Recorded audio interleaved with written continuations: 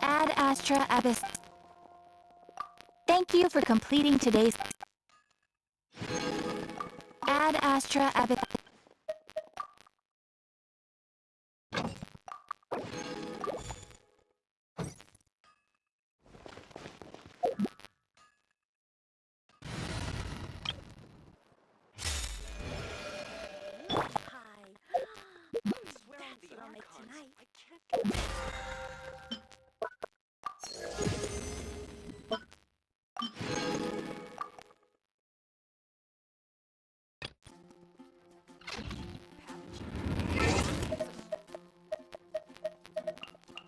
What do we have here again?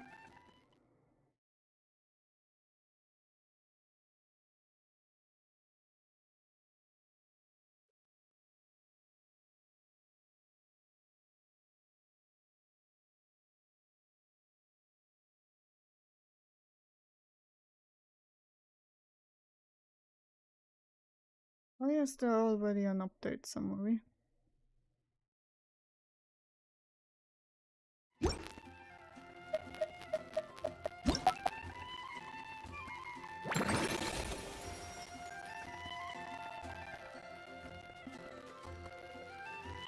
Oh, and that is already there.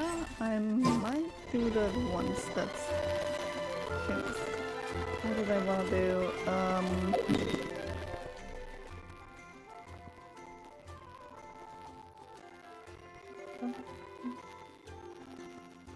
Do I wanna... Oh, I mean, I have... Yeah, let me do 1, 2... ones of the Bina.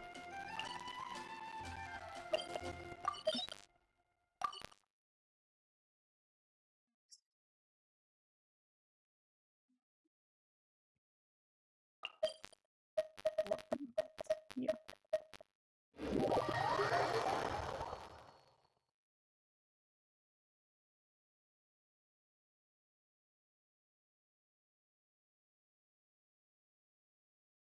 Let me do 1 weapon mats.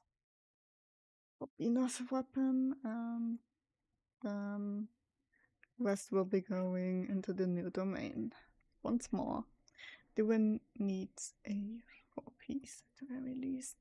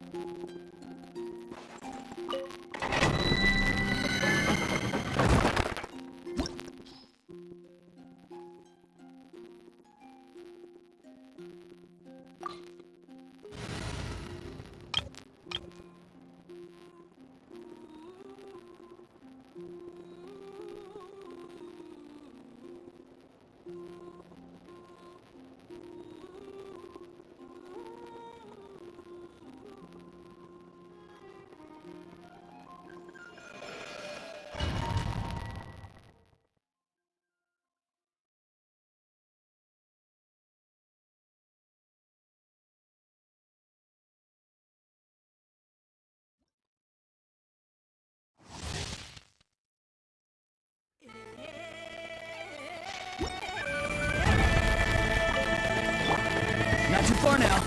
Bring it! Letting brave names echo! Ding dong! Beware the creatures of the night. And I'm always going the wrong way.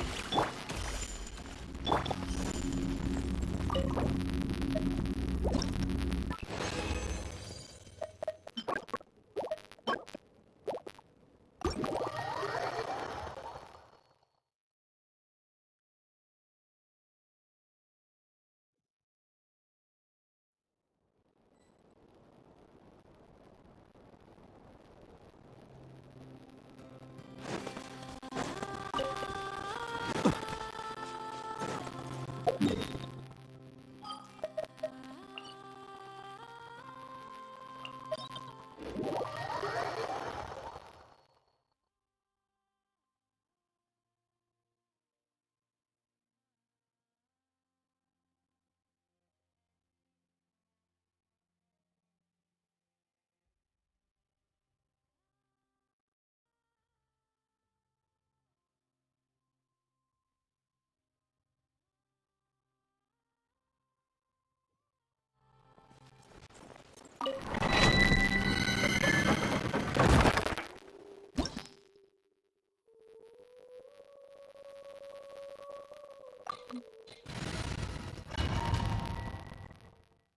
gonna fight with this team just because.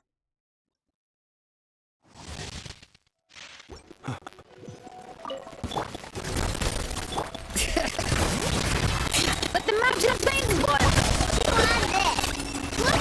Close your eyes. Do you fear the dark?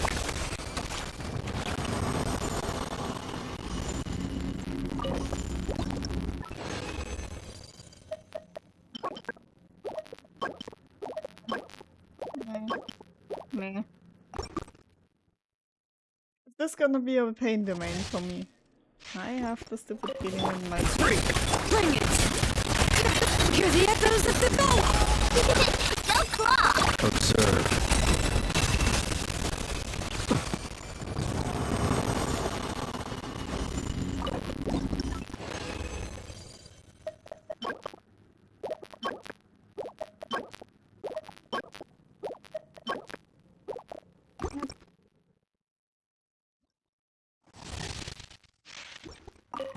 Not before now. But the mountain's veins boil! The long street beckons.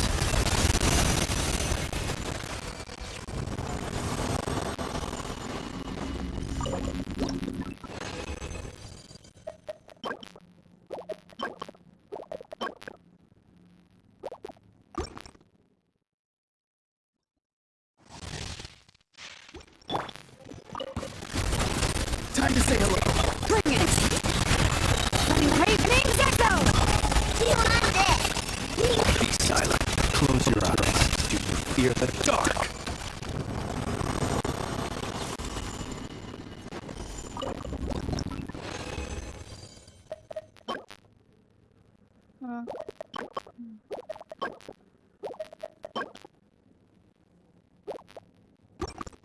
little good substats.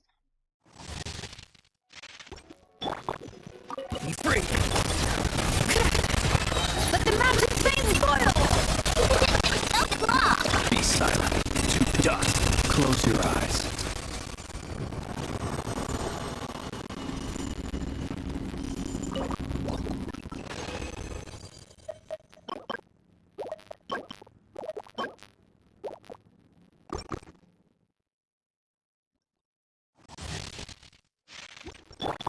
Farewell. Hear the echoes of the bell! Be silent.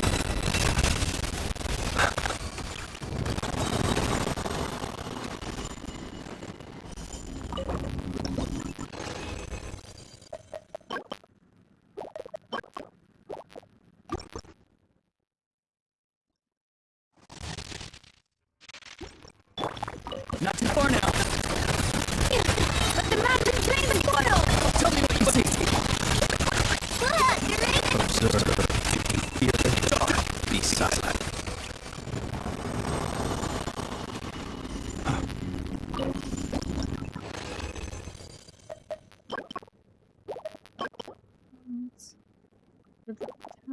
But where's the shitty subs?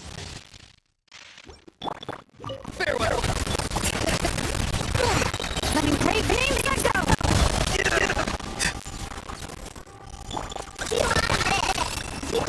Beware the creatures of the night.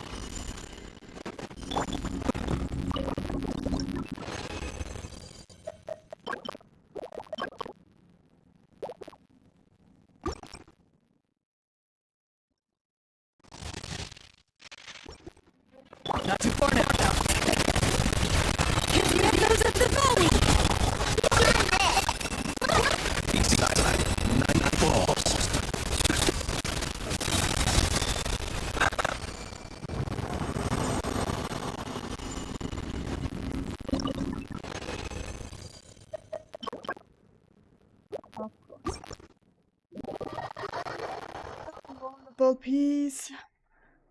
Up.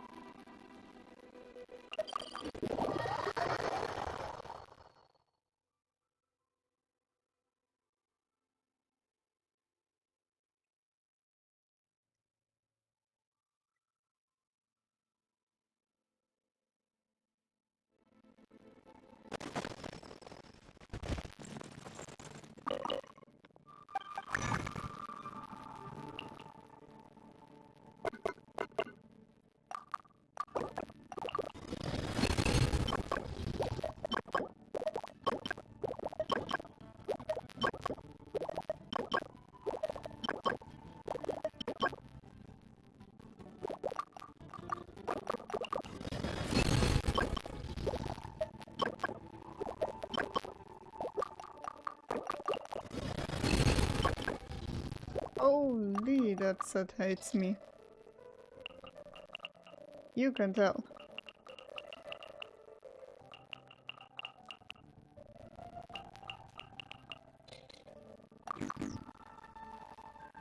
Whoop.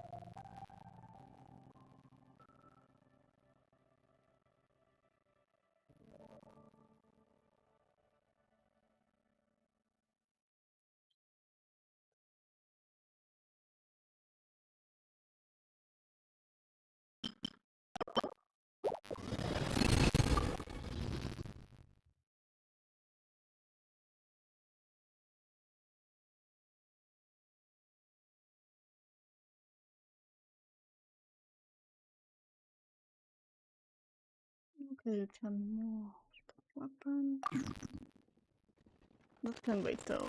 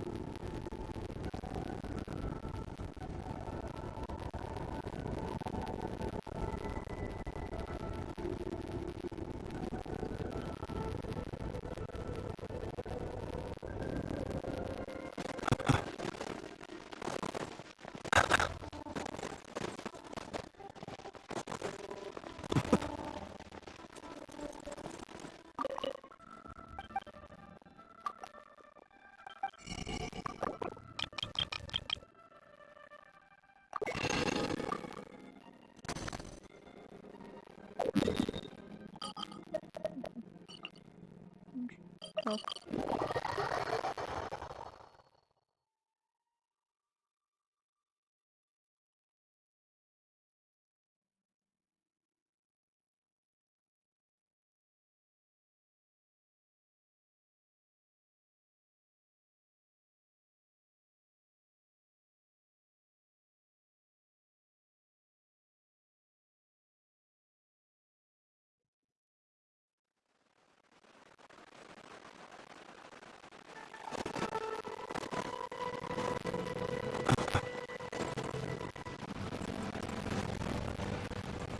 Fuck, I forgot that was here. I heard there's a great forest war wreaking havoc around the outskirts of forest. Didn't you go for a walk there a few days ago? Did you see it? No. Really? Then what about that weird kid? Word said she's been asking around that same area about some witch. The rumors about that place are just bizarre. We should head over and check it out for ourselves. Help me out. I just finished working overtime. All I want to do right now is head straight home and jump on sleep. Yeah, you look dead on your feet. I'd better sit you till you get back. Don't want you passing out on my way.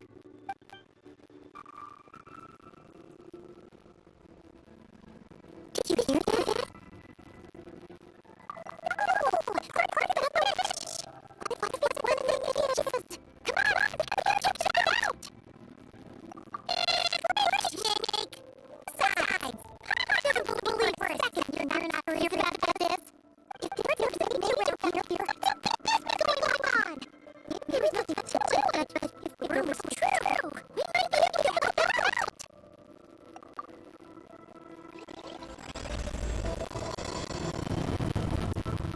Yep, nope.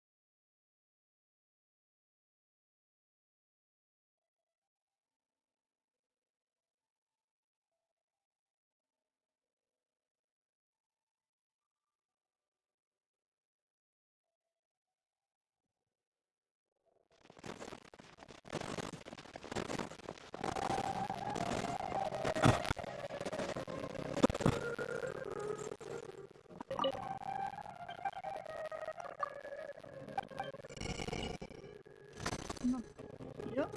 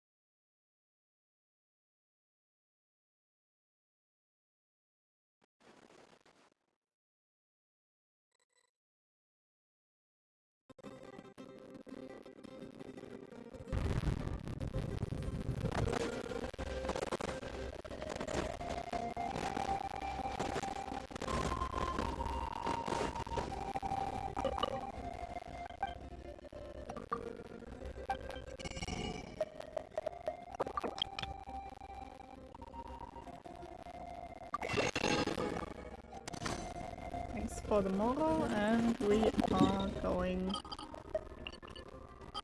shortly. Yep.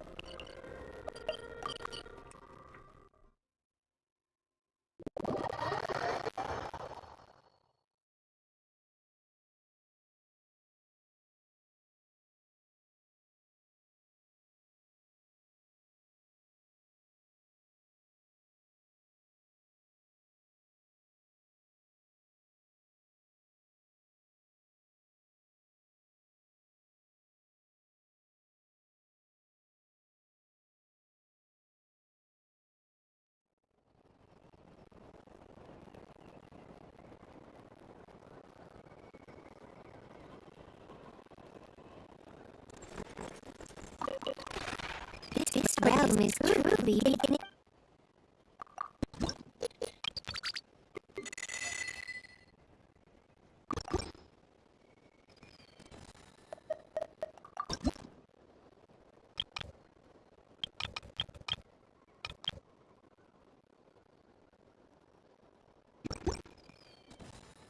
If you've ever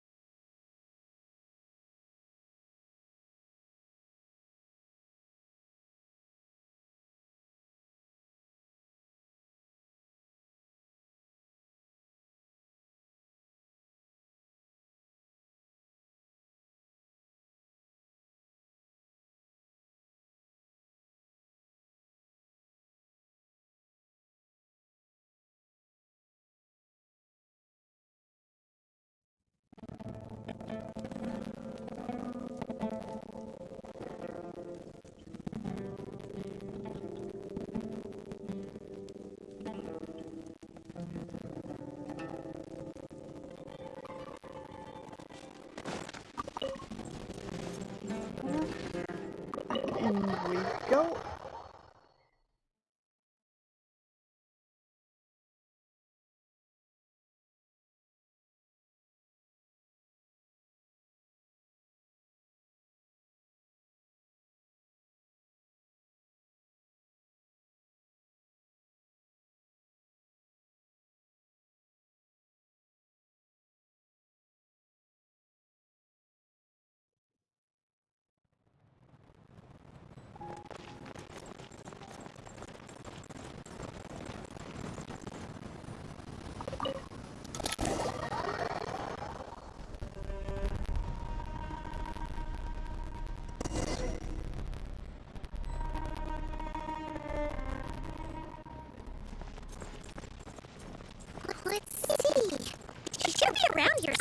here. Aha! Found her!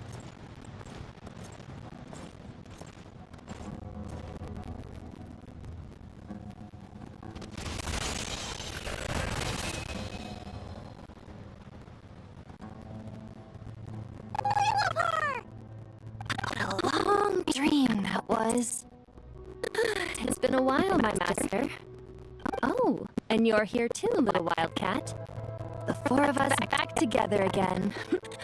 Imagine that. In truth, it was at first.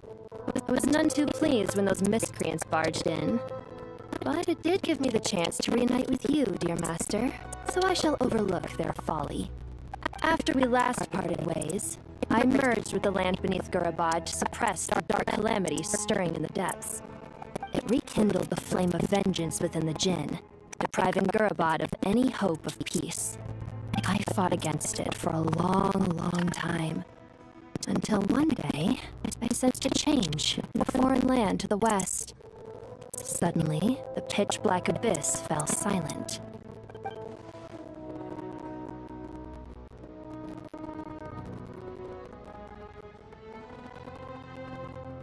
Once satisfied that that dark power could no longer bewitch the Jinn, I too fell into a deep slumber, from which I have only now awoken. Why have you returned to Gurabad, my master? And why is my sand-swept homeland in disarray once more? Well, basically, Sumir was in danger and a lot of our friends are affected. Some bad guys messed around with Irminsul and now they've released the Jinn in here. We managed to chase off the culprits, but we have no idea how to seal this place back up and stop the sandstorms. Child's play. I shall quell the Jinn and scatter the storms. Thank you, Lilupar. No need to thank me, my master. I have granted many wishes in my time, and this was the most trivial of them all.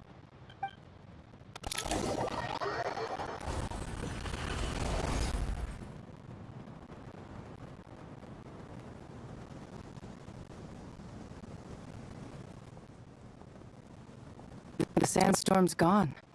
The sun shines bright again. When I said that we'd meet again under a lovelier sun, this was exactly how I imagined it.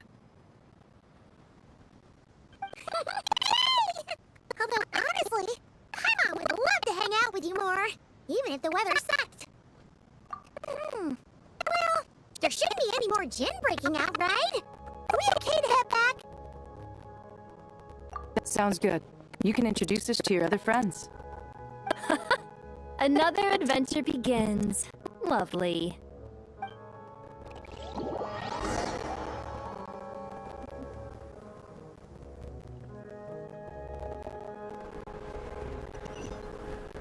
The storms have stopped. We should be able to get to the Temple of Silence without any problems now.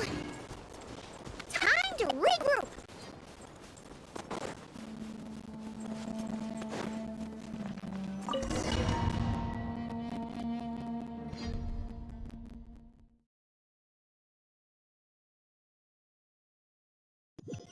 I can't wait to see Witness play this. I like his playthroughs.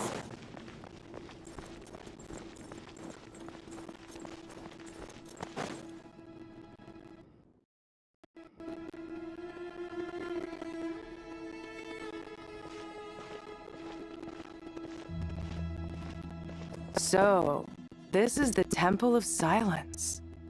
I've heard the Nagarjanites mention it in passing, but I never imagined it would be this big. It's colossal.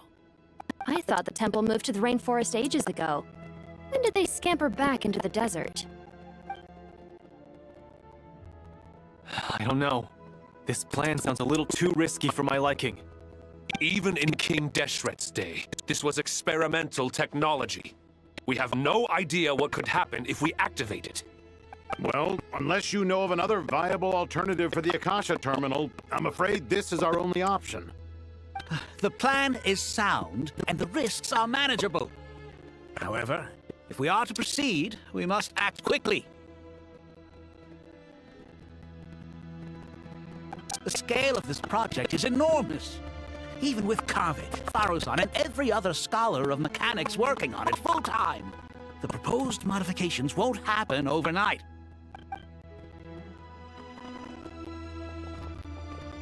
You're back. Everything all right? And who are they? Friends of yours? Pretty much everyone in the Temple of Silence is. This guy's Kave, and the one next to him is Alhaitham. Hello, I'm Jet, and this is Lilupar. Ah, a famous name from the history books. Pleased to meet you. A friend of a friend is a friend of mine, as they say.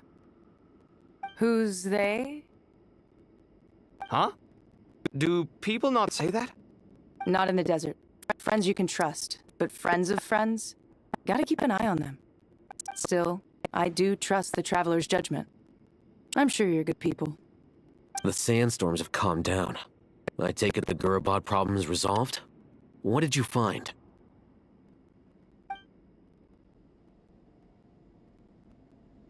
And after getting all smarmy with us, he trapped us there. Luckily, Jet used the mechanism outside to free us, and then we got Lilupar to put a stop to the chaos. Wow. Thanks for being there to help them.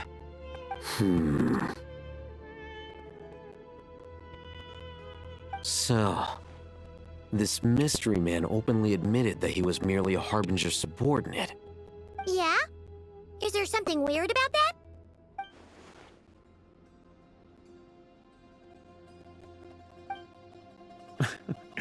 I assume you aren't naive enough to expect answers from an enemy. Well deduced. Our commander, Dottore, died in Nordcry.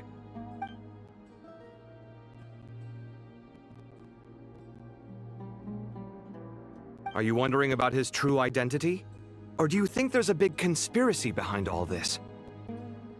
I wouldn't go as far as to call it a conspiracy. Just the simple fact that having someone to shift the blame on tends to prove useful should trouble come knocking later.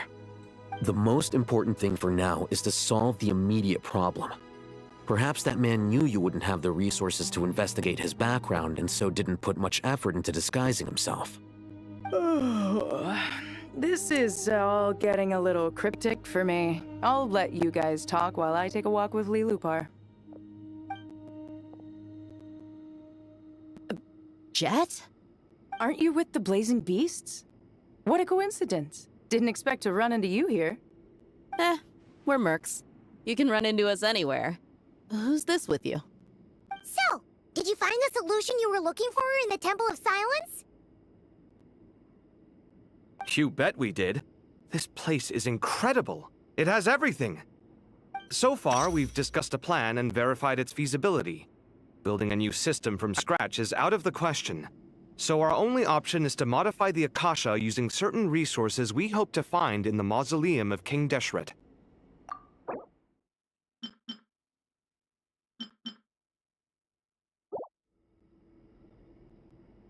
According to certain sources in the Temple of Silence, there is a core device in King Deshret's mausoleum known as Aru.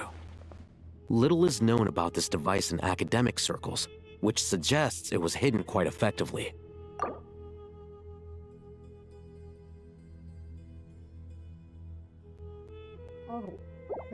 If these sources prove correct, the energy contained within Aru may be sufficient to power our Akasha renovation plan. However, this raises difficult questions regarding technological integration. The sages are still debating it. Yeah, but I'm sure they'll reach a compromise once they've argued it out. The people of the rainforest are always cautious when it comes to desert technology. But times of crisis like this leave us with little choice. Wait, Paimon has a question. Is this the same Aru we've heard of before? It's sealed off, right? Some sort of prison where the Goat King, Ibis King, and Crocodile King are locked up. Well remembered. Yes, that's exactly right. According to our records, Aru was the most brilliant creation King Deshret ever conceived of. Built by divine and mortal artisans working together. It was a miraculous accomplishment. and it lies hidden deep within the king's mausoleum to this day. That being said, what Aru actually does and why it was built, those are deep secrets we are not privy to. Until recently, I wouldn't have been optimistic that the place even exists. The only reason I'm inclined to believe it now is because we heard it from the Ibis King Thoth himself at his temple. The tale of how the 3 retainers of Al-Akhmar were imprisoned in Aru. Paimon totally gets that. When Paimon first heard about it, she thought it sounded pretty unbelievable too. Do you guys still remember that? The Ibis King told us they were trapped in Aru, and that they had to answer 3 questions to get out. I think I remember. What causes our rise and fall? What obliterates love and hate? And what determines truth and falsehood? Those were the 3 questions, right? Yeah. If only Nefer were here. She's dealt with the Ibis King before, so she might know more. Oh, Nefer is a friend we met in Nagcry. Not cry. Funny. She showed up here earlier. Huh? Yeah. Had another lady with her too. Both said they knew you. They contacted the sages, claiming they might be able to offer some assistance. Really? They came here to help out? The Nefer and Yehuda? Yes, really. It was just before you got back. One of them said she's made Nodcry her home. If she's the person you were talking about, then... Looks like betting on Aru was the right choice. See? They're right over there. And Nicole. Okay. Nicole! Nefer! Why, hello! We're here to help.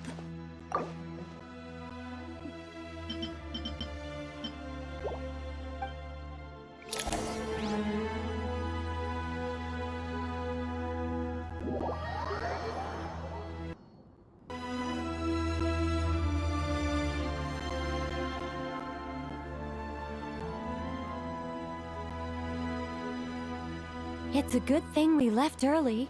We almost got locked out. Locked out? What do you mean? Oh, you haven't heard?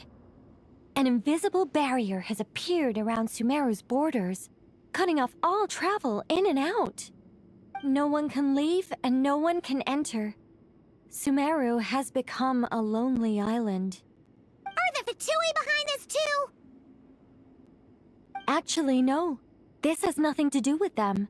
I suspect it's a defense mechanism within Irminsul itself. Irminsul is the source of Tevat's ley lines, after all, and Sumeru is the nation closest to it. I imagine this function was put in place to seal the entire region off in the event of serious damage, preventing the disaster from spreading to the rest of Tevat. It may have been implemented long ago. But doesn't that mean that the people here won't be able to escape to other nations if the anomaly keeps spreading? Currently, that does appear to be the case, which is precisely why I am here. This is a critical moment for the world, and Sumeru is the eye of the storm. Paimon's surprised you managed to convince her to come back to Sumeru. Indeed. Even for someone of my wisdom and eloquence, this tested my skills to the limit. And why should it concern me that Sumeru's in trouble? Surely you don't think I still have feelings for that place? Judging by your tone, I suppose you don't. Sounds like you don't know much about my past. And here I thought you knew everything. All I know is that the Ibis King is the source of your power. He was quite a prominent moon envoy once upon a time, so I do know a thing or two about him. As for your past, I have ways to learn the full story if I wish to. But everyone has secrets they'd rather keep to themselves, wouldn't you say? I'm glad you see it that way, Miss Nicole. I've chosen to call Nodcry home, which is why I did my part in its hour of need. That doesn't mean world savings become a habit with me. I have no particular desire to play hero in Sumeru, thank you. I understand. Human emotions do not appear and disappear without cause. There is always a reason to be found behind both salvation and destruction. Still, if time has taught me anything, it's that human emotions are often complex and in conflict. That's why people change their minds about things all the time. But that's where we angels come in. Our duty, ultimately, is to guide people towards their deepest, truest desires and help bring them to fruition. So I wish to hear about your past, because I do not believe you are motivated by hatred alone. And if we still arrive at different conclusions in the end, that's okay.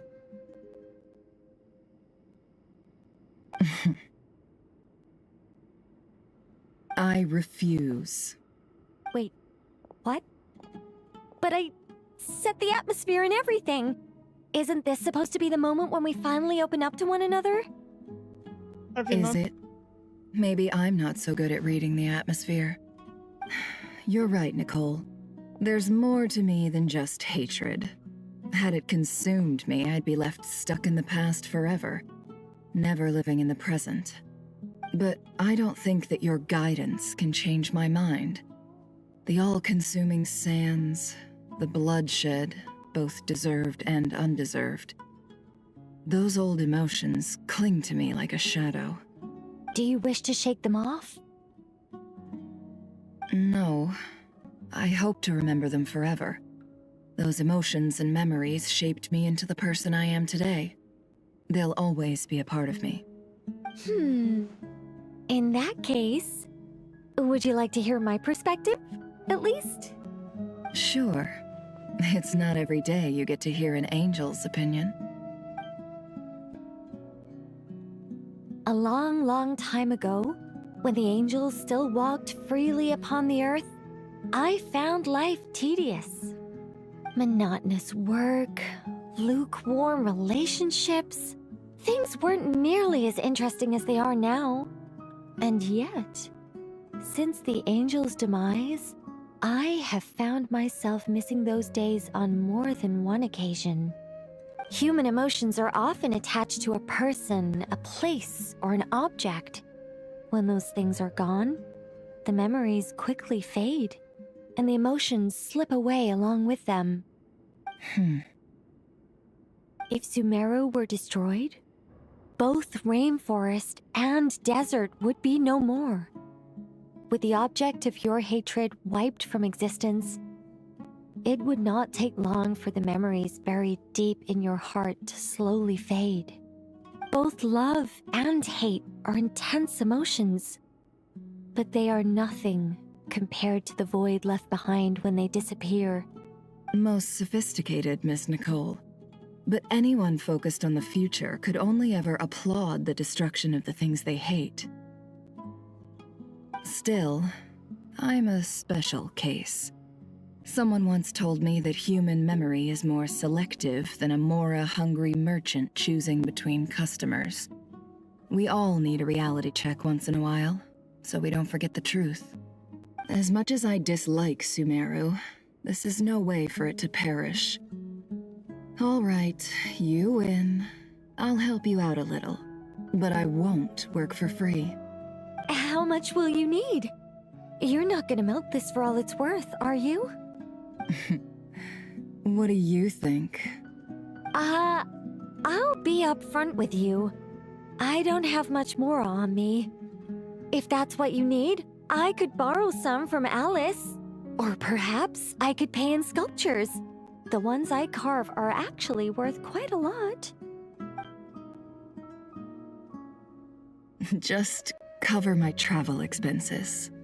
Huh? Is that all? Nicole, That's all. be happy.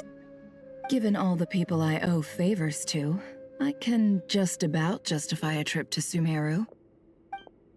Yehoda! Here, boss! What do you need? I'm going back to Sumeru for a while. While I'm away, you'll be in charge of the curatorium. Me? I'm in charge? Whoa! Don't worry, boss. You can count on me. And that was how the ingenious Angel Nicole brought you the perfect person for the job in your hour of need. Hip hip hooray! That was far more detailed than necessary. Not lacking in embellishment either. I never thought I'd return. Especially not the desert. But life doesn't always go as planned, I suppose. What's Candace up to? I don't think I've seen her yet. She is still taking care of things in our village. Should be joining us before too long.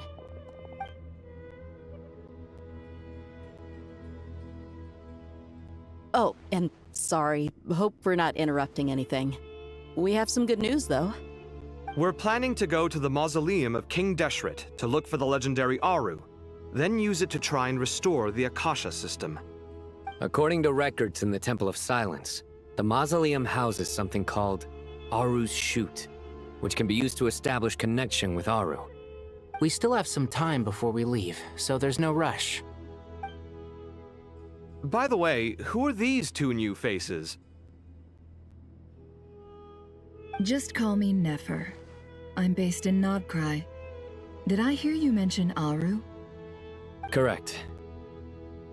Well, I happen to have a connection with one of the 3 retainers imprisoned inside, the Ibis King. I'm here to get things done, so if you don't mind, I think I should come with you. That sounds perfect.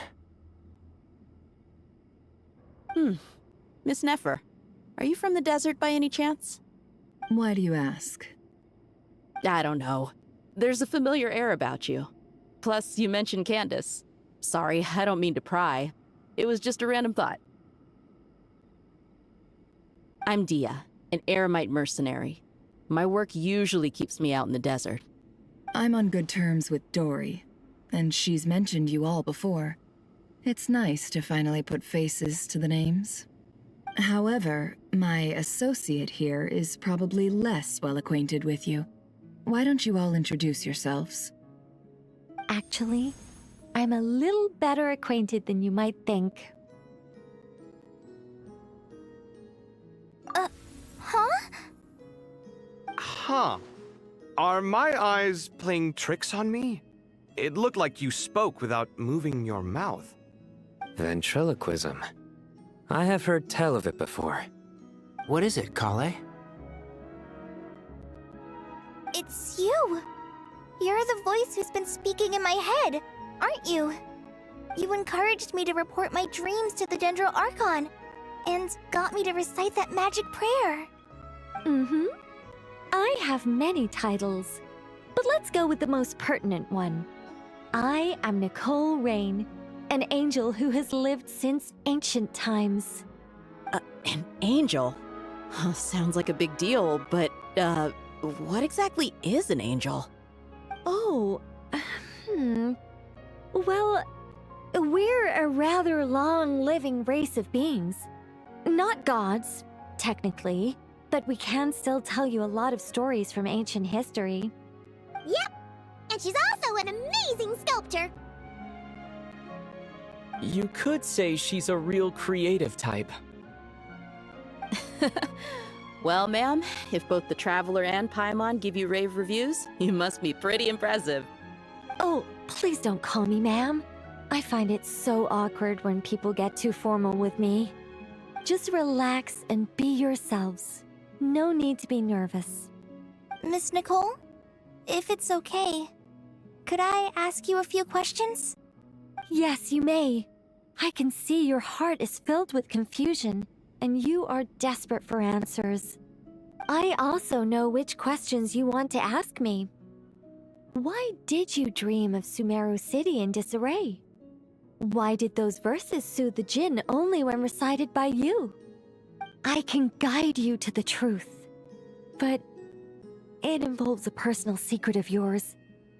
I'd prefer to speak with you alone, if possible.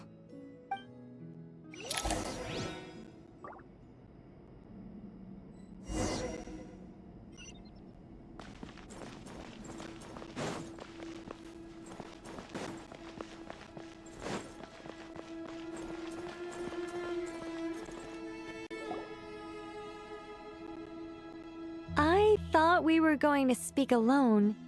This is a lot more people than I was expecting. What's wrong with it? Even the doctors at Dar al-Shifa allow patients to be accompanied by family members. Well, if Kale doesn't mind her secret being revealed, I have no problem with it. Thanks for being so considerate, Miss Nicole. I don't know what secret you mean, but whatever it is, there's no need for me to hide it from my closest friends. Closest friends? It's so nice to hear that. All right. In that case, I'll get right to it. Kale, are you aware that there are god remains inside your body? I am. When I was young, I got sick with Elazar. Nothing could cure it. The Fatui convinced my mom and dad that they could help, and I was sent to an unfamiliar place. There were a lot of other kids just like me there. This creepy guy injected us with some strange medicine, which I heard contained god remains. I can still remember the pain like it was yesterday. But thanks to the friends who've stuck by me all this time, I've gradually been able to overcome those memories. Anyway, so you're saying that what happened to me has something to do with the god remains they injected me with? Yes.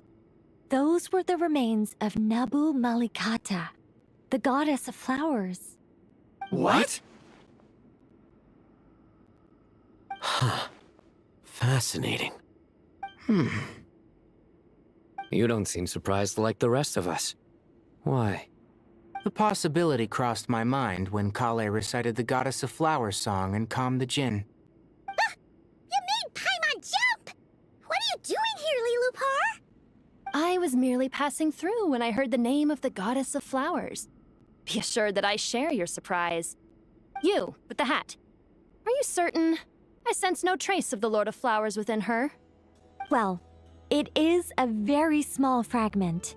Unless special methods are used to manifest its power, even her closest acquaintances would find it near impossible to detect. After the goddess passed away, her remains were scattered across the desert. King Deshret gathered all the pieces he could find and buried them in the Eternal Oasis. But some fragments remained unaccounted for. Eventually, the Fatui must have found a way to track some of them down. Presumably for use in some experiment. It's not an uncommon occurrence. You're more shaken than I thought. In one sense, you've been extraordinarily lucky. So many people who yearn for this kind of power never attain it, yet you have coexisted with her all this time without even realizing it. I don't know what to say. I'm glad that I could help everyone with this power, really. But knowing that a fragment of the Goddess of Flowers is inside my body is... it's a strange feeling. Well, people value their autonomy very highly. Even a well-intentioned intruder can shake one's sense of self. I understand how you feel, Kale. But once you get used to it, you'll find it's nothing to be concerned about. Huh.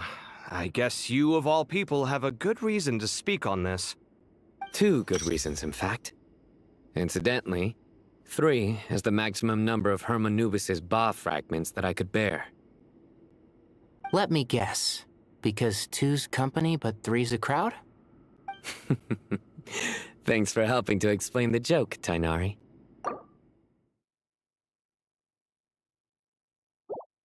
Not my intention. Goddess preserve me. I should take my leave. This boy in his wolf's head hat speaks much too differently from the Hermanubis I remember.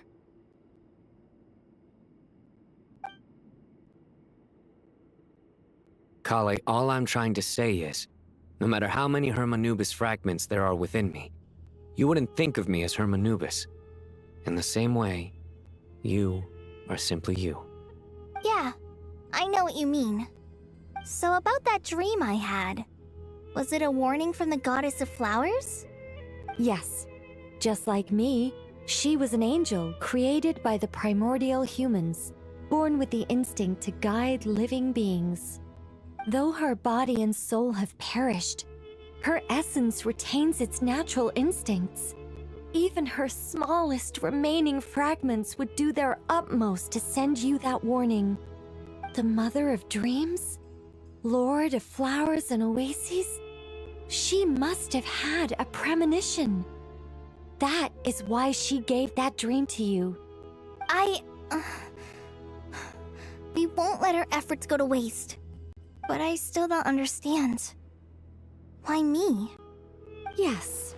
Why indeed? You weren't the only one injected with god remains, but only in you have her fragments persisted.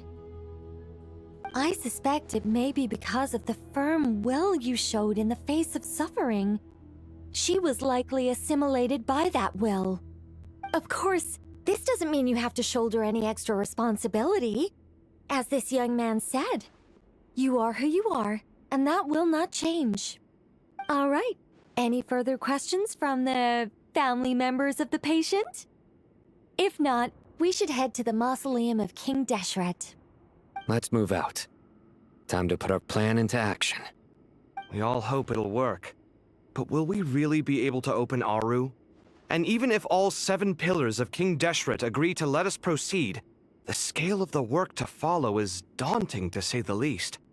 Haven't you handled other big projects before? I mean, the biggest project I've worked on to date is probably the Palace of Alcazarzaray, I guess? But this is orders of magnitude beyond that. It's a total nightmare. Look on the bright side. At least this time you're actually here when Sumeru needs you most. You won't have to come asking me for details after the fact. Mock me all you want. But now that I'm here, things will be resolved far more quickly and smoothly than last time. Kave's self-doubt disappeared in an instant. Like magic. Well, this confidence is most gladdening. Now, go and pack your things. We'll head to the mausoleum as soon as you're ready.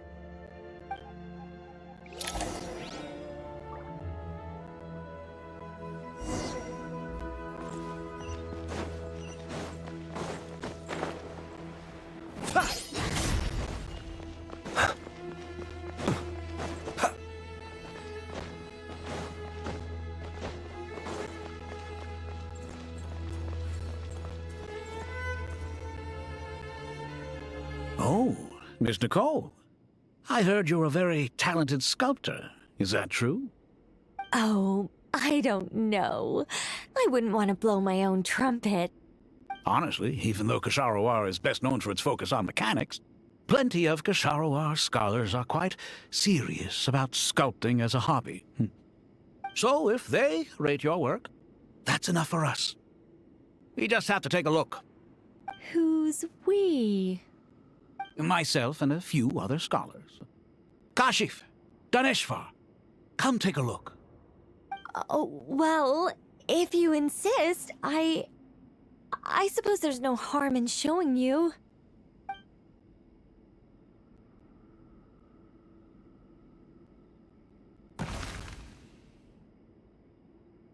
Whoa! Where did that come from? Look at the level of detail. It's so lifelike. The squirrel descends from the heavens like a champion, and the earth trembles beneath its feet. What do you think? Striking, isn't it? Kave? Kave, come here for a sec. Oh, and Madame Farazan, didn't you used to study in our darshan? Come take a look. All right, but hang on a moment. I have to finish reviewing this proposal first. You called? What is it, youngster? This squirrel statue. Isn't it cute? Oh, a squirrel. I wouldn't say cute per se. The realism is what stands out to me. Were you trying to carve a statue of a hero, young lady? Oh, a hero? I suppose so. Actually, I didn't really have a specific theme in mind. I just started working on it, and this is how it turned out. I see. Well, do you tend to read novels about heroes in your spare time? As a matter of fact, I do quite enjoy those. Everyone loves a good tale of daring do, right? Then perhaps this statue represents the heroic tale you long to see deep down inside. Also on the subject of heroism, I feel that if the subject posed with a finger raised towards the heavens, it would lend a greater gravitas to the overall image. I'm sure some would call it cliché or old-fashioned, but not me. I think it would be a perfect fit. It has a certain classical beauty about it. Kaveh! Kaveh! Sorry, Madame Faruzan, I'm a little busy right now. Don't wait up for me. What a pity. That young man has excellent aesthetic tastes. I was hoping to ask him for his opinion. What a genius idea! Why didn't I think of that? Classical beauty is a great direction to explore. That's it. Once I get back, I'm going to sculpt a heroic squirrel pointing its finger towards the sky. Precisely. A declaration of victory. You understand my vision. Then place the two statues face to face. Yes! That's exactly what I was thinking. It'll be a masterpiece, Miss... I'm sorry, I didn't catch your name. Just call me Nicole. Madame Faruzan? Was it? What? Oh, no. That wouldn't be right. Why ever not? Madam is a state of mind cultivated from within. Anyone may call me Madam if they so desire. My dear Miss Nicole, once we make it through these trying times, should we have the pleasure of meeting again, I shall look forward to seeing your new work. In this day of age, it's rare to find people with an appreciation for classical aesthetics. Meeting you was truly a pleasant surprise. Honestly, I feel the same way. It's been a long time since I met anyone interested in this style of statue. Clearly, they don't call you Madam for nothing. Also, I have to say, you're a very good judge of character. Because when I think about it, I really am someone who likes stories about heroes. That must be why I've quietly kept watch over generation after generation of them. Sorry, keeping watch over heroes? What exactly do you do for a living? Oh, never mind that. Let's not tell Madame Faruzan about Miss Nicole's true identity for now. Good idea. Let's limit the conversation to aesthetics.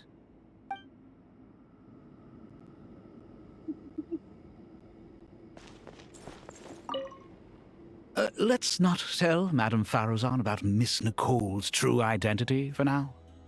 Good idea. Let's limit the conversation to aesthetics.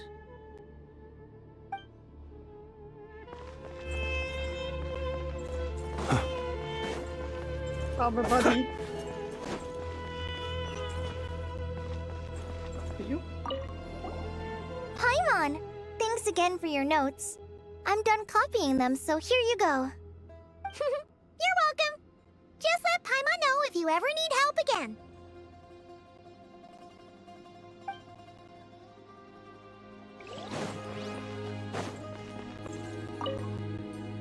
What's wrong? You look a little depressed. Kale got a fragment of the Goddess of Flowers, and all I got was one of the 7 pillars who served under King Deshret. I lost out, didn't I? That's what you're upset about? You're such a child.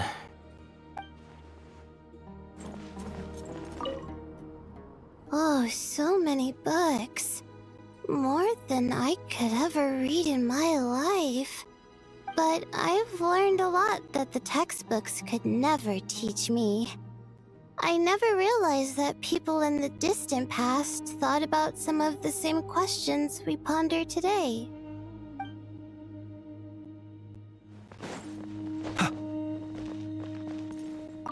Good to finally meet you in the flesh. It's a little surreal seeing you here after exchanging letters for so long. In my head, the boss of the Curatorium of Secrets didn't look so young. Sounds like you have some history then? Any budding mercenary group needs a steady supply of intel. They, in turn, can prove an exceptional source of the same. The Curatorium of Secrets is happy to cooperate with friends from all over the world. If you're interested, you'd be very welcome to join our network too, Miss Dia. Can't say no to a solid partnership, especially out here in the desert. Having intel can mean the difference between life and death. But cooperation's built on mutual trust, and there isn't much contact between the desert and Nodcry. So I'm guessing you reached out to Jet first, Miss Nefer? What's behind your interest in the desert? Nostalgia? Or is there someone you're looking to take care of? Let's put all our cards on the table first. Things will go more smoothly that way. I like your style, Flame Mane. Actually, I had this same discussion with Jet before we started working together. To be clear, I have no intention of using you for any ulterior motives, and I have no enemies in the desert as things stand now. Were that to change, I wouldn't drag outsiders into a conflict that doesn't concern them. There's no point in doing certain things if you don't do them yourself. Wouldn't you agree? Well said. Taking responsibility for one's own affairs is the way of the desert folk. Huh. It's like you're one of us. You sure that's a compliment? Absolutely. I'll take it. Perhaps we can discuss our cooperation in more detail now? Sure. I love working with no-nonsense people. And you certainly fit that description. I look forward to a fruitful partnership.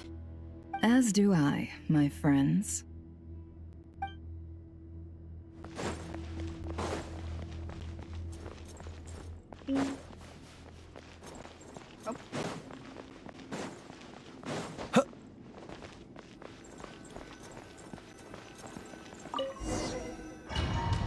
Alright, off we are.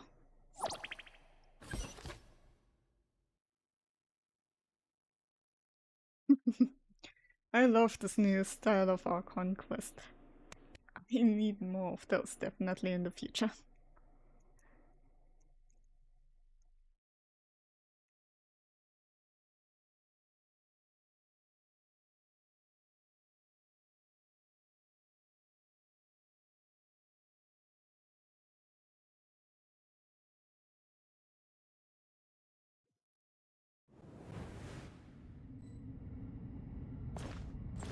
I hope everyone's ready.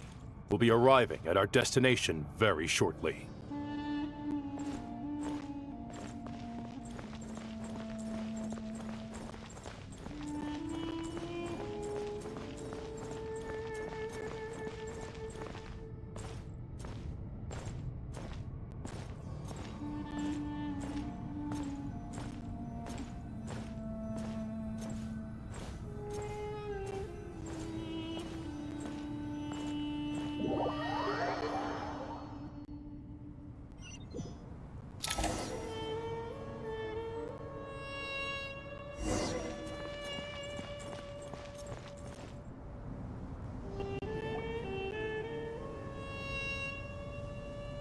Why, we've not seen so many visitors ever, really. What is this place now, a tourist attraction? Ah, closer inspection reveals many familiar faces. To what do we dusty old fellows owe the honor? Surely you're not just here to chat. You surmise correctly. We are here to carry out a rather enormous project. Ho, enormous, you say? How large, then? Larger than the gaping void in our lives? Why, you've even put a smile on Goatee and Crocco's faces. All this activity is making for quite the special day.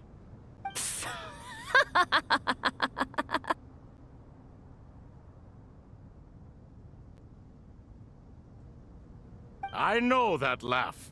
Lilipar? What on earth are you doing here? Oh, this is hilarious. Turns out good things really do come to those who wait. As long as you stay alive long enough. When did you three get locked up in here? And still you act all high and mighty, putting on a show for the younglings. Truly hysterical. Why, you... Yes, I know. No need to shout. You're right, Lilipar. Goatee, Crocco, and I all have the same problem. But didn't King Deshret seal you away? How did you break free, and how did you get in here? Who knows? Perhaps you can ask my master one day, should you ever get the chance. Behold, the executioners of old. Some have turned into fragments residing in human bodies, and others are imprisoned eternally, leaving not a single shard behind. It's almost tragic, watching lowly prisoners like you act all self-important. Curiosity gnaws at you, doesn't it? Your interest in the outside world threatens to burst you at the seams. I'm starting to take a liking to this magic bottle lady. Time is of the essence. Let's get down to business. We come to you, O three ancient lords, to request your assistance on behalf of the Academia. If we can help you regain your freedom, then please consider lending us your aid. As for precisely what we need your help with, it's a long story. So, to demonstrate our sincerity, we are prepared to first resolve the problems that plague the three of you. All right, stop arguing, Croco. And Goatee, don't you start. What's the harm in letting her speak? It's not worth getting so angry about. Forget about her. The three questions are the crucial thing here. But do you really have a way to answer them? You once answered the final question, Nefer, but the seal did not open. Unless, with the passage of time, you have found a new answer? You could say so. When you first asked me what determines truth and falsehood, my answer was a liar's soul. Liars are the best at seeing through the falsehoods of the world. But if you want them to tell you the truth, you have to reach their soul. I think that makes sense. I found it quite compelling myself, and I told Nefer so. Unfortunately, it brought us no closer to liberation. Well, that's simply because it was my answer, not the one King Deshret was looking for. Can you guess which answer Al-Ahmar wanted then? Time. And that's not only the answer to the final question, it's the answer to all three of them. All things wax and wane with the passage of time. Love and hate eventually fade into nothing. Current affairs are always fraught with conflict and controversy. Only time can distinguish between right and wrong. You once described King Deshret as a proud man. I'd say that the prouder someone is, the more inclined they are to believe that only time is qualified to be their judge. Time. Well. Indeed.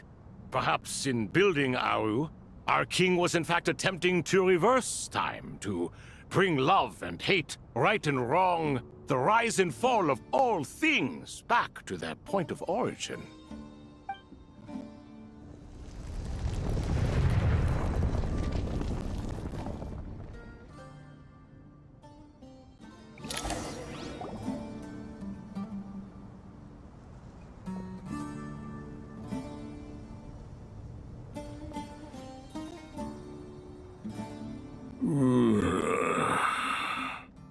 This is the most eventful day I have experienced in a long time. You have my sincere gratitude. Are those 3 of the 7 pillars? Turns out the statues were quite faithful to the source. You three seem to be in good spirits. Prison can help a person grow and learn to cherish what they have. Nevertheless, after everything you've done for me, I sincerely hope you never have to experience it for yourself. Hello, Nefer. It's good to see you, Thoth the Ibis King. Nice. Definitely puts my mind at ease, seeing you two getting along so well. Should we maybe introduce ourselves, or... Sure. I'm Sethos, the current leader of the Temple of Silence. This is General Mahamatra Sino, and this is the former Spantamad sage, Cyrus. But I'm guessing none of that means a whole lot to you. Everything is equally new to us, in truth. We've been gone from this mortal world for longer than you can imagine. Let's hold off on the introductions for now. We can always ask Nefer about you later. It'll give me something to talk about with my chosen disciple. You're like a helpless parent.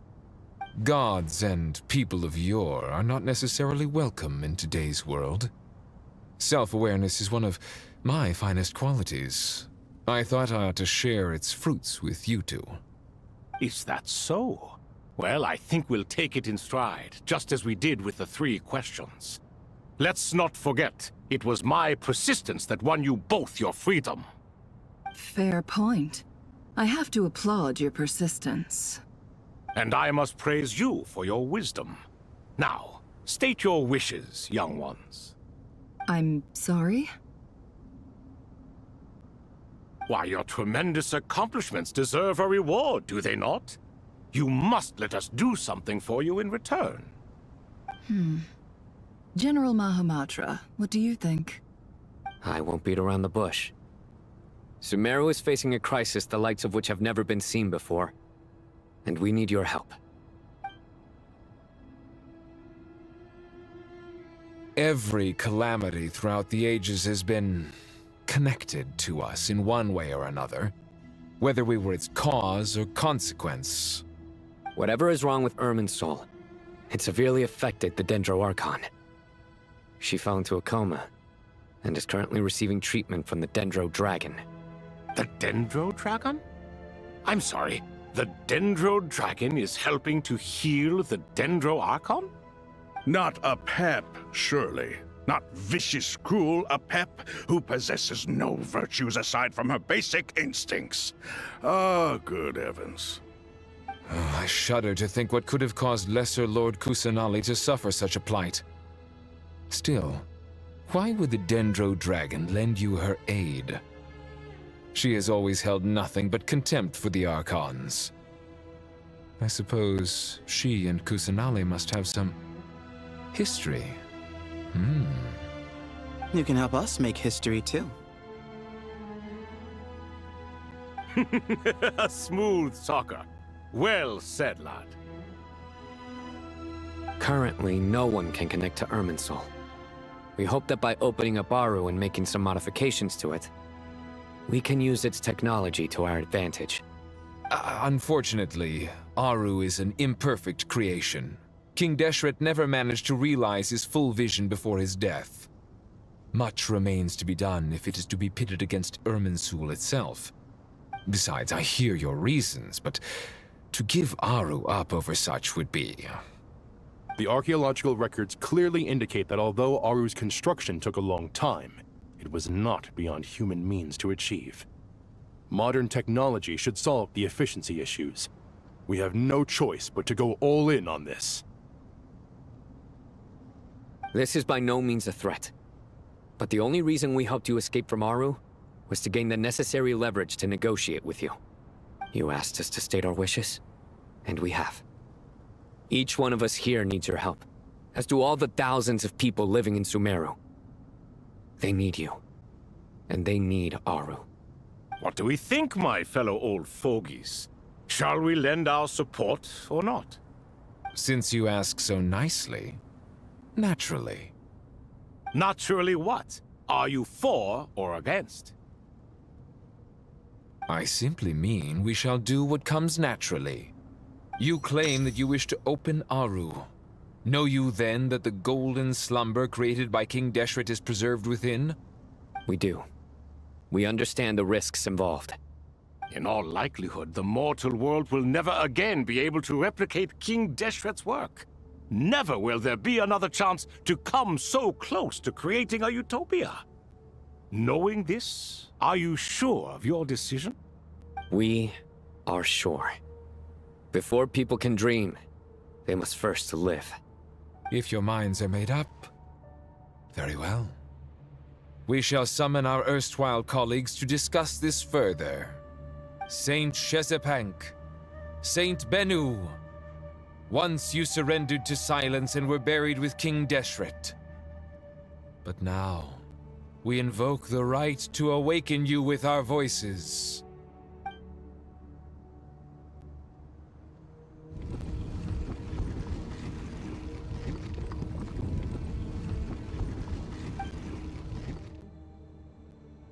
Saint Bennu, responding to your call. 3 kings detected. Initiating autonomous will. Saint Shezbank, responding to your call. 3 kings detected. Initiating autonomous will. Ah, Lord Herreshoff. What a long time it has been. I trust you are keeping well. Then your trust in my well-being has long outlived your physical body.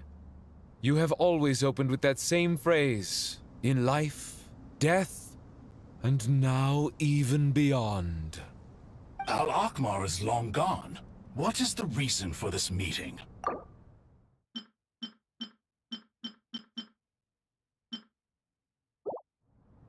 You're awake? Good. We are voting on whether to give the people of present-day Sumeru access to Aru and permit them to perform technological renovations. You have the right to support or oppose the motion. Aru is the pride of Al-Akhmar. Opening Aru requires the unanimous consent of the 7 pillars. I hope you have a convincing reason to present to us. Sumeru is currently in the midst of a major calamity. Let us not forget that while Al-Akhmar was a stern ruler, he was also a teacher of wisdom. A god without his people shall cease to exist, and King Deshret's greatest wish was to provide protection for his people.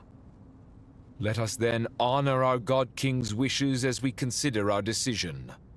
I do not mean to mock these proceedings, but what is the point of a unanimous vote when we know that the last of the 7 pillars, the Dendro Dragon Apep, will never communicate with us? This will no doubt surprise your mechanical mind, and I have no intention of trying to persuade you it is true. But Apep is, in fact, healing the Dendro Archon as we speak. Huh? Can someone attest to this? Do we have any proof? I ask the 3 kings. Can any of you vouch for the truth of this claim? Naturally, the Ibis King, Thoth. What? It was Thoth's disciples who revealed the truth to us. We need not debate its veracity. Simply let Thoth bear accountability. That way the rest of us may have a clear conscience. Herreshoff, you diabolical fiend! I awakened our former colleagues for you, supported your opinion, and backed your decision. What sort of fiend would do that? I miss the days when Hermanubis was still around. At times like this, he would offer to take accountability. What are you trying to say? Is my word worth less to you than Hermanubis's? Hypocrite though you are, Lord Thoth, you are humorous in equal measure. How could we bear not to associate with a character such as you? I, Saint Shezbank, approve the Goat King's proposal. Since King Deshret is no more, we shall receive no reprimand for acting beyond our remit. Nevertheless, I sincerely hope that those before us understand the significance of what they intend to do. Remember, the moment that Aru is liberated, the myriad souls residing within the Golden Slumber will return to the ley lines. And once the ley lines flow again, these souls shall in turn be received by Irminsul. To take this step is to bring the perfect afterlife created by our king to a permanent end. We understand that well, and we have decided to proceed regardless.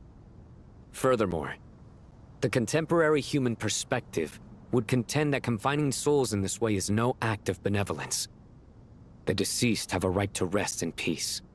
King Deshret's creation is clearly a place of rest and peace. It is just that many do not see it this way. But no matter. Saint Binu approves. Hermanubis' representative and the Dendro Dragon Apep made their choice ahead of time, while the Goat King, Ibis King, and Crocodile King have also granted permission to liberate Aru.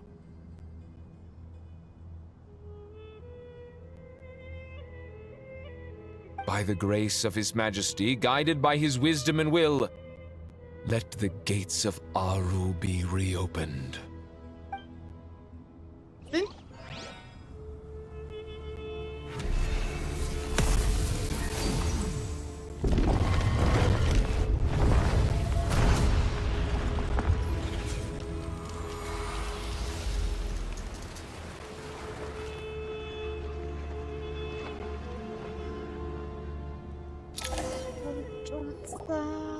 Hey! Look at that! What's this? Are we under attack? No. Wait, it's...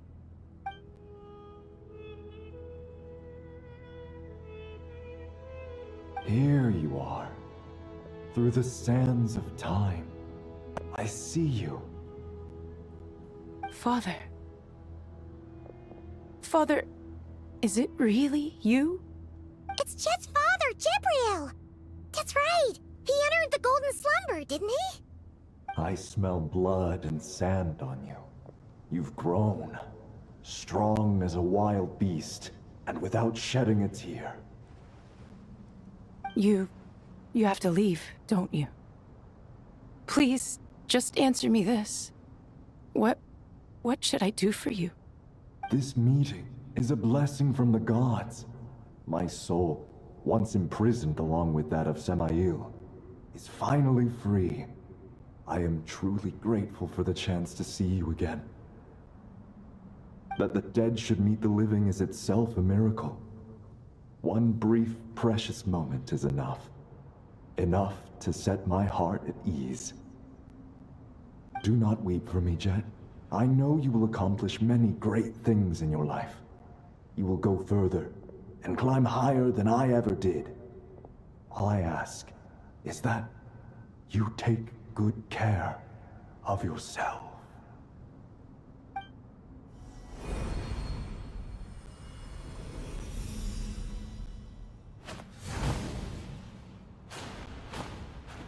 Father! Father! Father. Hey, Jet. Do you want something to eat? Maybe it'll help you feel better. I'm fine. Thanks, Paimon. It was just a little sudden. The chance to see my father again meant the world to me. He was trapped in the Golden Slumber for our sake. And now, after all this time, he can finally rest in peace. I'm glad. It's a huge relief. You've grown strong, Jet. More than enough to fend for yourself. Yeah. I'll leave the past in my memory where it belongs. My family, the good times and the bad. Goodbye, Father.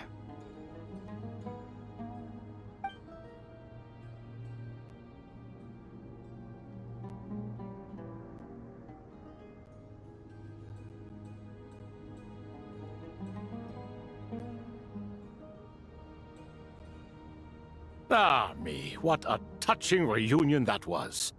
It seems we did a good deed today. We three retainers, once imprisoned for our iniquity, are surely the least qualified to judge whether this deed is good or bad. Either way, Aru is open. Now you have your opportunity, and with it, whatever trouble may ensue. Although Aru was created by a god, human craftsmanship was nevertheless required to build the gate that connects it to this world. Perhaps the relationship between gods and humanity follows a similar principle. As for your proposed renovations, we cannot determine which functions to keep or discard. Proceed as you see fit, but please entrust the task to your most accomplished scholars, or Bennu will be most displeased. It matters not. The Ibis King shall be accountable if any problems arise. Ibis, you chose to take on disciples, and so it follows that you must accept the risks of associating with humans. If I'd known you'd be like this, I would have locked all of you away in Aru, never to leave again for all eternity. All of us? What does this have to do with me? Vilify me no further. Scholars, since you have liberated Aru, allow me to present you with a gift. Using Aru's power, we shall install a defense mechanism at our king's mausoleum. You must be guarded even against Irminsul itself. This shall afford you some convenience. Unseen and unheard. From this moment forth, none may by sight or hearing perceive anything said or done within the mausoleum. Amazing. And all this is achieved just with the power of Aru? With technology from the heavens, the possibilities are endless. Just because King Deshret did not use it for this purpose does not mean that it cannot be done. So, marvel away. This is the reward you have earned. All right. Well, that resolves the issue of confidentiality. What about the technical side? Do we have the manpower? Why, yes. I've already contacted them. They'll be here soon.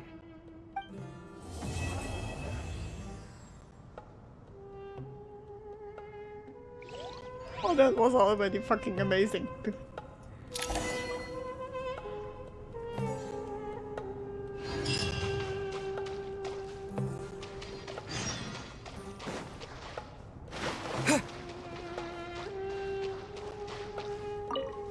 You must be Sethos, the successor to the Temple of Silence.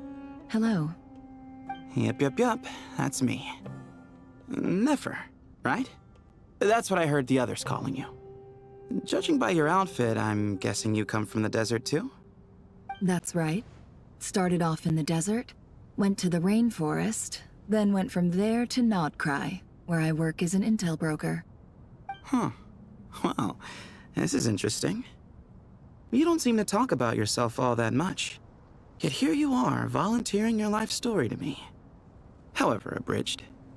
Maybe I'm looking to make some new friends. I like making friends too. I'm easier to talk to than Sino and a little more streetwise than Tainari. Which is why you came over this way, giving me the chance to strike up a conversation with you. Was I that obvious? I think you did fine. You were mindful of my attitude and hoped to lure me in through sentiment. Lure you in isn't exactly how I'd put it. I see it more as an invitation. An invitation to what? To put down your luggage. Lay down your burdens. To return to your homeland. And be truly welcome in the place you once felt so estranged from. You're a more interesting heir to Bamun than I was expecting. Since you're familiar with my grandfather, I'll assume you're aware of our situation. I'd like to make friends with you. And I think you'd be a great asset to us. Not to mention the power you and I both hold. Originally belonged to the same organization. Aha. There we go. Now we're getting somewhere.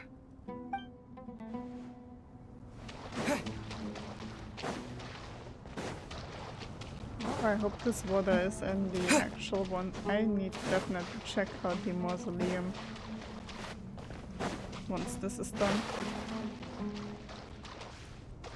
As I thought, the so-called 7 pillars of King Deshret are as underwhelming as ever. What do you mean? Not a fan of the boys' club? As men, as individuals, and even as gods, they are entirely undeserving of my attention. Al-Akhmar once commanded me to select a king from among the people, so naturally my eyes will open only for one who is worthy. Ugh. Can we talk about something else? It all sounds pretty complicated, and I haven't read that many storybooks. You think this is a mere story? Well, many would also say that the journey you shared with your father is not but a tale. My life, your life, they are nothing but stories. Little girl, it appears that you really have grown. In the past, you would have flown into a blind rage at my words, but now you are unperturbed. Oh, it's nothing. I just feel like you're right. Getting all pissed at someone for telling the truth is pointless. It only makes me look petty. This alone is proof enough of your growth. You're doing well, my dear girl. You're becoming ever stronger. Strong enough to defend the people and things you hold dear. You think so? I hope you're right.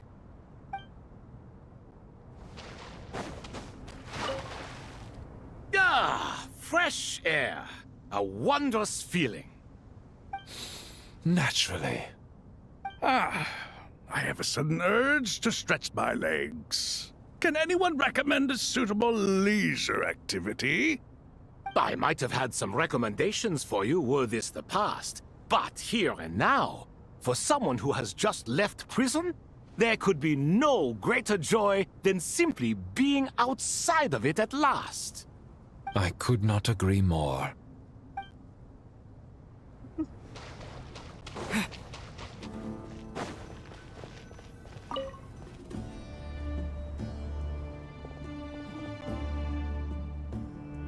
You must be the ones tasked by the Academia with renovating Aru? That's right. Good afternoon. I'm Kaveh, and these two are Termezi and Naisaburi. Hey, I'll hate them. Come and introduce yourself. We've met before. This is Thoth, the Ibis King, and everyone knows these two. Afternoon, gentlemen. I've only ever seen these two in murals. Ah, the paintings in the temple. They show us chatting, playing cards, playing chess. Precisely the activities we most enjoy, funnily enough. No, only you enjoy playing chess. We were just humoring you. I wouldn't go that far. Back to the matter at hand. A preliminary assessment by the Academia indicates that this project requires expertise in various disciplines, including the deciphering of ancient texts, mechanical engineering, the restoration of ancient ruins, and elemental theory. The most capable minds in their respective fields are here before you. If there are no objections, we'd like to begin our work. The artisans who built Aru for Al-Ahmar gave their very lives to create this splendid work. Follow their example by giving your utmost devotion to this project. I didn't know that. We'll do our best, of course, but we certainly won't be sacrificing our lives. Such brazen words. Humans these days are a far cry from their ancestors. What little respect you show for King Deshret. No, that's not what he meant. Please, don't mind him. He shares your sentiments, just not your, penchant for hyperbole. Assuming that's what you were going for? I just think it's important to manage expectations. Forgive my lack of courtesy, but we simply can't sacrifice our lives to the gods on completion of the project like people in the legends of old. Here's a first draft of the project proposal for your perusal. Please let us know if you have any requests. Normally, I'd have made it look a lot more visually appealing, but we were really pressed for time on this occasion. I hope you'll forgive me if it's a little rough around the edges. Naturally. If my fellow ministers deem this meager display of respect sufficient, I suppose I can consider agreeing to their proposal. Why are you so preoccupied with the ostentatious displays of respect to Al-Ahmar? We should be trying to make things easy for them. You never know. We might have to rely on these young people to look after us in our old age. Exactly. This is Aru's mainframe. Be reminded to use it with great caution. We certainly will. Thank you for your assistance. You may attempt to lay out punishment should you so desire, though I'm afraid it would be futile. You and I both know that certain components of Aru can only be operated by humans.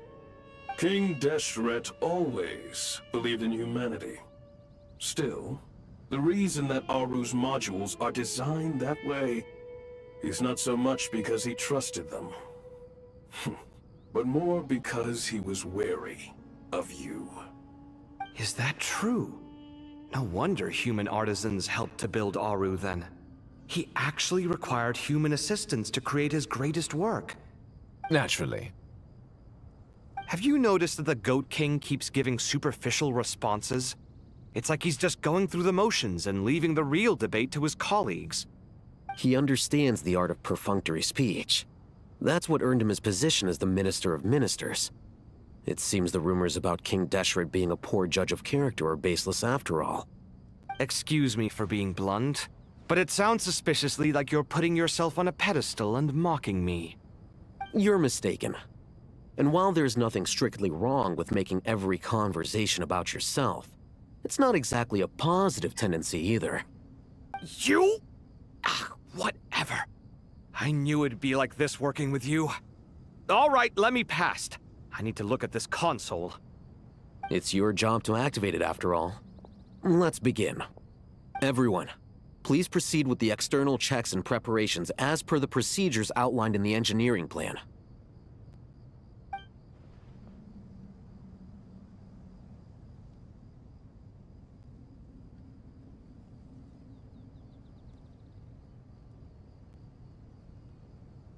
Hello there, youngsters.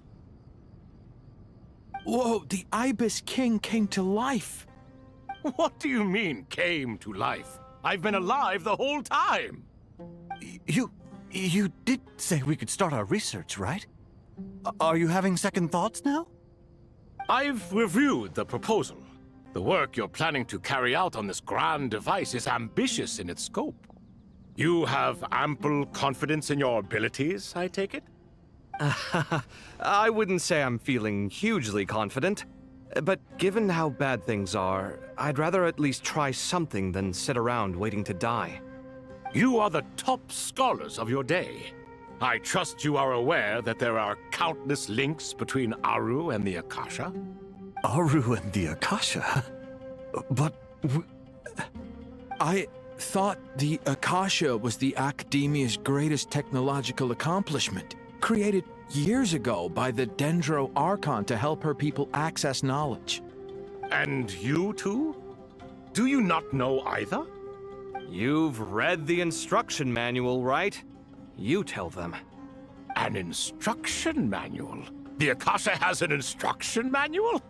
The Dendro Archon is a kind and thoughtful god indeed.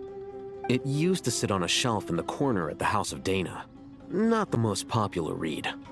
If the manual is to be believed, Aru was in fact the original inspiration for the Akasha system. What?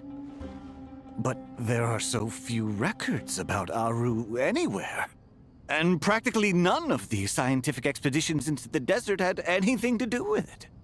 Ah, but this is something you could not possibly have known. You may have heard many stories about the desert, but what is the most important aspect of history? Consider this a quiz. Anyone from Vahumana present? I'm from Vahumana. It's, well, veracity. Precisely. And a large part of veracity is the chronological order in which events occur. I may as well tell you. In the beginning, Nabu Malikata, the goddess of flowers, descended upon Sumeru. The glory of the heaven was within her. She brought life, oases, and knowledge to this land. Then she created the Jinn, enlightened them, and ordered them to serve her. Two other gods also walked upon this land where wisdom flowed in abundance, and the three met beneath the great green trees. It was the first and greatest alliance. We should speak with reverence of this covenant between the three, which transcended both time and life. For they promised that in Sumeru, wisdom would be shared with all. All the great changes in Sumeru's history began with the goddess of flowers. For King Deshret's sake, she pried into the secrets of Celestia, and for this was burned to ashes by the flames of wrath. So grieved was King Deshret by her passing that he lost all interest in state affairs and devoted himself instead to the knowledge that she had brought back. It was after learning of the technology from that floating island in the sky that he first conceived of Aru. And so, the Akasha was inspired by Aru, while the basis for Aru itself came from Celestia's technology. Well, if the two share a common technological origin, then connecting one system to the other is an entirely feasible idea. Unbelievable. Have you no reverence at all for celestial technology? No, I do, but there's no time for that. The schedule is too tight. Blame it on the deadline. Perhaps you could try coming up with our cutoff dates. You know what it's like having to turn around 5 different drafts in one day? I wouldn't wish it on my worst enemy. Yeah, also, Sir Ibis, King, you don't plan on getting directly involved at all, do you? Yes, well, you strike us more as having come to give a popular science lecture. Or, wait, does this count as more of a first-hand witness statement? Neither. Anyway, this sounds like far too much work for me. Still, if Aru is so powerful, why didn't King Deshret use it for more ambitious ends? Because it was never fully completed. King Deshret had grand plans, but he perished before they could come to fruition. In the beginning, his wish was to create something that could rival the very world itself. The Lord of Flowers sacrificed everything for that ambition. What he desired, she bestowed, and thus was knowledge brought into the world. Her courage and sacrifice had to be honored with the most splendid of monuments, or King Deshret would surely have deemed it a grave injustice. And that monument, built from knowledge and technology, etched with a sacrificial and courageous love, even in its unfinished form, it deserves to be treasured. At that time, King Deshret said the following to the Lord of Dendro. Since we share an eternal covenant, I shall never be your enemy. Hence, the fruit of wisdom from the heavens is not to be devoured. Remember, it is not that I lack the power to become the enemy of wisdom. Yet you and she have taught me much and shown me kindness. For this, I cherish you both. In the end, Aru was only used to store a portion of the souls. It was but a primitive form of the masterwork the king had envisaged.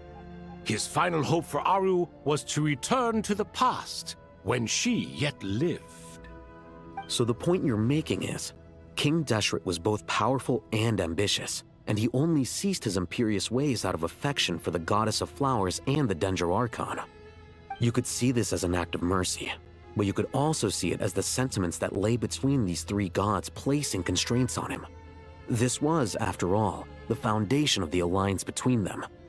This explains why Aru was both a prison and a monument, and why the answer to the 3 questions was time. You have to be careful who you get involved with, or you invite all manner of misfortune. This is as true for gods as it is for humans. Love is the same. It is both a prison and a monument. All right, let us pause the story here for now. Seeing as you've been so diligent, I'll offer a little help. Who's in charge again? Is it you two? Ah, yes, me and him. Now then, close your eyes. Wisdom hides in the space between the tangible and the intangible. It is to convey the incommunicable through the simplest of mediums. By the power of King Deshret, I shall grant you a glimpse into the unseen secrets that lie at the threshold of existence.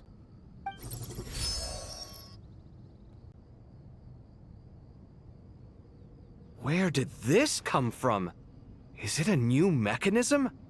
It looks more like some form of externalized information. You've rendered it visible? Just as the Akasha allows you to access a greater range of knowledge, the power of our king permits one to perceive ingenuities that do not belong to this world. This is no ordinary mechanism. It reflects the internal structure of Aru. Whether you choose to increase or decrease, keep or discard. Come, use these to achieve the outcome you desire. Looks mechanical to me. Better let me handle it, just in case. But wait, how do I get up there? Turn around. So that's where the elevator is.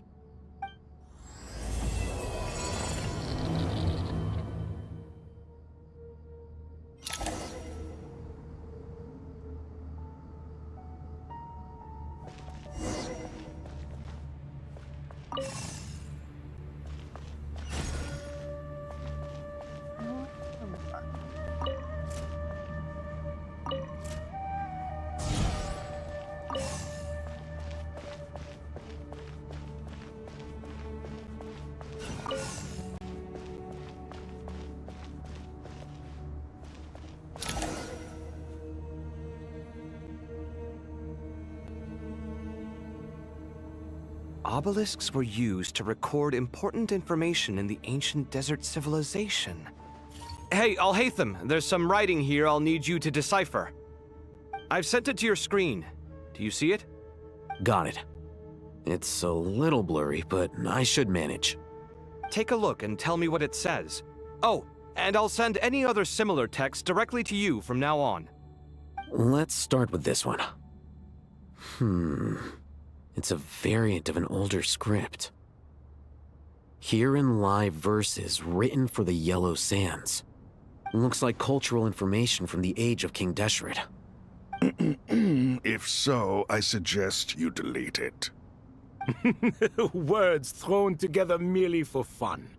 I had no idea Aru kept a record of this. Well, as long as you're certain that this is strictly private information, that's fine. It is unimportant. All right, well, I guess I'll start now.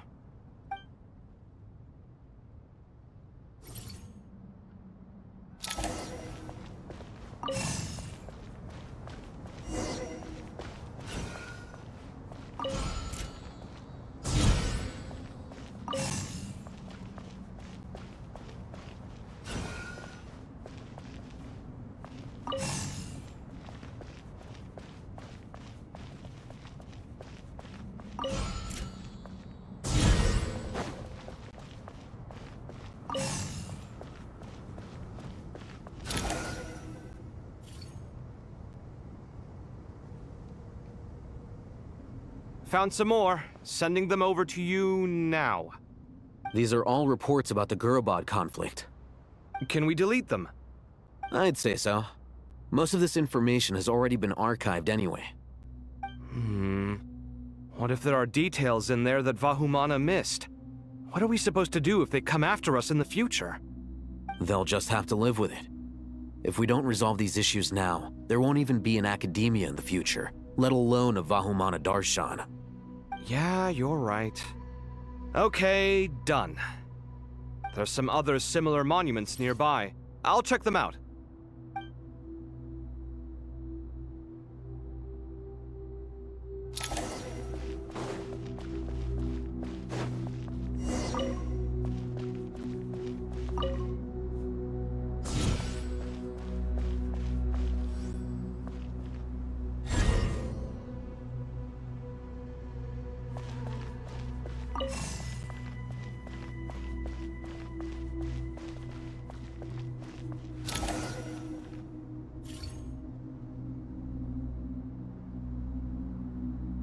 Another monument. Hold on.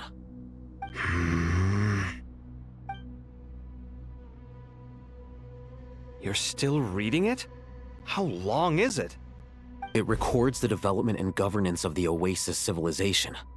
Most of it concerns the Jinn, but it also contains records left by the artisans who built Aru.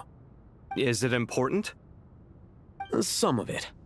There was no way for me to read the whole thing in its entirety, so I had to rely on my intuition to pick the parts worth keeping. What about the artisans' records? What do they mention? They're speculations, mostly. For instance, they were wondering how to protect themselves if King Deshret decided to silence them after the construction of Aru was complete. Sounds like pure mythology to me. Surely that kind of thing didn't really happen.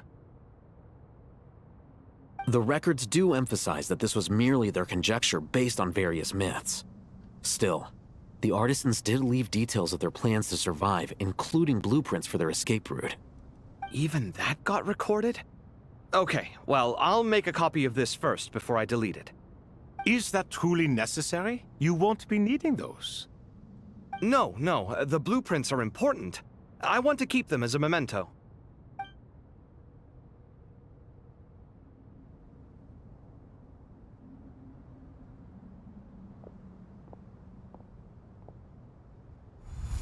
I think that should just about do it.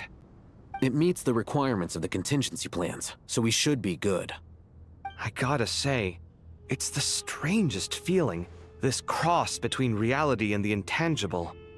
It's like drifting between life and death, or in and out of a dream, using my own hands to manipulate illusions that are forever out of reach.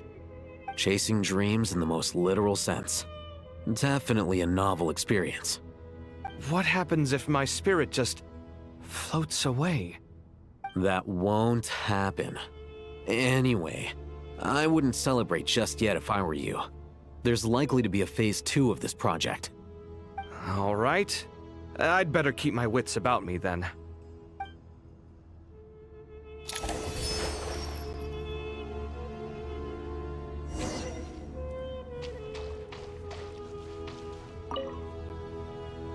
I expected that the outside world no longer respected the ancient gods, but even so, I do find the tone of these youngsters to be dreadfully impolite. It should hardly come as a surprise to you. I remember you saying the same thing last time. I assumed that was just a one-off. I did not realize it was the norm.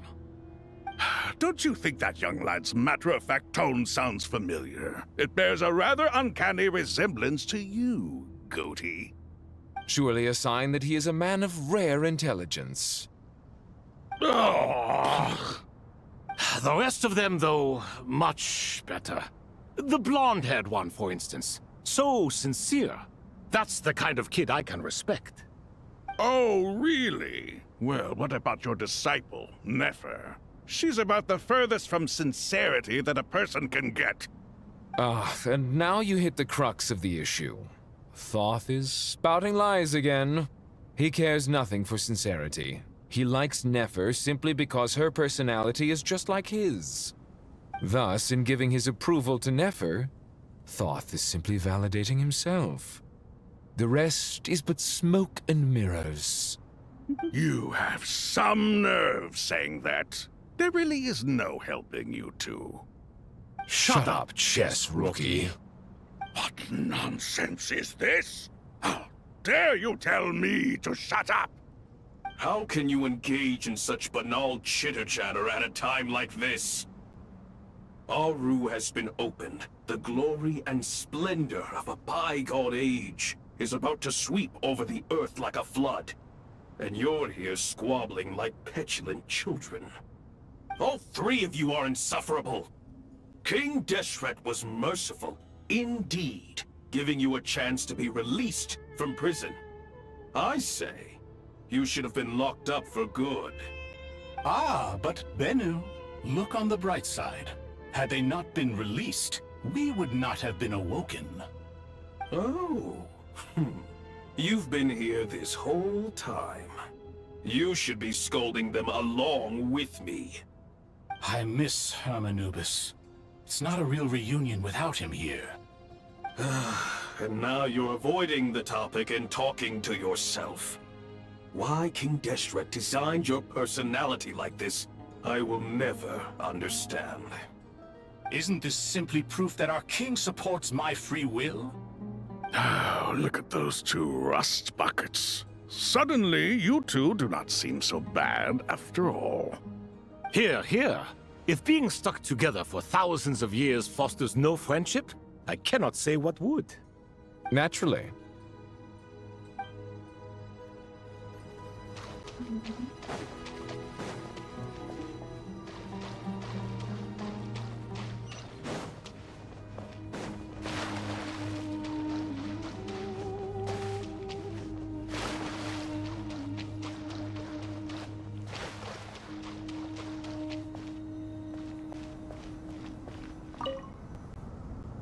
How's it going? Are things progressing smoothly? Well enough, I suppose. You know how it is. The work itself is only half the problem. The other half is having to work with Al-Haytham. I'm sure the feeling is mutual. Honestly, though, I thought you two had already worked things out. As if. Turns out working closely together is the best way to expose any tensions lurking beneath the surface. Besides, I just think that some people never change. Agreed. Case in point, you didn't make sure I was out of earshot before you started complaining about me. Old habits die hard. Actually, this is for your own good. Maybe if you spend a little more time listening to what other people have to say, you might actually realize that you're the problem. Naivete is another old habit of yours. I had assumed that you both volunteered for this project, like us forest rangers. But now I'm getting the sense that wasn't the case. Definitely not. We were assigned to it by Lesser Lord Kusanali and Nephis. As much as I'd love to be doing normal work for normal clients, these Titan projects are all that's on offer right now. Though I'm sure they wouldn't be roping us in if they had any better options. Just goes to show how short-staffed the academia really is. I'm sure you've prepared yourself mentally, but I still feel the need to advise you to lower your expectations. It might make the process of working together a little less intolerable. I know! Same to you! But if you already understood that, you should also know not to say the quiet part out loud. Why don't you come help me with my forest patrols? Might help you avoid any further disagreements. Good suggestion, but unfortunately, differences of opinion will always exist. Changing the nature of the work won't get rid of them. For once, I actually agree. There is zero chance of us ever resolving our differences. Zero! But even so, the work must be done. Care for some coffee? I'm glad to see you making progress. Don't act so smug!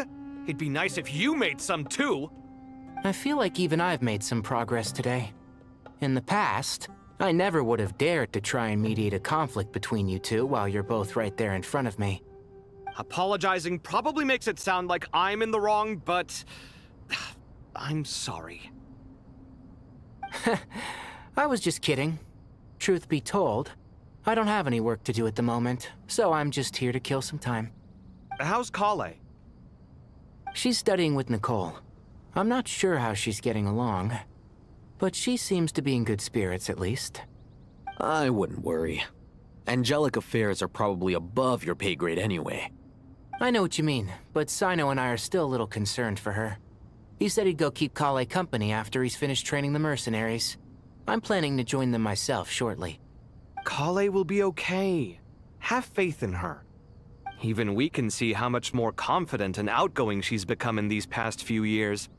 Thanks to you and Sino being there for her and providing guidance every step of the way, she can finally stand on her own 2 feet. On her own 2 feet. Does it feel bittersweet? Watching the younger generation grow up and move on? No, not yet, at least. I was just thinking, I wish there was more I could do for everyone. She'll be fine. Yeah, she will. Just try to relax.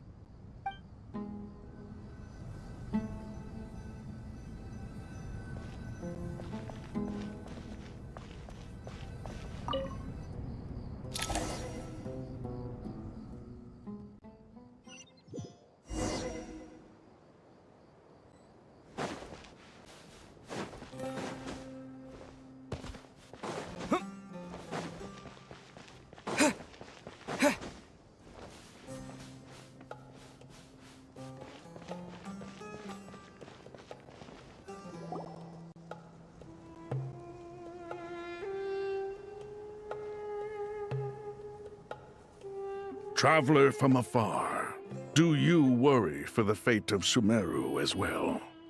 Whoa! It's Sobek the Crocodile King! Greetings, Crocodile King. Please be at ease. I'm just here to chat with you about Lesser Lord Kusanali. Sounds like you really care about her. Yes, Although, to be exact, it is a mixture of both concern and curiosity that I feel. Speaking of Nahida, Paimon was wondering how she's doing. Wait a moment.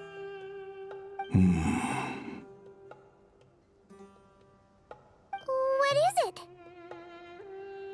I tried calling out to a pep, but there was no response. This can only mean that she is focusing all her energy on taking care of Lesser Lord Kusanali. All the gods who served King Deshret seemed super surprised to hear that a pep agreed to help Nahida. Guessing she made a bad impression on you or something. Are you aware of the history between her and our king? Then you are learned indeed. I'm glad to know that Sumeru has the support of someone like you. At the end of his life, King Deshret tricked the Dendro Dragon into swallowing him whole, leaving her to bear the torment of his sins. The Dendro Dragon despised King Deshret, yet he outwitted her. Rather than bringing disaster to the land, he chose to deceive her and thereby ensure his annihilation. An act that surely displays his love for humanity. The Dendro Dragon stands for the glory of a bygone era. She hated Al-Ahmar and what he represented. All the gods, all the power they wielded. And so, her willingness to help the Dendro Archon through this crisis comes as a great surprise indeed. It makes one wonder whether, perhaps, the Dendro Archon assisted her in the past. Yep, Nahida did her a huge favor.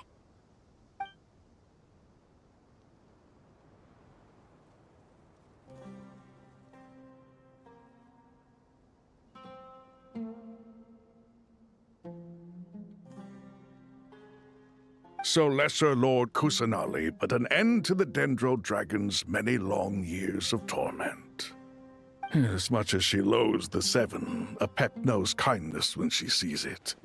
No wonder she was willing to make an exception. Yeah, that's the sense we got from dealing with her too.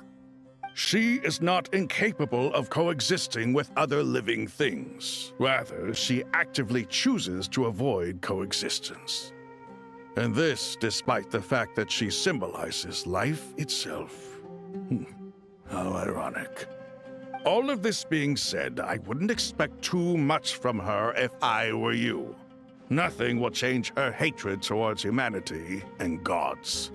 We'll keep that in mind. Anyway, how much longer do you think Nahida needs to stay with the pep? For all we know, the Fatui might still be in the desert. Just to be on the safe side, why don't we grab anyone who isn't busy right now and go look for her? I'm alright, Paimon. Huh? Was that Nahida's voice? It seems the treatment was effective. Since when do my deeds require your evaluation? Ah! Here will do just fine. I had no intention of taking you any further. One ought not expect greater generosity than they have earned.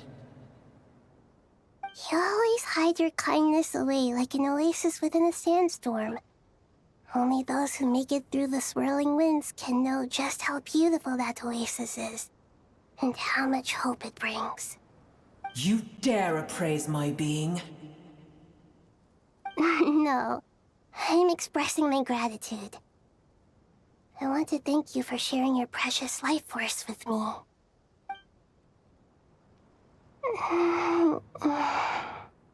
Awake already?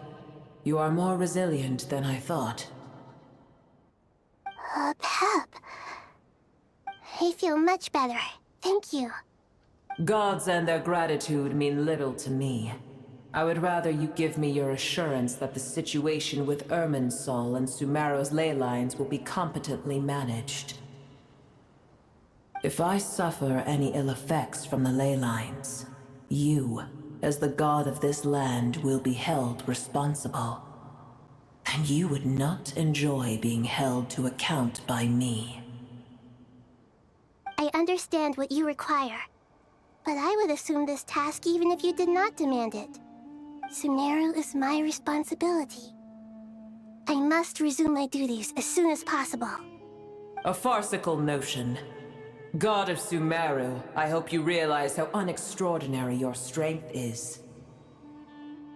And yet, maybe it is precisely what defines me. A god of wisdom is not meant to rule by force. Then hold steady. We go forth. Well, I'll be.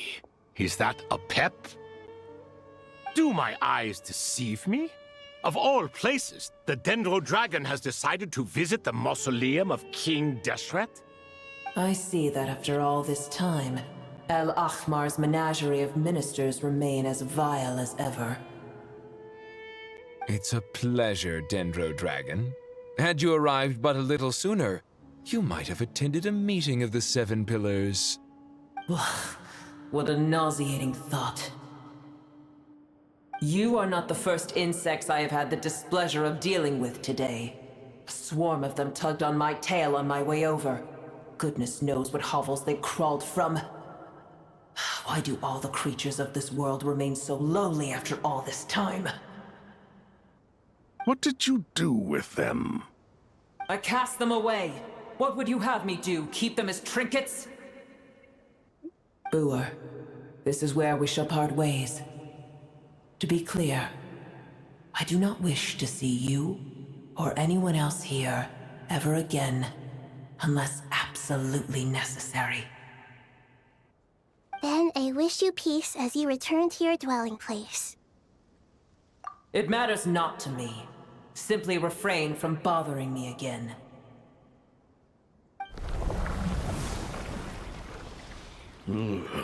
A force to be reckoned with. At times like this, I feel glad that she has no interest in any of this. Hold on, just hold on, okay? We're almost there. We made it. Huh? Wait, that voice! It's... Uh-oh, I'm gonna fall!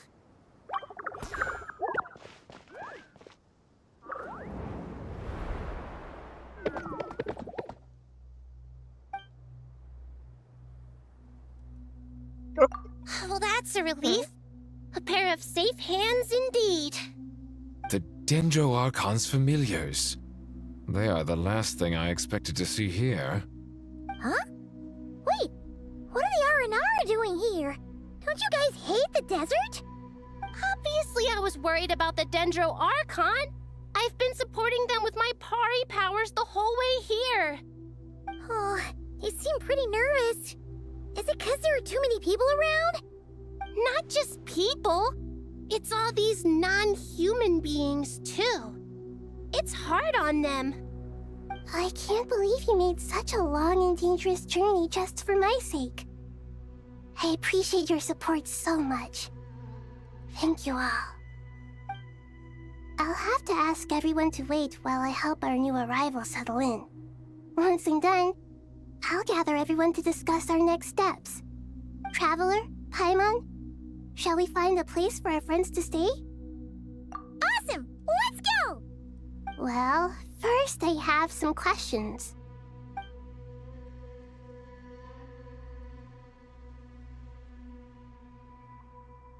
Okay, I think that covers everything. Thank you. We can get going now.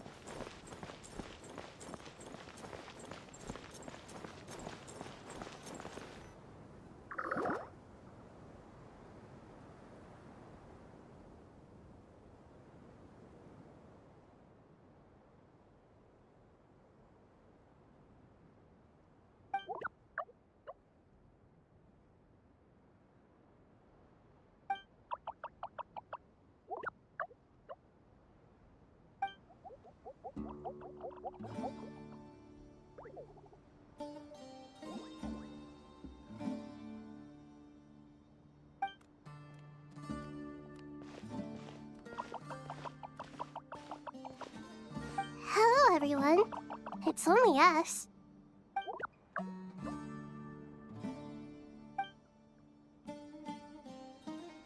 It must be very tough for you coming all the way out here, especially since you don't like the Voluka. Is everyone back in Vanarana doing well?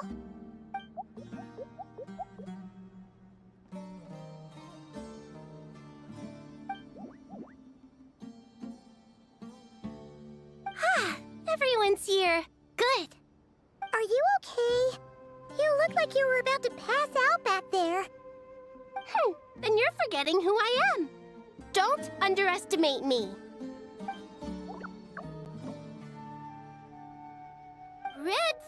Oh, excuse me! Are you comparing me to Paimon?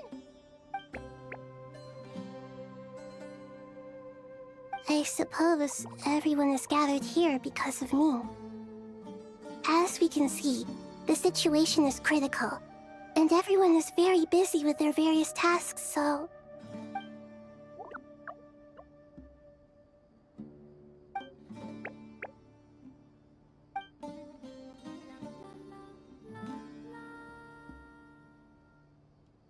I can't thank you enough. Right now, we're focused on restructuring Aru, processing excess information, and helping restore everyone's confidence. I'm sure you'll find it all very straightforward. I can help too! Just let me know where I'm needed.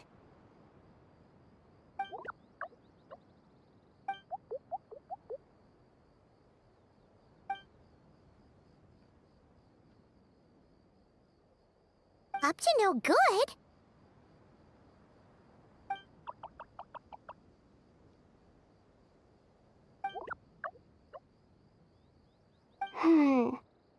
That definitely sounds suspicious.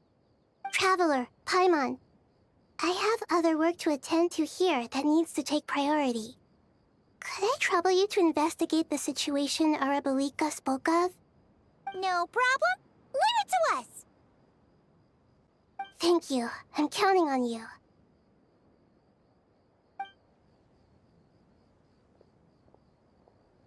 There's one other thing. If you are to work alongside the people of Sumeru, you will need to make yourselves visible to them. Is that acceptable to everyone?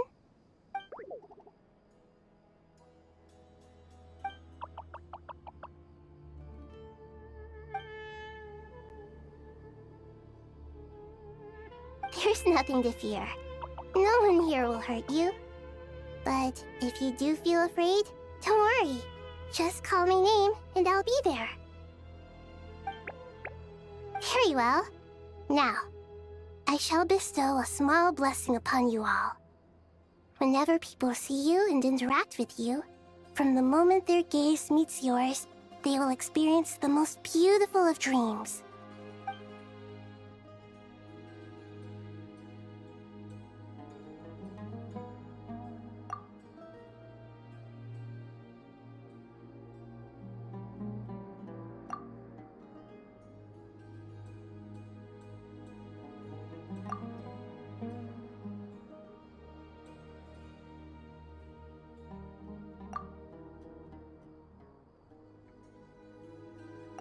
Do not fear.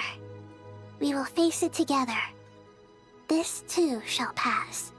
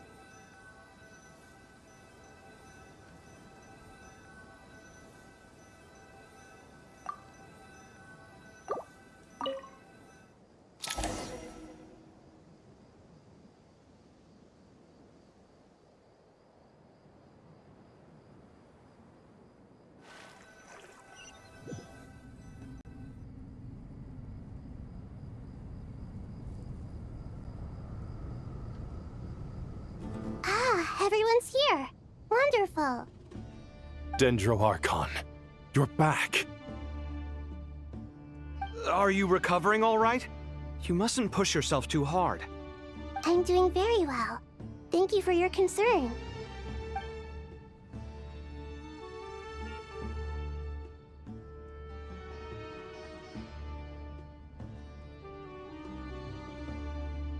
I see. Using the power of Aru to reboot the Akasha and gain access to Ermin's soul. It's a sound plan, although... I regret to be the bearer of bad news, but with the state that Ermin's soul is currently in, it's impossible to access via traditional means. Even the Akasha won't change that. Alas, we had feared this may be the case. What about non-traditional means? Non-traditional means? Are you saying... Desperate times call for new measures.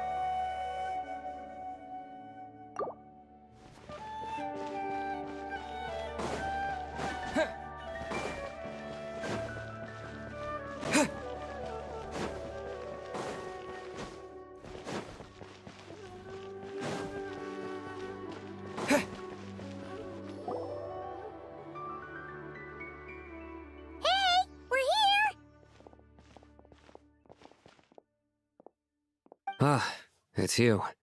Is there a situation?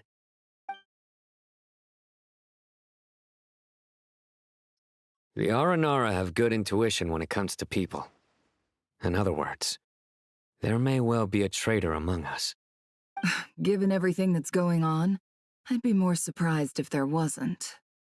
Miss Nefer, as a professional intelligence broker, I trust you have a solution?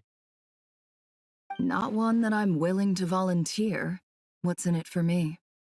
Let's say I'll treat this as a pilot project aimed at expanding your intelligence operations.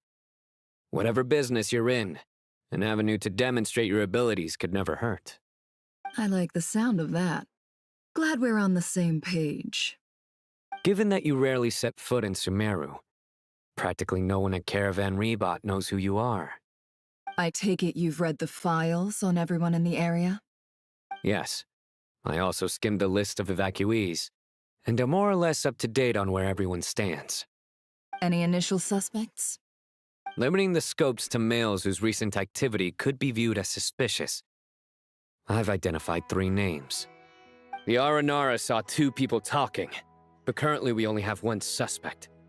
The other person was probably just a messenger, and in all likelihood has already left Caravan Rebat. Everyone is heading for the desert per the evacuation order. Anyone willing to turn back at this stage is almost certainly with the Fatui. There's no way it was a spur-of-the-moment decision to act at a time like this. This spy must have been planted long ago. We need to smoke him out from wherever he's hiding. Sounds like you have the beginnings of a plan.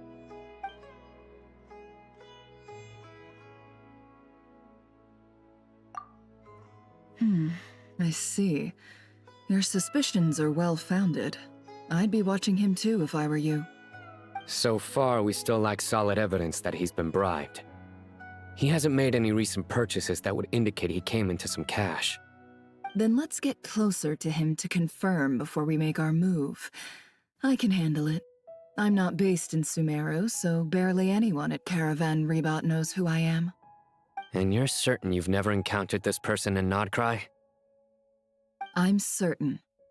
Besides, it's extremely rare for me to have had any direct contact with Sumeru mercenaries besides Jet. There's no way he could have seen my face before. Sino, stay out of sight and wait for my signal. If he raises any red flags, I'll bring him toward the main road. Understood. I'll take it from there. Excellent.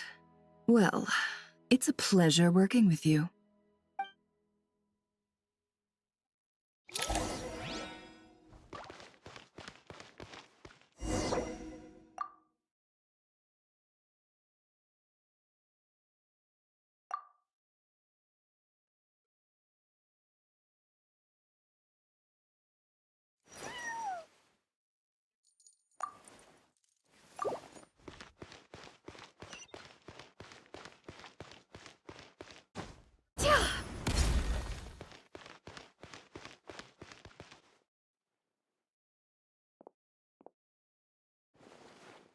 Darker skin, scars, frequents the desert and has ample combat experience. Nothing unusual about how he dresses or acts. What's that he's looking at? A coin. Interesting. Could that be how his contact paid him? Conveniently discreet for someone trying to hide any unexplained income. And yet it could be highly valuable. Sorry to bother you. Has everyone here already left? I don't suppose you happen to see a lady wearing a hat? Ma'am, what are you doing in Caravan Rebat all by yourself? The main group evacuated some time ago. Didn't you pass them on the road? My friend and I lost some of our cargo along the way. I didn't want to miss out on potential business, so I told her to go on ahead and meet the client while I retraced our steps. I didn't think it would be so late by the time I found it. And then there was a terrible sandstorm. I guess I must have taken a wrong turn, because I didn't see any large groups on my way here. Forgive me for asking, but just to be on the safe side, could you describe this friend of yours? Sure. She has blonde hair, and she was wearing a hat and a white dress. You'd definitely know if you'd seen her.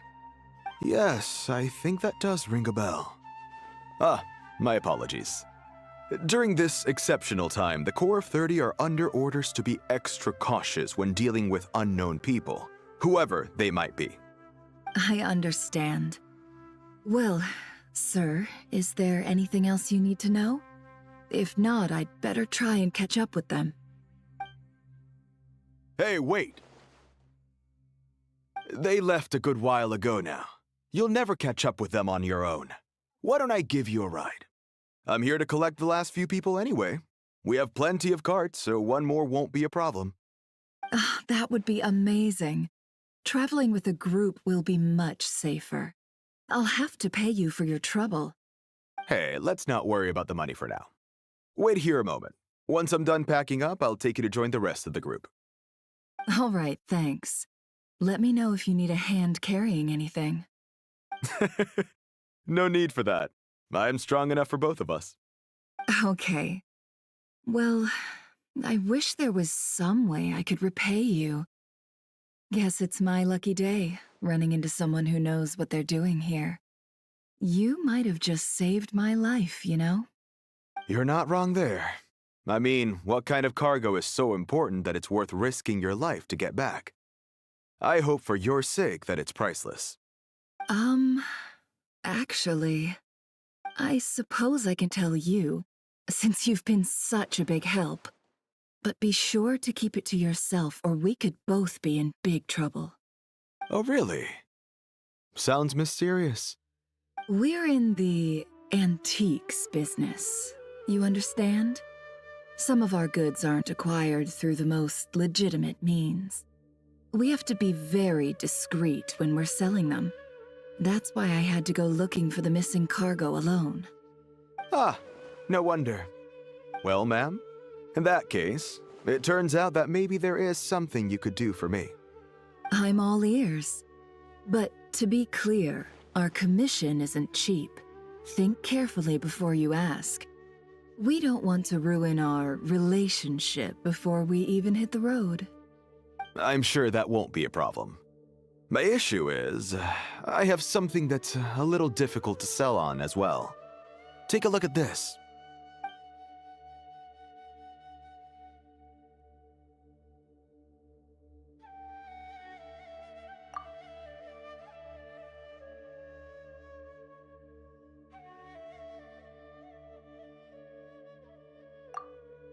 Pure gold. That's quite something. How'd you come across it? Dig it out of some ancient tomb? If you look hard enough, there are many treasures to be found in the mausoleum of King Deshret. It has no distinct Snezhnayan markings. That'll be why he's going with that story. And he clearly doesn't want to arouse suspicion, so he's on the lookout for an opportunity to make a quiet trade. Surely you have an existing business partner. Won't they take it off your hands? I hope I won't be attracting the wrath of my competitors by helping you sell this. The shop I used to work with is having cash flow issues at the moment after losing some money. I'm under enough pressure as it is without having to deal with them. On the off chance anything went wrong, I'd never get my money back. I understand. Gold is the last thing that traders with cash flow problems want to see. Well, in that case, I think we can work something out. As it happens, I'm just about done packing. Shall we make a move? Sure. Let's walk and talk. This evacuation was a huge operation. They needed a few people to stay behind and tie up loose ends, and I ended up being one of them. You're lucky you ran into us in time. I certainly am. I don't know how this happened. One thing led to another, and look how it ended up. I just hope our client doesn't get spooked and cancel their order. Fingers crossed. But either way, life goes on, and we all have to make a living somehow.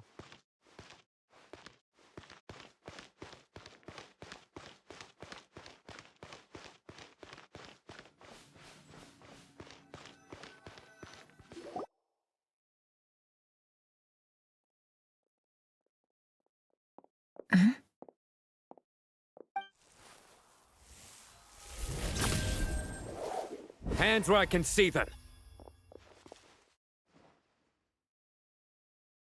General Mahamatra! No, wait! What are you doing?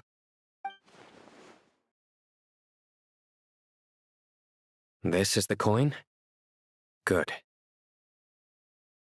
Sadly, you won't have the chance to spend it. Nicely done. Looks like Sumeru's Matra are a well-oiled machine nowadays. Unmarked gold coins are quite difficult to trace. Thanks to you, we have secured the evidence. Here's what's gonna happen.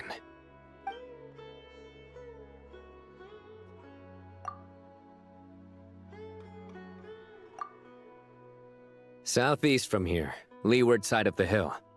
That's where he's meeting his contact. Great work. Candace tells me your interrogation skills are highly effective. Hers are quickly catching up. She's improved a lot in recent years. Looks like it's over to you for the next step. Because I'm quickest on my feet?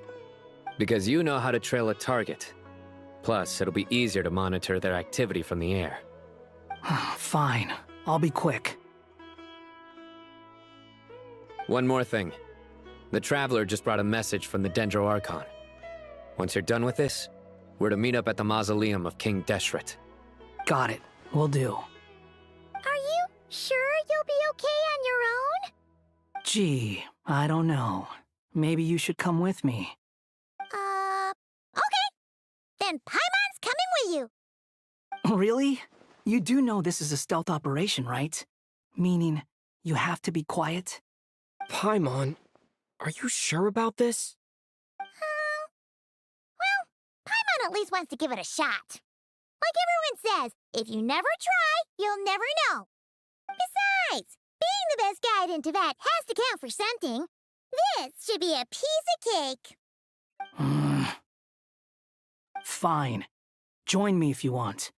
But be warned. If anything goes wrong, I'll have to gag you and shove you into a bush. No need! Paimon will be super careful. Promise! Good. Then what are we waiting for? Let's go. Ah! Coming! Coming! Kinda cute.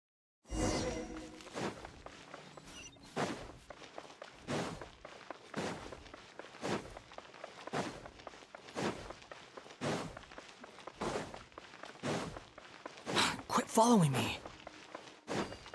Ja!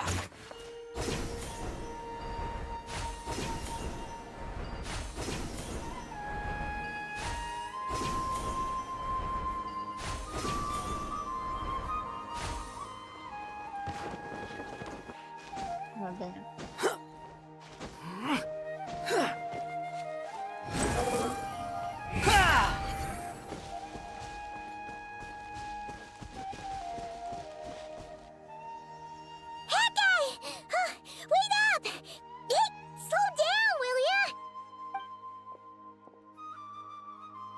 We're here. Now we wait. Okay, yeah, cool. Cool. What's on your mind, Paimon? Huh? Oh, nothing? I thought all you cared about besides being a guide was food and sleep. Why the sudden urge to go on a dangerous mission? What's that supposed to mean? Paimon's been on plenty of dangerous missions before. But never on your own. You hardly ever leave the Traveler's side. Just saying. I'm kind of at loose ends right now. So if you did want to share, I suppose I'd have to listen. If not, suit yourself. Makes no difference to me. Hat guy? Do you think Paimon is useless? What? Where's that coming from? When we were in Notcry, Paimon suddenly realized something. Even though Paimon's with a Traveler every single day, whenever we face real danger, she can't do anything to help. Paimon doesn't get like this very often. She just got really scared when the Traveler got kidnapped that time. What if he never came back? What would Paimon do then? And the more Paimon thought about it, the more useless she felt. But Paimon doesn't want to be a burden. Paimon wants to be a friend who's actually useful. Does that make any sense? You know, that feeling of just being completely useless and... Oh. Paimon probably sounds so ridiculous right now. You asked the right person. Boy, do I know that feeling. Oh, that guy. I'm not gonna try and encourage you. What I will say is this. When you start doubting yourself, you have two choices. Give up or change. You have to make the decision to move forward. Otherwise, no amount of consultation from other people is gonna help you. So ask yourself, what do you want? To get stronger? To learn more? Whatever it is, go do it. You won't have any regrets if you can at least say that you tried. Oh. Alright. Something's not right. Shouldn't they be here by now? Paimon, is it just me? Or is it a little too quiet around here? Should Paimon take a look? We'll give it another hour. If nothing happens, we head back. Okay.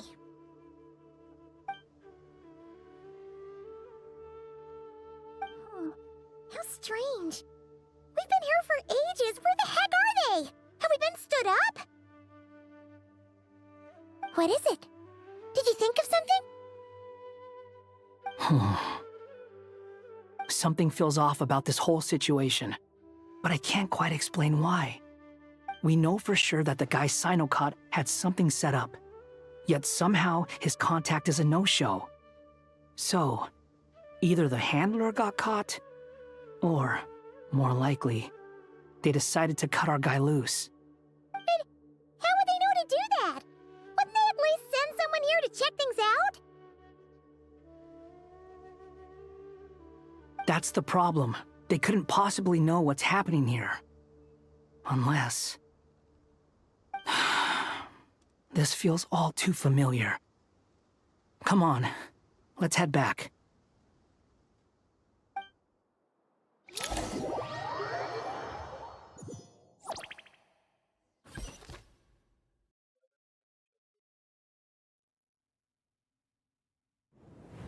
Even though this isn't a formal meeting, I'd still like to start by saying how grateful I am to each and every one of you.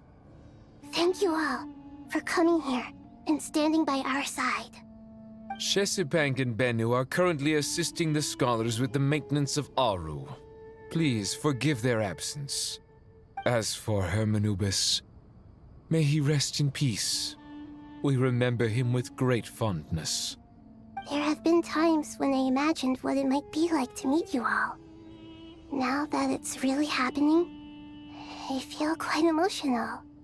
Time has taken many things away, but that which remains is all the more resilient. I must say, there is one thing that rather surprises me. You appear to be in good spirits, Lesser Lord Kusanali. But even so, I can sense that the life force given to you by the Dendral Dragon has far from fully resolved the problem of your vitality. Oh no! So even Apep's power didn't work? Don't worry, Paimon. It worked very well indeed. The issue is how closely I am tied to Irminsul. Until the problem with it is resolved, there is no way I can fully recover. Sumeru has undergone tremendous changes during your absence. When gods pass away, inevitably, people's faith in them grows weaker. You must have sensed it already. Your power is not what it once was. Regrettably, this is true. I too have grown weaker due to the effects of Irminsul. Right now, we're all in quite a sorry state. Then what do you suggest? We take all the help we can get. Sumeru is our shared home. You and I, gods and humans alike. We must unite all our strength in this moment. Though Al-Ahmar is no longer with us, the alliance between the three gods remains in force. Regardless, as subjects of our king, we have a responsibility to support Sumeru through this catastrophe. Not to mention that it was the people of Sumeru who released us from this prison of Aru. Times have changed, and the people of today possess greater wisdom than those of the past. You really know how to give a rousing speech, Goti. Now then, let us learn more about your plan. The brightest minds of the Sumeru Academia are busy opening and renovating Aru. They claim it has something to do with Irminsul? Correct. Irminsul has existed in Teyvat since the very beginning. But during the Age of the Dragons, it did not possess the significance it holds today. after the heavenly principles arrived, the power of the Light Realm was divided into elemental energy, and Irminsul was refashioned as a device that records and preserves all information. Since then, everything in this world has been inextricably linked to it. As the Dendro Archon, I have a duty to protect Irminsul. To Sumeru, it is both a national treasure and undeniably a major threat. Teyvat has seen many upheavals in the last few years. The most recent of these was a major crisis in Notcry, which forced Sumeru to be even more vigilant than usual. I made sure to monitor all the pathways through which an outsider could potentially transmit themselves into Irminsul. But despite my efforts, a major problem still arose within. I still believe that someone has actively invaded Irminsul.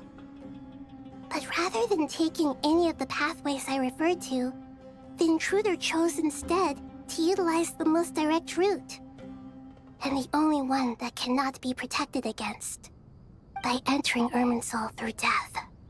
I see what you mean. You cannot simply stop all deceased souls from returning to the ley lines because of a potential invasion that could occur at any time. That's right. As important as it is to guard against external threats, I couldn't allow myself to stop the souls of the departed from finding peace. Please, understand how difficult this predicament was for the Dendro Archon. Defense has never been an easy task. After Irminsul was invaded, my authority was quickly restricted. Soon after that, the tree began denying access to any connections. I'm sure you feel responsible, but you are not to blame. No one can predict every possible disaster. There will always be trials and tribulations for the world to endure. But the people of Sumeru should not have to endure this. We must find a way to break through the lockdown and connect to Irminsul. And this is why you need Aru. Yes. The only thing in Sumeru capable of rivaling Irminsul in terms of overall function and performance is Al-Akhmar's legacy, Aru. All I managed to do before falling into a coma was make some minor adjustments to Irminsul. Using Aru is a last resort, and a move that comes with enormous risks. The Scholar's initial plan was to borrow Aru's power to reboot the Akasha, then use the Akasha to connect to Irminsul and investigate. Unfortunately, Irminsul has suffered far greater damage than they first thought, rendering that plan futile. To rise to the challenge, we had to resort to a more extreme and far costlier means. This has led to a number of new contingency plans. To reclaim Irminsul, our brightest scholars have made further modifications to Aru with multiple goals in mind. I thank you all for giving them your blessing in this endeavor. Human wisdom has clearly improved over the millennia. You have not only our support, but that of the Jinn, the Aranara, and the Pari. Together, we will do everything in our power to save Irminsul. By the way, when you spoke earlier of an intruder, it almost sounded as if you knew who you were dealing with and what they were capable of. Well, since you ask.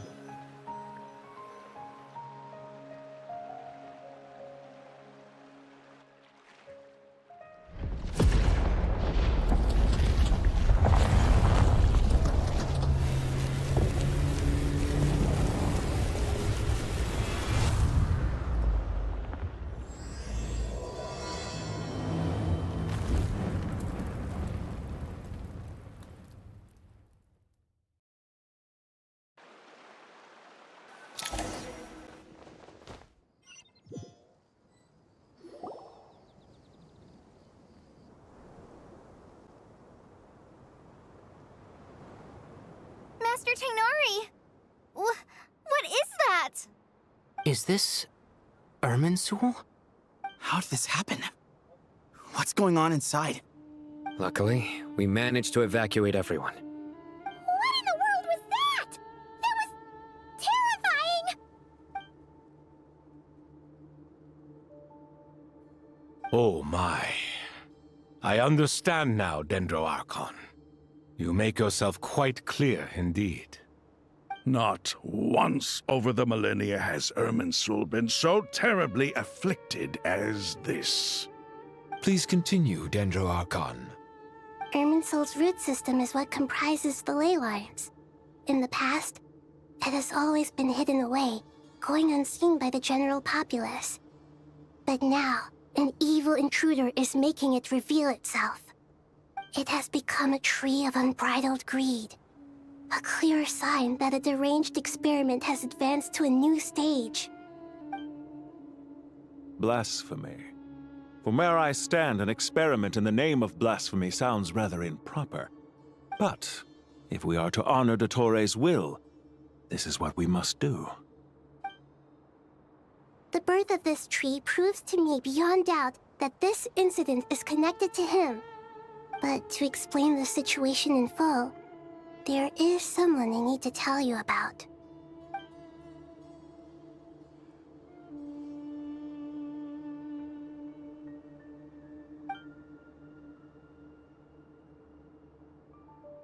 Zandik.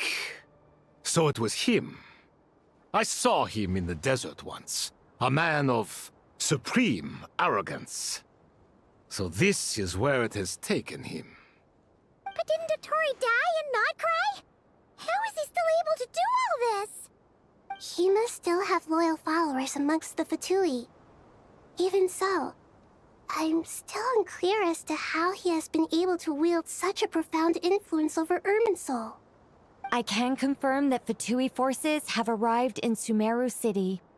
Furthermore, Irminsul seems to be undergoing some kind of mutation. Evil branches are beginning to grow. Things that do not belong to this world are slowly but surely materializing. Sorry, I couldn't think of any other word to describe it. They don't seem to be fully formed physical entities yet, after all, but they are gradually becoming real. A baleful tree climbing up into the heavens. Speaking of Dottore, I have some information on that front as well.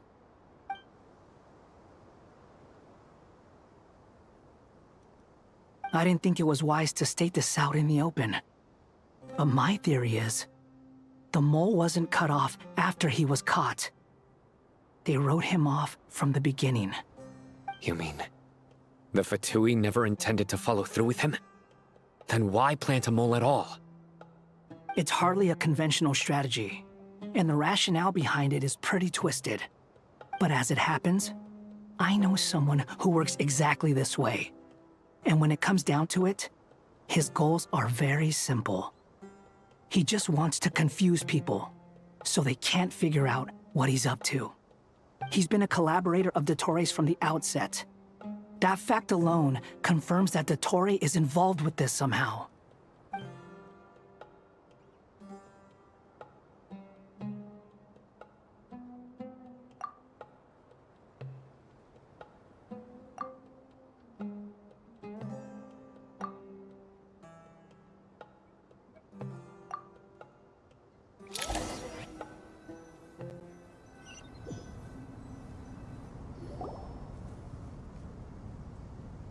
There is still much to be done.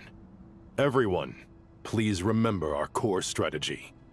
As per the discussions, the following groups must act immediately. Mr. Alhaitham and Mr. Kave, the next phase of the Aru renovation project must begin right away. Godspeed to you both. We'll give it everything we've got. The plan looks feasible, but the implementation will require certain resources.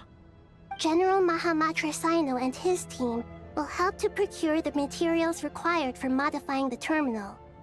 No problem. I've already spoken with Sethos and Hat Guy, and they've agreed to assist me. This kind of thing is best left to the fleet-footed, right? Hat guy? If it's efficiency you're after, we're the right people for the job. Following up on the elemental energy amplifier we discussed, Ms. Dory, I assume you're the one most familiar with the status of this project. Aside from the Dendro Archon, of course. Yep, that's right. Leave it to Lord Sangama Bay. Got it. Well, I'd like Madame Farazan, Kale, and Nicole to support Dory on the technical side. You can count on us. Will do. Rest assured, I'll take good care of Kale. Dia, Candace, and Nefer, you'll be in charge of negotiating between the various parties. I trust you remember our goal. You bet. We can handle it. Good. I believe that covers everything. Tainari will provide ad hoc support as needed, if that's okay. Poor Tainari. Must be tough being Nephis' student. Getting bossed around all day, every day. Hey, don't try and drive a wedge between us, you old rascal. All it says to me is that Master Nephis has faith in everyone's abilities. While I'm nominally here as backup, I doubt there will be many situations where my help is needed. Exactly. Finally, Traveler, you and I will head to the border between Sumeru and Natlan. Once that task is complete, I'll be asking some of you to accompany me to the Eternal Oasis. The Eternal Oasis? I thought that was just a legend. So it does exist after all. Regarding your trip to Natlan, under normal circumstances, a meeting between our two nations would be a far more formal affair. Unfortunately, Sumeru is all but completely cut off from the outside world at present. So regretfully, we won't be able to give the Pyro Archon Mawika the grand reception that she deserves. My apologies for the inconvenience. No point putting too much pressure on yourselves. That goes for everyone. Right. Especially you, Dendro Archon. I'm sure you're still feeling quite weak. Don't worry about me. The Dendro Dragon's life force will sustain me. Plus, we'll be there every step of the way. Nahida will be just fine. Yes. I believe in myself. And I believe in every one of you. Well, time to get going.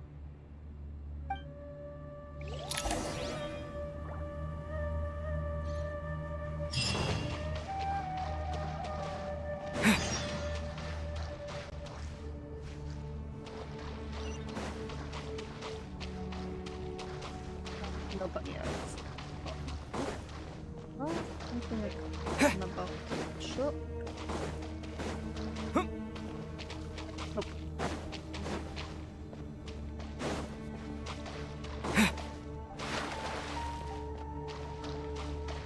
Scorch and burn!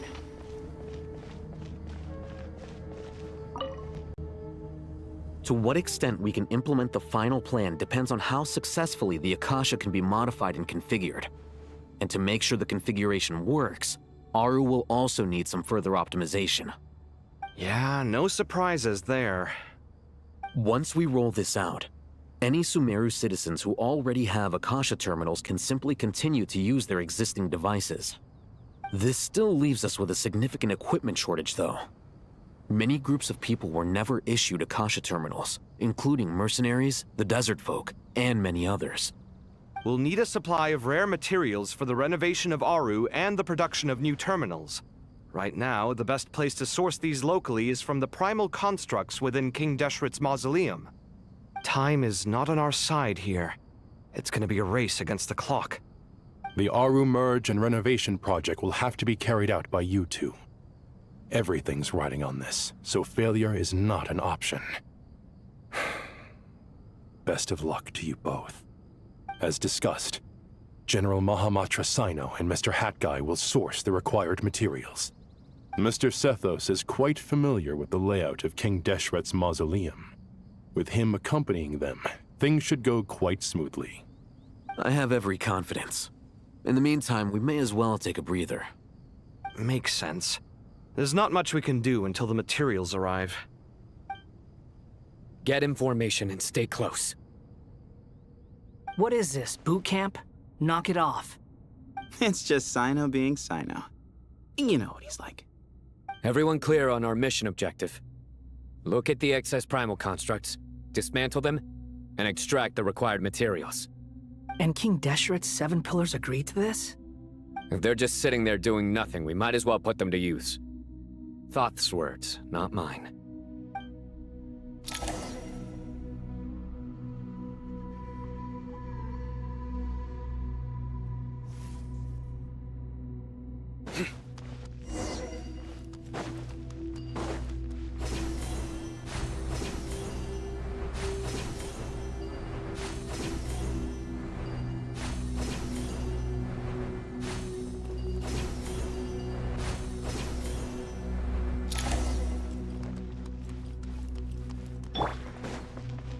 Squall and Fury. Ha! Ha! Way ahead of you! Sage's wisdom!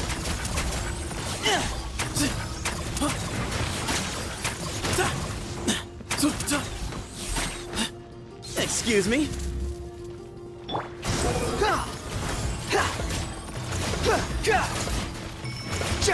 Wretched vermin! Quick, the wind rises.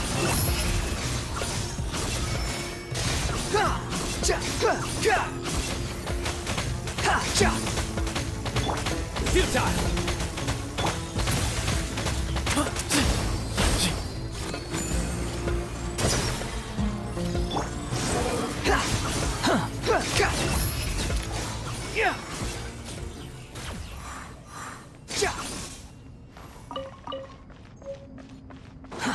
Too slow.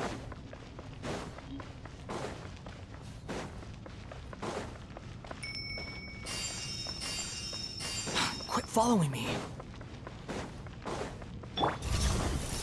Give me some space.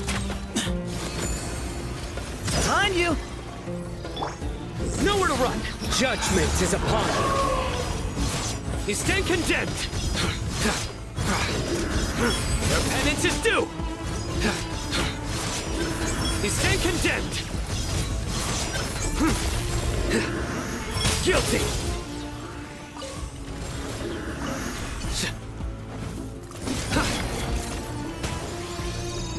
Futile! Squall and Fury! You dare to gaze upon me?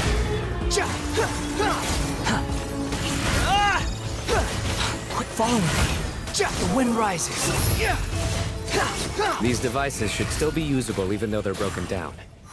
Let's take them back for the others to review.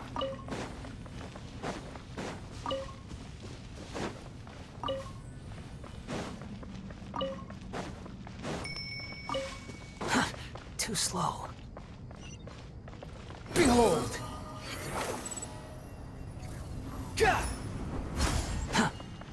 Quit following me.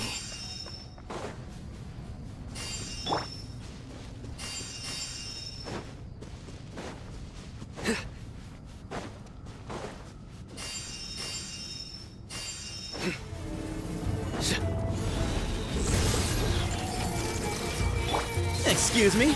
Move or be moved! I'm not giving up!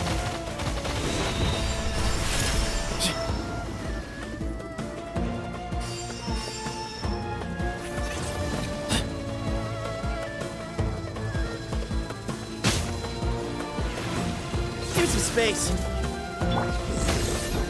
Through me, justice is served!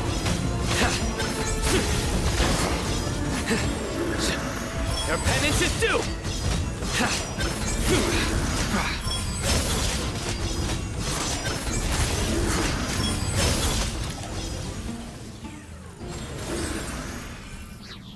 How many do we need again? Enough to make an Akasha terminal for everyone who doesn't own one. I remember you telling me how revolutionary these Akasha terminals were. You've used one before, right? The Academia declared the Akasha to be the most powerful and comprehensive wisdom dissemination system in history.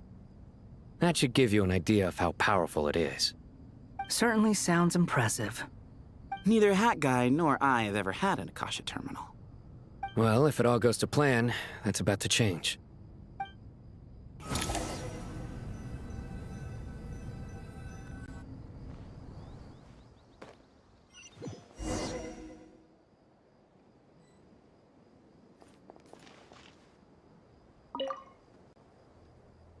Oh, goody! Thank you so much for handling the delivery. What a long way it was. You've really outdone yourselves. I'm well aware what a bumpy, dangerous journey it must have been. Now, I would have loved to oversee the process myself, but of course, those of us who know the plan can't leave the mausoleum. Oh, trust me, I'm patting myself on the back for my assembly work here. Simply flawless work. But will you really be needing all of this? According to our plan, yes, this is the quantity required. I have no complaints about the quality either. Only the price. So expensive. I heard you covered a lot of the funding out of your own pocket. Oh, that's an exaggeration. The academia provided most of the funds. I just offered a small token of my goodwill. Of course, the real tragedy is how little profit I'm making on this. You know, it's a serious crisis when you can't even make money out of it. It's really quite a beautiful design. And I'm intrigued by how such a diminutive device is able to output the power of the Light Realm. Did you attend the lecture on Light Realm energy, Madame Farzan? I don't believe I saw you there. Of course I attended.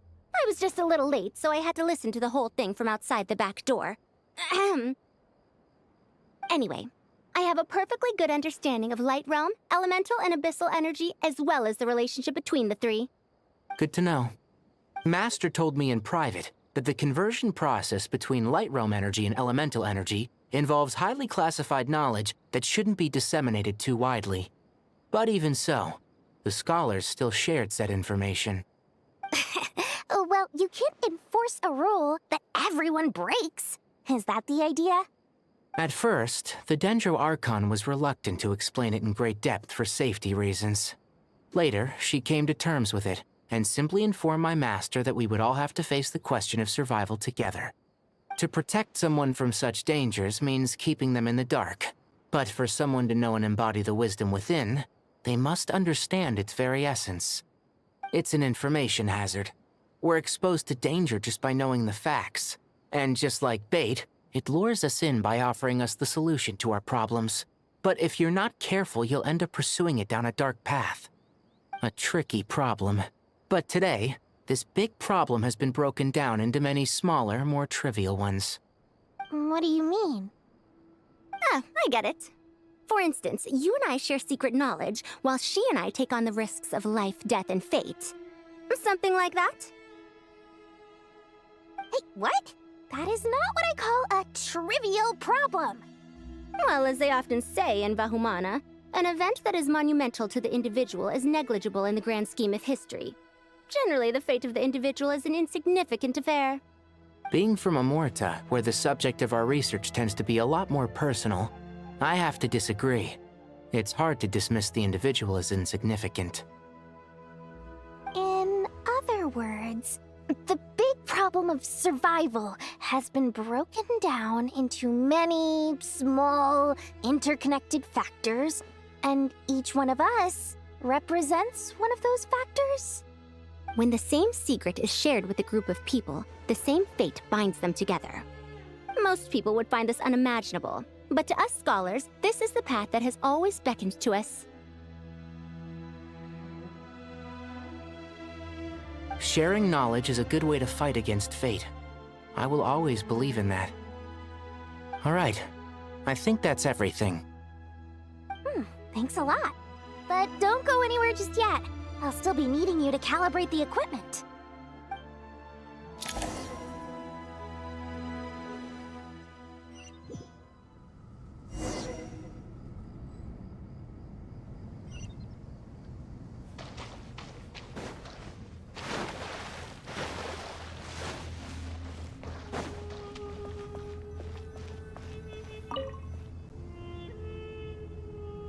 Okay, the materials are ready. We can proceed with the next phase. Alhaitham, how are you getting along? Most of the information in Aru is written in ancient desert scripts. Some of this is written in a tribal language, while other parts seem to be a variant of an Oasis script, based on the glyph forms. Oh. Not lost to history, I hope. Some are. All we can do is infer the meaning based on the rules of related languages. Although, this section actually fills in some of the missing historical record. I'm transcribing it so we can bring it back to the Academia. After Aru started up, 2 more lines of text appeared here. Can you read them? Humans may not read what is written by the gods, except by not reading. Victory should not be easy to attain, for it symbolizes divine wisdom. Knowledge must not waver, for it has external borders. Is this a clue to solving a puzzle? Or is it being symbolic? You can't read it unless you don't read it. Victory is wisdom. Knowledge is confined by borders. Wait, I think I've got it. It's a metaphor, isn't it? It's talking about... a chessboard.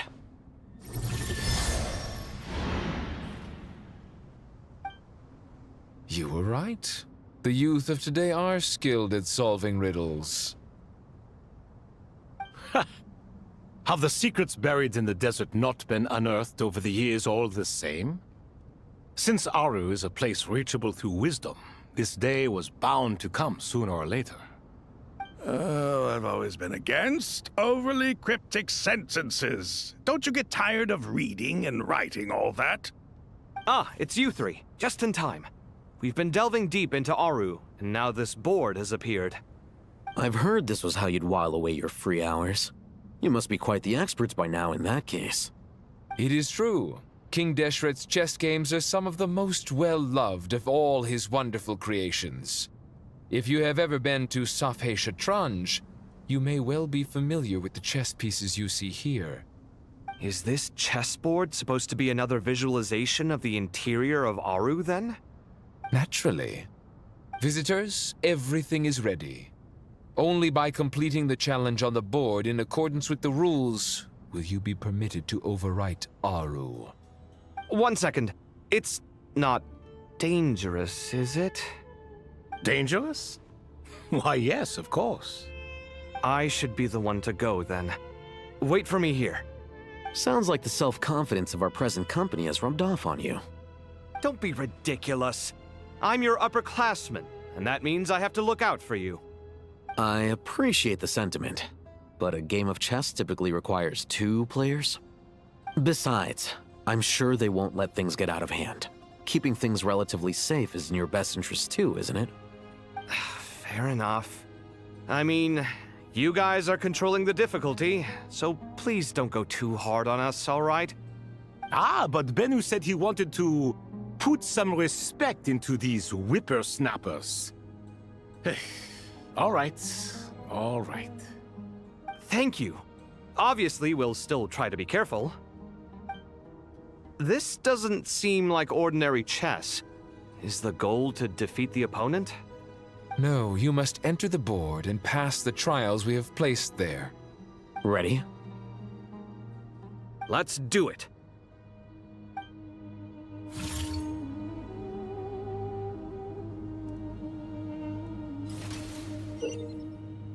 Ready.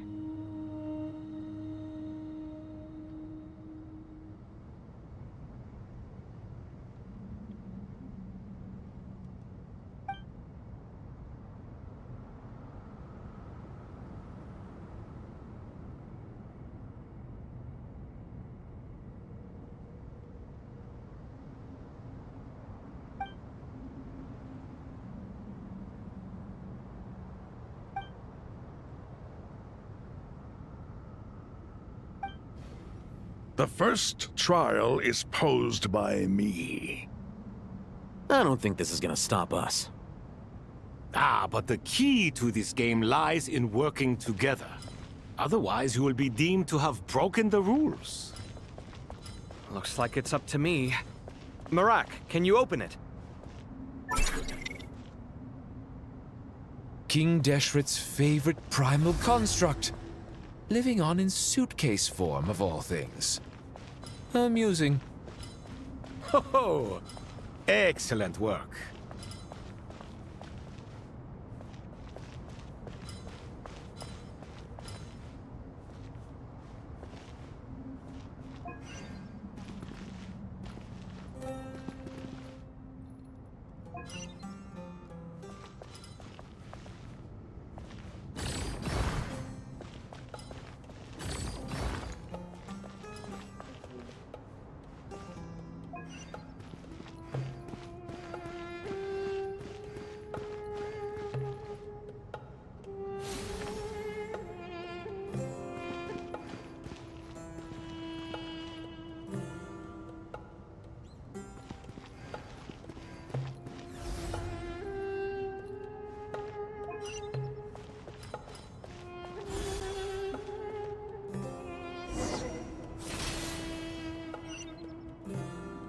Now is the time for my trial.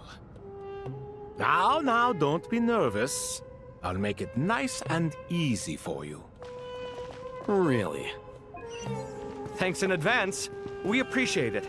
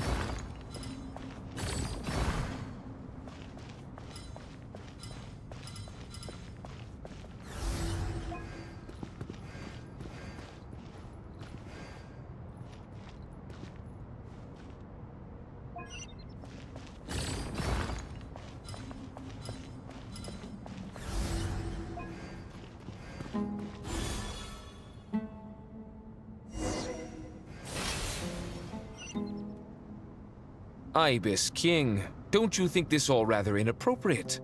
You may as well be handing them victory on a silver platter. Do not expect me to follow your lead. Ha!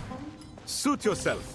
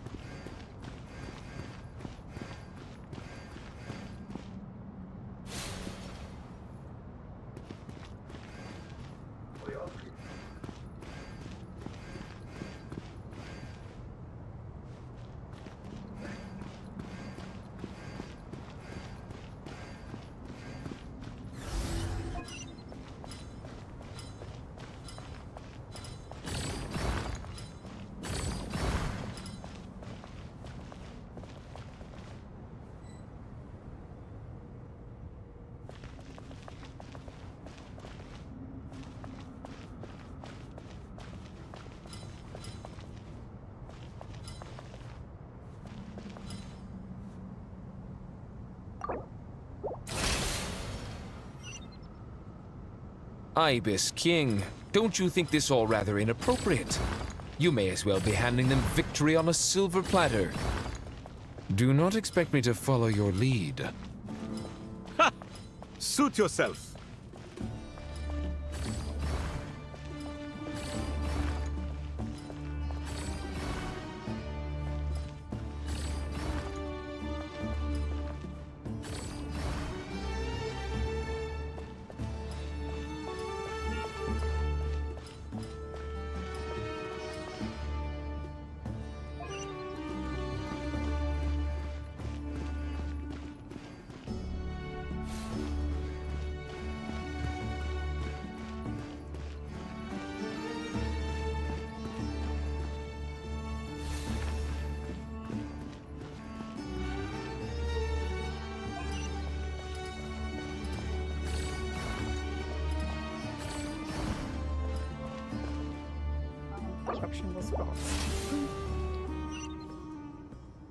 Ibis King, don't you think this all rather inappropriate? You may as well be handing them victory on a silver platter. Do not expect me to follow your lead. Ha! Suit yourself.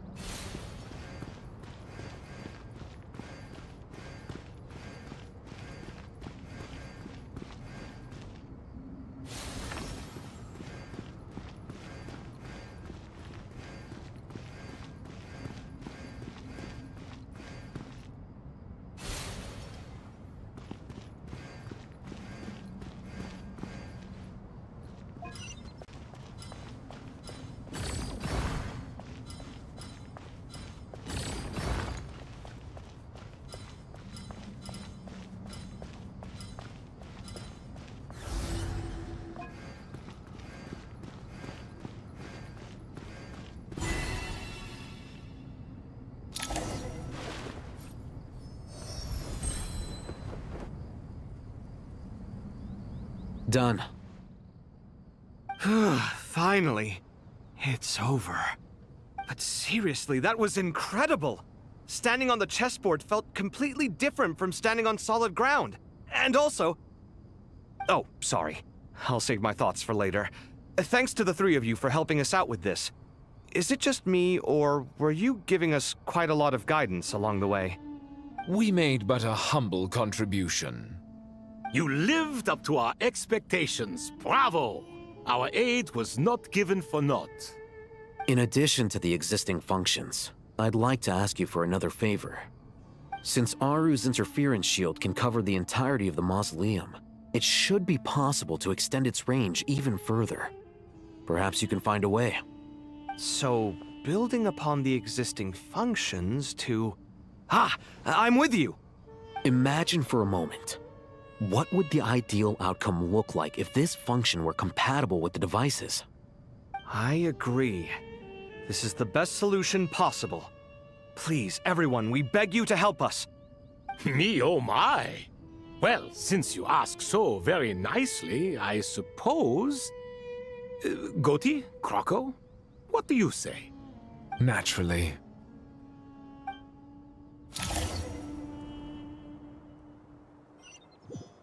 Time to go! Let's go find Nahida!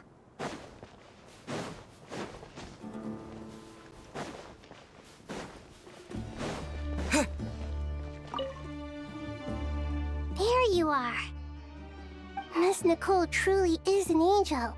She shows great wisdom in guiding others, and she has already sent word to Natlan on our behalf. She said that while the other members of the Hexen Circle are busy with important work, she is quite free, and she is more than willing to accompany the people of Sumeru for the entire journey. Oh, there's Nicole, all right. Always super patient and loves to help everyone out. She's the best. She is. So kind and enthusiastic. Well, time for us to get going. Let's head out.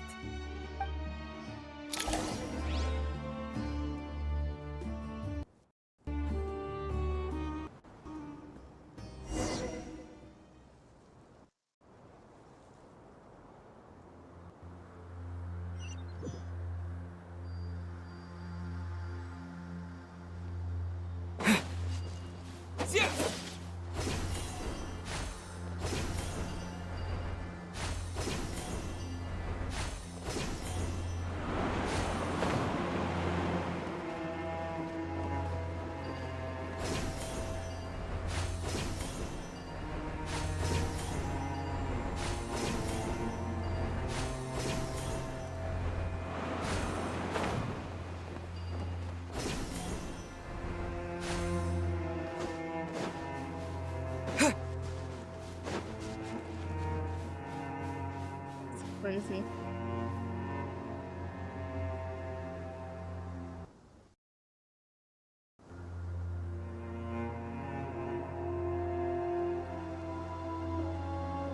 This should be one of the closest places to Natlan in all of Sumeru. There's the barrier Nicole and Nefer mentioned. It completely cuts this nation off from the others. But why? Why separate you from the rest of the world now, specifically? And if I'm not mistaken, Irminsul was polluted once before, wasn't it?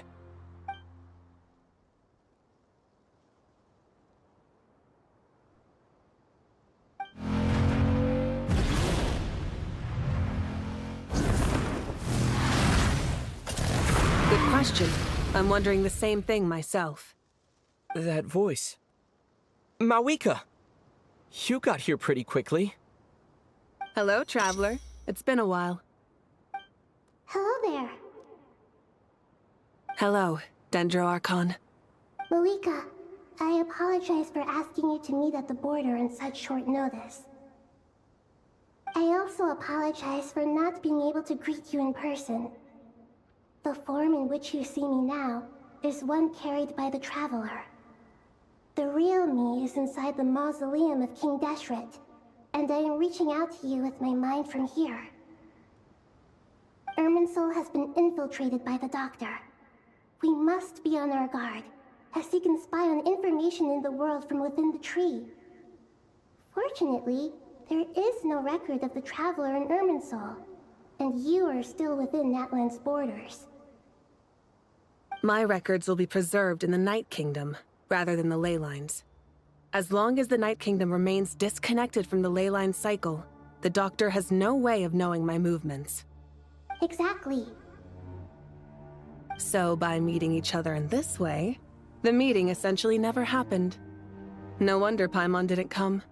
You were concerned that her activity would be recorded by Irminsul. The Natlanese have heard about the situation in Sumeru. With the borders sealed off, merchants have been forced to stop their shipments.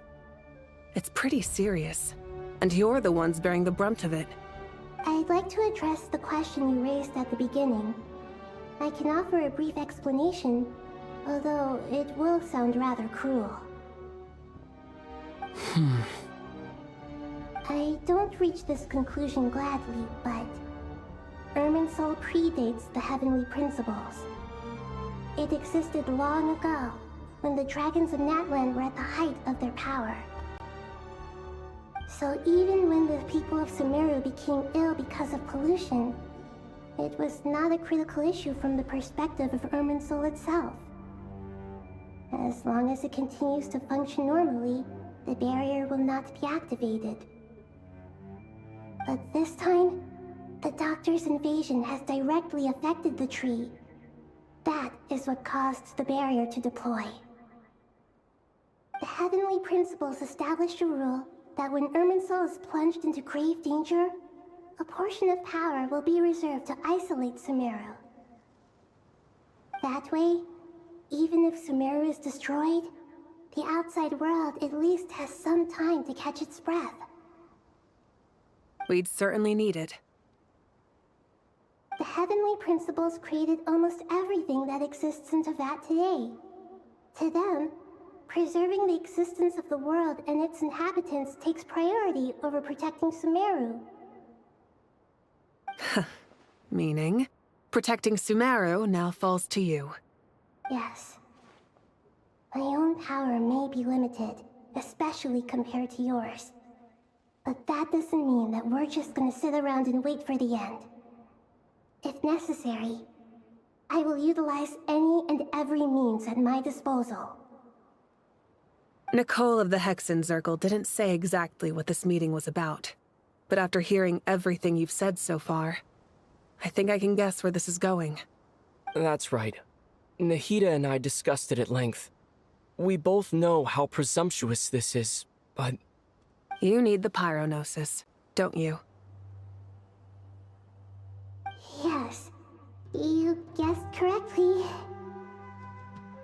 Originally, I only intended to borrow it, but the situation is far graver than I foresaw. So instead, what I ask of you is to please give the Pyronosis to Sumeru. Why do you sound so nervous? There's no need to be shy. Surely a gnosis is pretty important to a god. I guess, but it's not as if losing it would suddenly render us powerless. But I'm sure you don't need me to tell you that. With all the nations you've traveled to, and all the gods you've met, you must have realized that by now. As far as I'm concerned, a gnosis is basically an elemental energy enhancer. But I don't usually use it. You know me.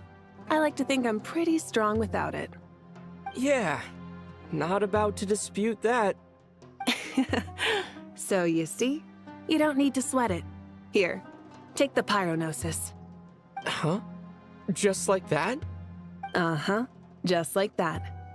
To tell the truth, I've always toyed with the idea of giving it to someone who needs it more than I do.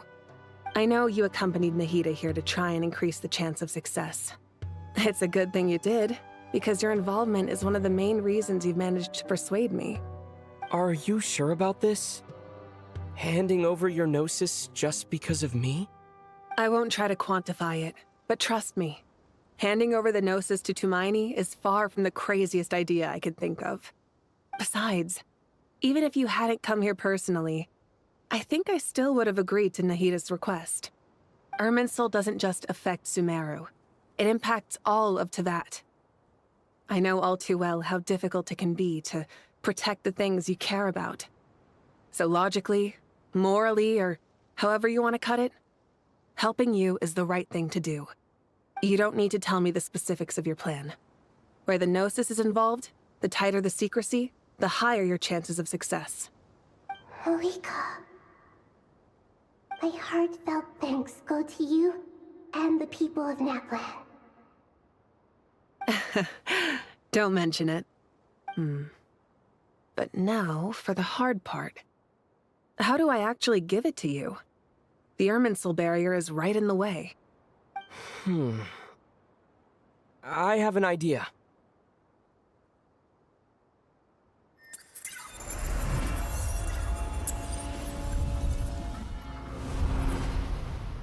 Just as I thought. Incredible. What did you do? Just made a lucky guess. This seems to happen quite a lot. Things that apply to everyone else don't seem to apply to me. I figured the same might be true here. Irminsul usually produces effects based on the records it holds. Since the Traveler is a Descender, Irminsul contains no records of him, and thus has no way to impede him. Is that right? You really are full of surprises. Catch. Whoa! Thank you, Mawika. Thank you for trusting us with something so important. All right. No need to get so formal. It's not like we're strangers.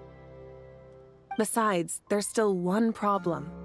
You might be able to pass through the barrier, but I don't know about the Gnosis. Any other surprises for us, Traveler? Let me try something. I have the pyronosis in my hand. It feels strangely ordinary, not particularly heavy, and yet this tiny thing symbolizes the mighty authority of a god. I need to think hard about my memories of Pyro. My memories of journeying through Natlan. All those important experiences I've had. The gnosis disappeared. Traveler, are you alright? I'm fine. The pyronosis disappeared into my body. Just like phlogiston. Maybe it resonates with you because you've mastered the power of phlogiston. You might not be recorded in the ley lines, but you're still Artumini. Whew.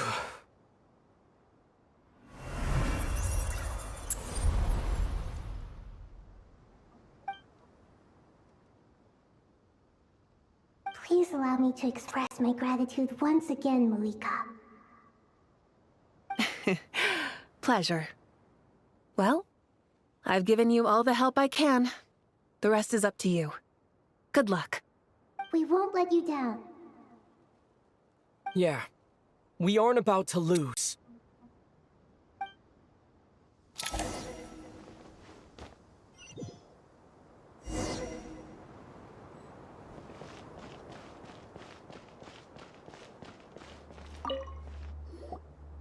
Traveler, Paimon, how are you feeling?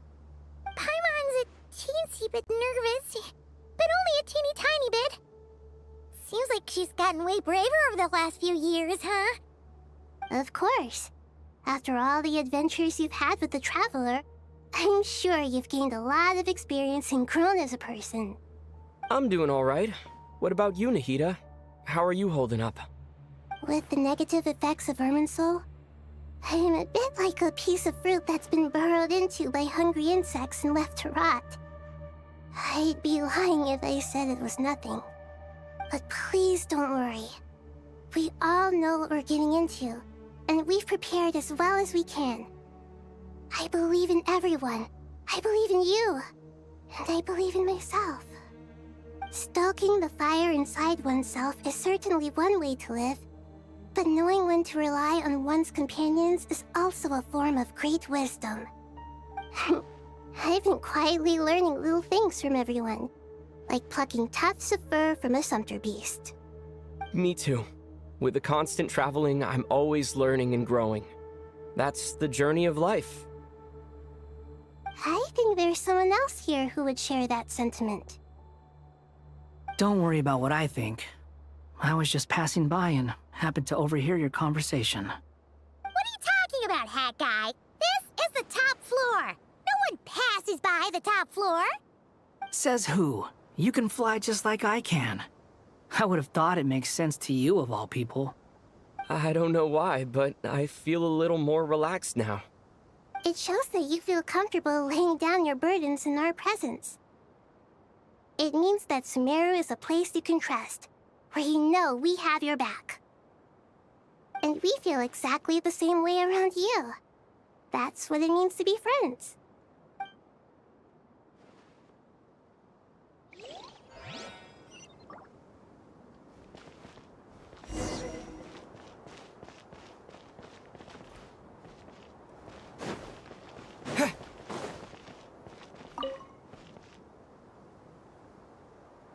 Ah, it's finally done.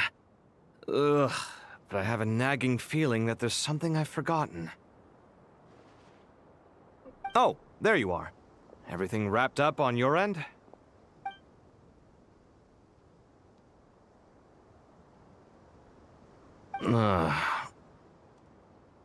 Okay, fair enough. That was a pointless question.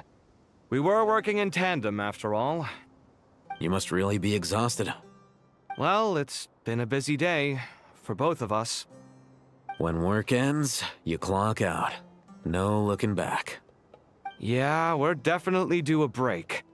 Probably a little late to start drinking now, though. I'll stick with water. Here, this one's for you.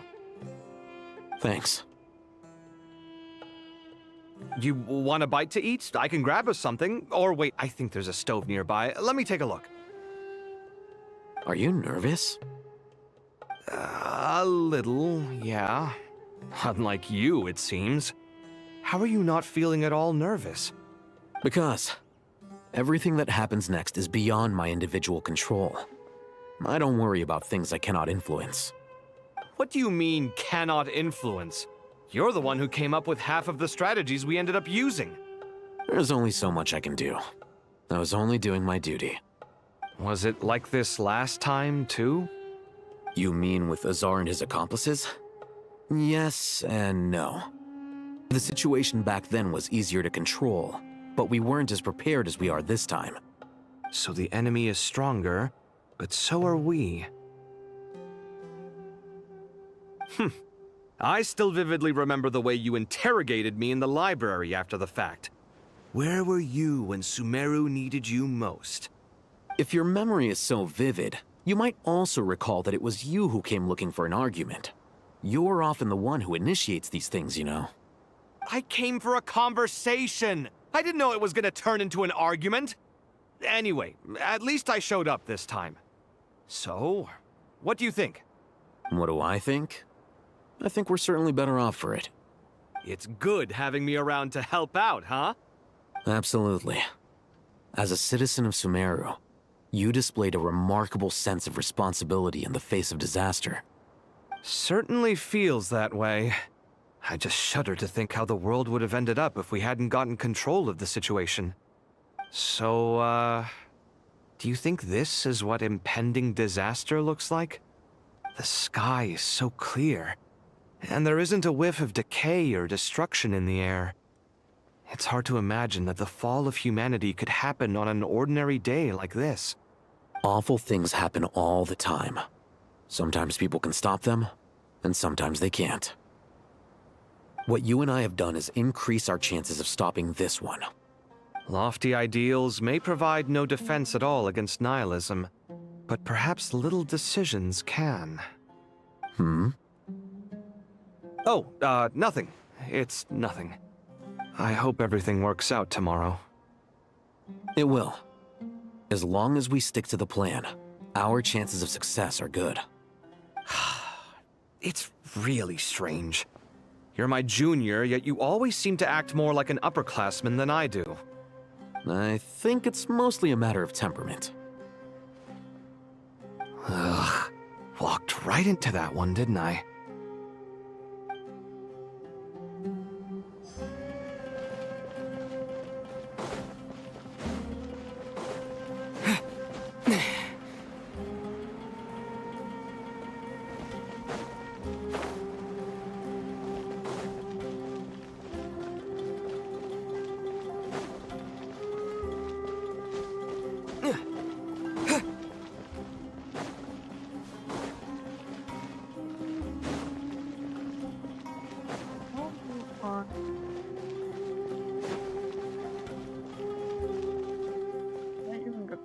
Here's the question.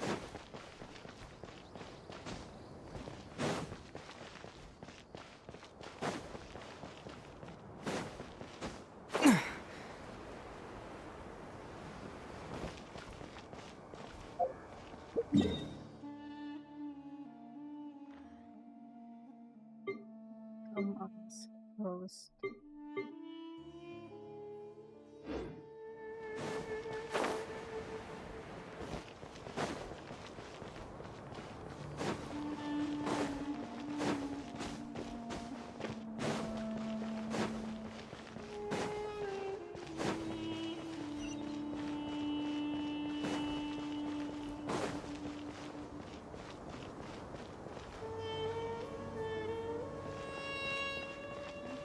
Let's go going down.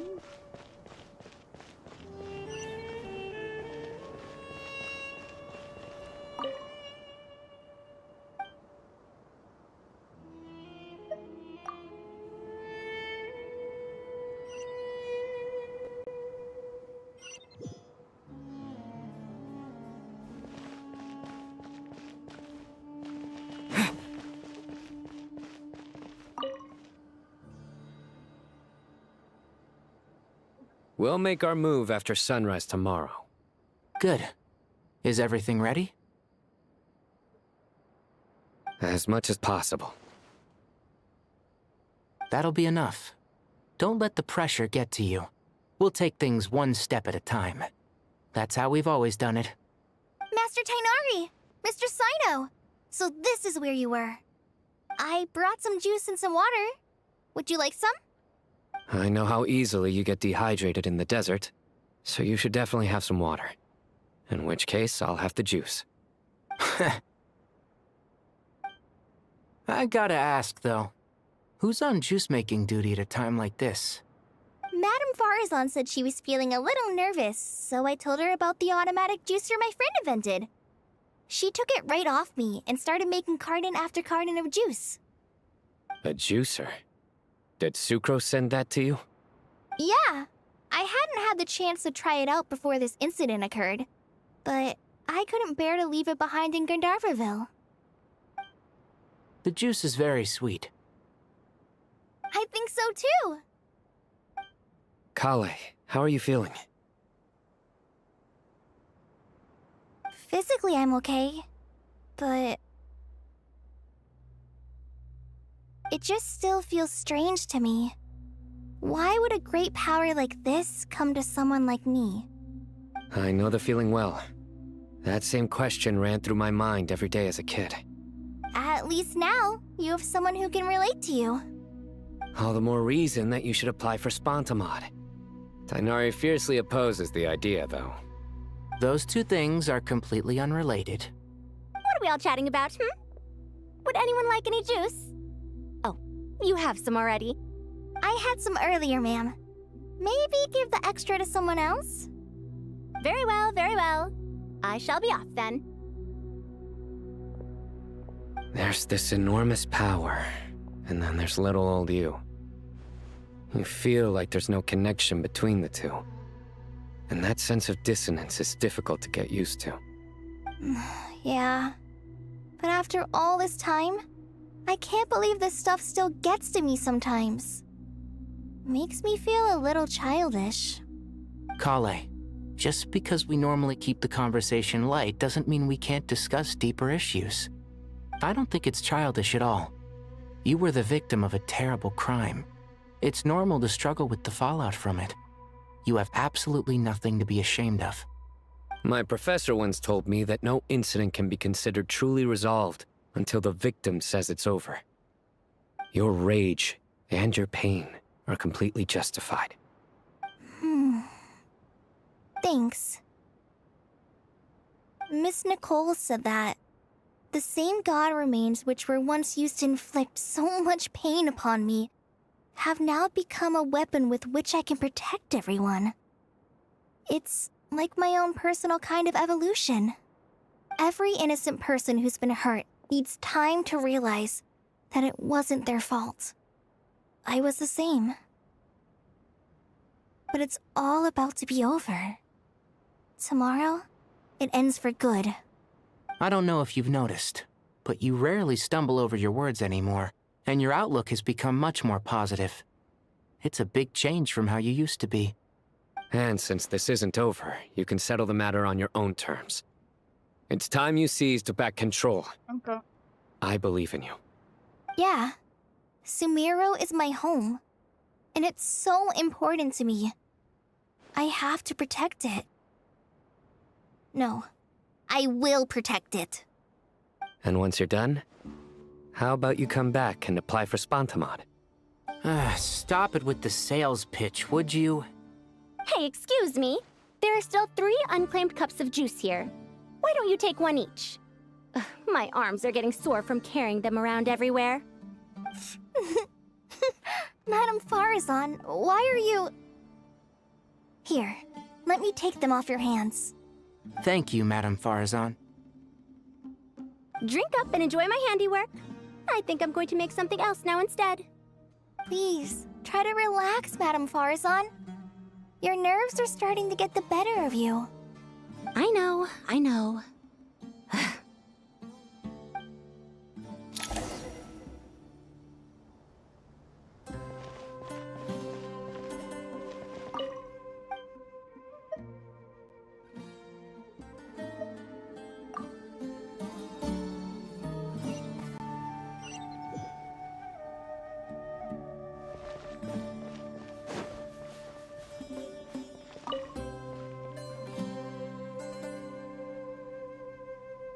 Something on your mind, Miss Nefer?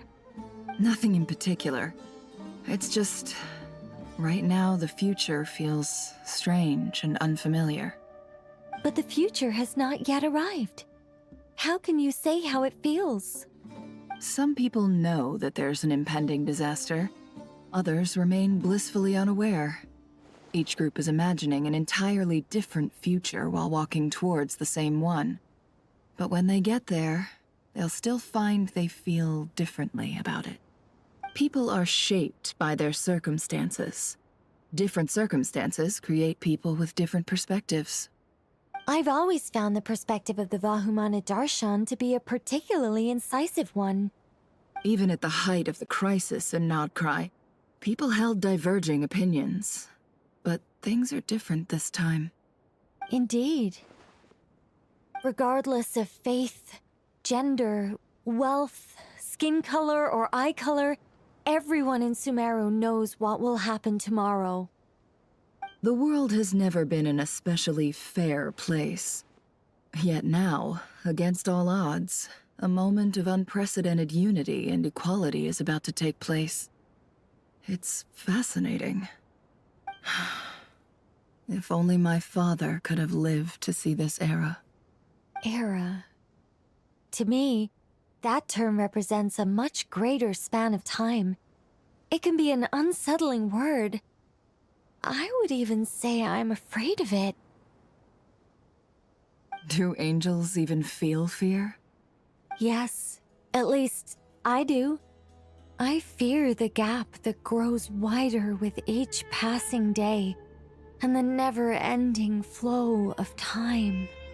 Time renders all memories insignificant, and reduces all splendor to nothing.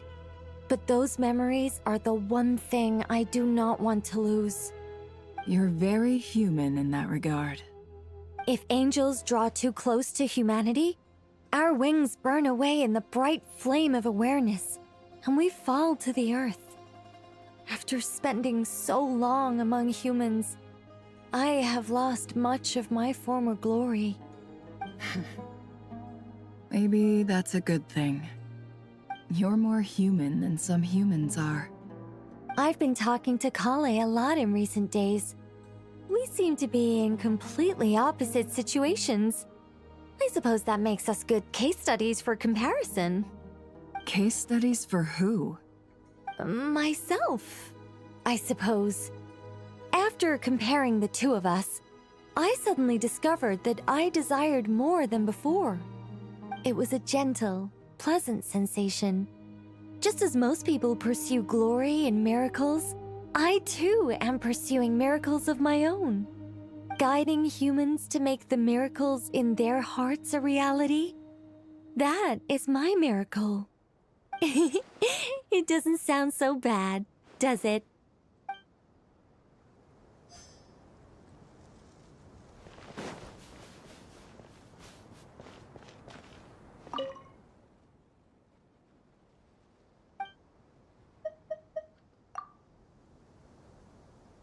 And then we continue onward.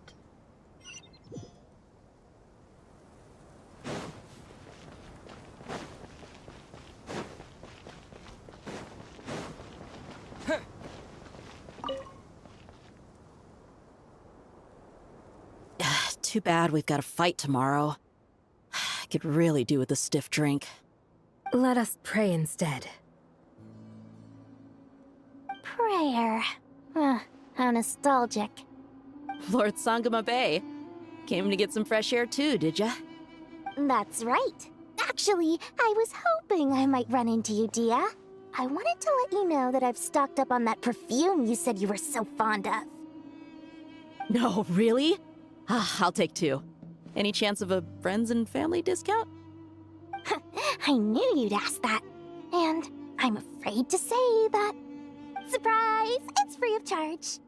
That's very generous of you, Lord Sangama Bay. Does this mean you've made a fortune in Nodcry? Nope. Turns out, it's not that easy to turn a profit there. I even ran some assorted losses. But anyway, that has nothing to do with why I wanted to give you and Dia a small gift. Remember that merchant caravan you two rescued in the desert last month? That was transporting my goods!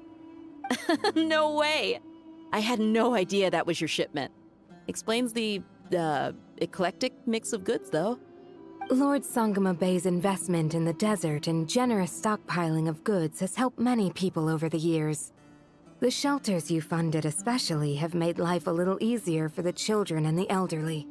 Wait, how did you know about that? Oh, I see.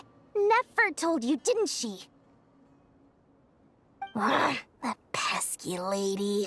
Aren't intel brokers at least supposed to charge for divulging people's secrets? She and Candace go way back.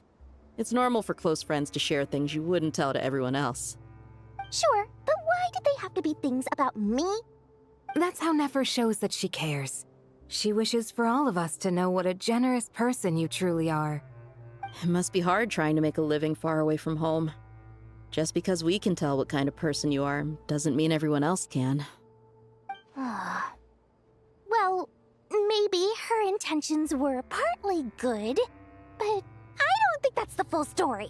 I'm sure she enjoyed knowing how much it would annoy me. I'm telling you, Nefer's got a mean streak. Definitely with you on that. Does praying help you stay calm? Defending one's home is a just cause. My heart is filled with a mix of anger and hope. Anger. You know, being able to get angry is a good thing. It shows that you're in touch with the real world, and that you have the passion to pursue something you believe in. Oh, my lady? What are you doing out here? Just taking a walk to clear my head. And look where I ended up. Were you praying just now? Yes, Miss Dunyarzad. Would you like to join us?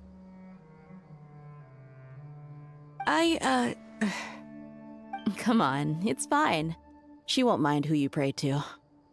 Oh, then sure. I remember you, Miss Dunyarzad. You visited my shop before. If I recall correctly, the god you worship is the Dendro Archon, correct? That's right. She is such a gentle and kind god. But to me, she's more than just a god I worship. I see her more as a friend. And so do many others. She's not some almighty god who reigns on high, but a genuine friend. Agreed. She's a wise teacher and a good friend. I spoke with several people during the evacuation. Everyone's aware that tomorrow's battle is one that ordinary people can join too. A battle to fight for our friends and our homeland. Oh, it makes me glad. I can finally do something for those who protected me. You've grown so much since we first met. Oh, a compliment? Ooh, more please. Thank you. My lady, you've always been a remarkably strong and ambitious person. It's indisputable. And that's not just a compliment. It's a statement of fact. What are you praying for? Our beliefs may not be entirely the same, but we both wish for the same thing. I pray that everyone will rise to the challenges ahead and return safe and sound. I pray for the safe return of all my companions.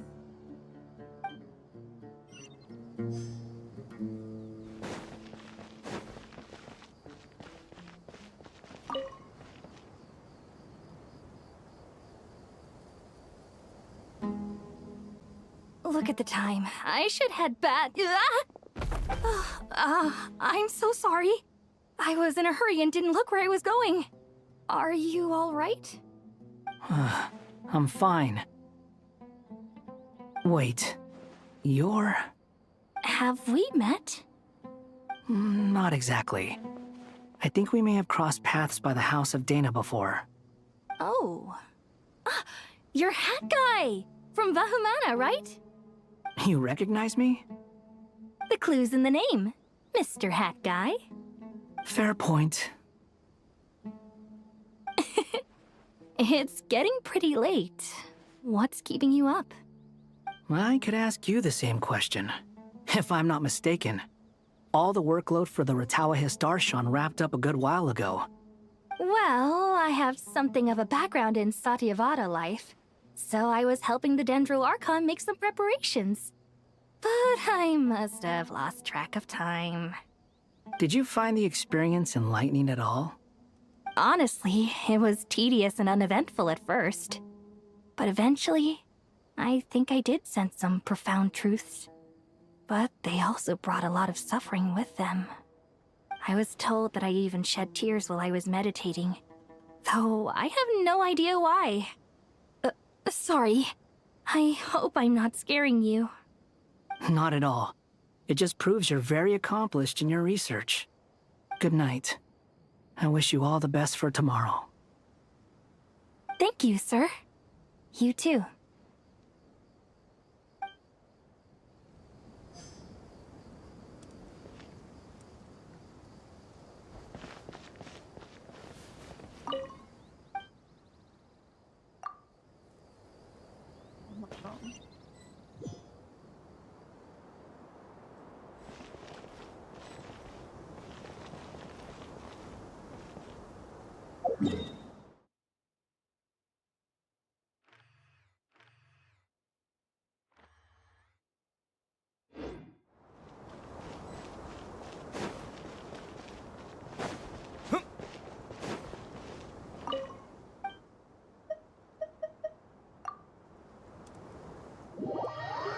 I think I shouldn't have missed anything.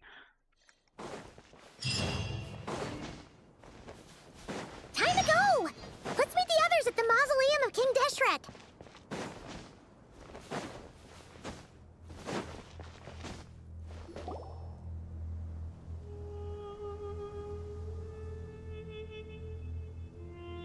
I have not felt this way in a long time.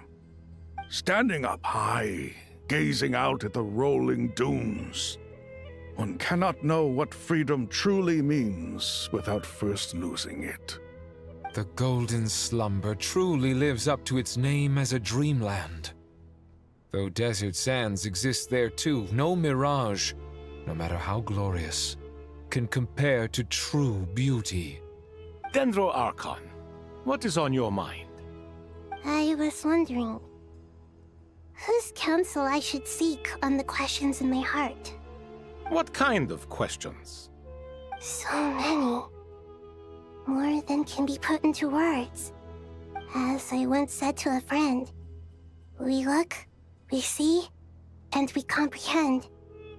But the question still troubles us. What are the many disasters that this world faces but the sum of all irresolvable questions? The biggest question you should be asking is how to seize victory. Yes. Although, I would express it differently. I must not fail. And so the question I am most curious about now is whether the path to victory will be an arduous one.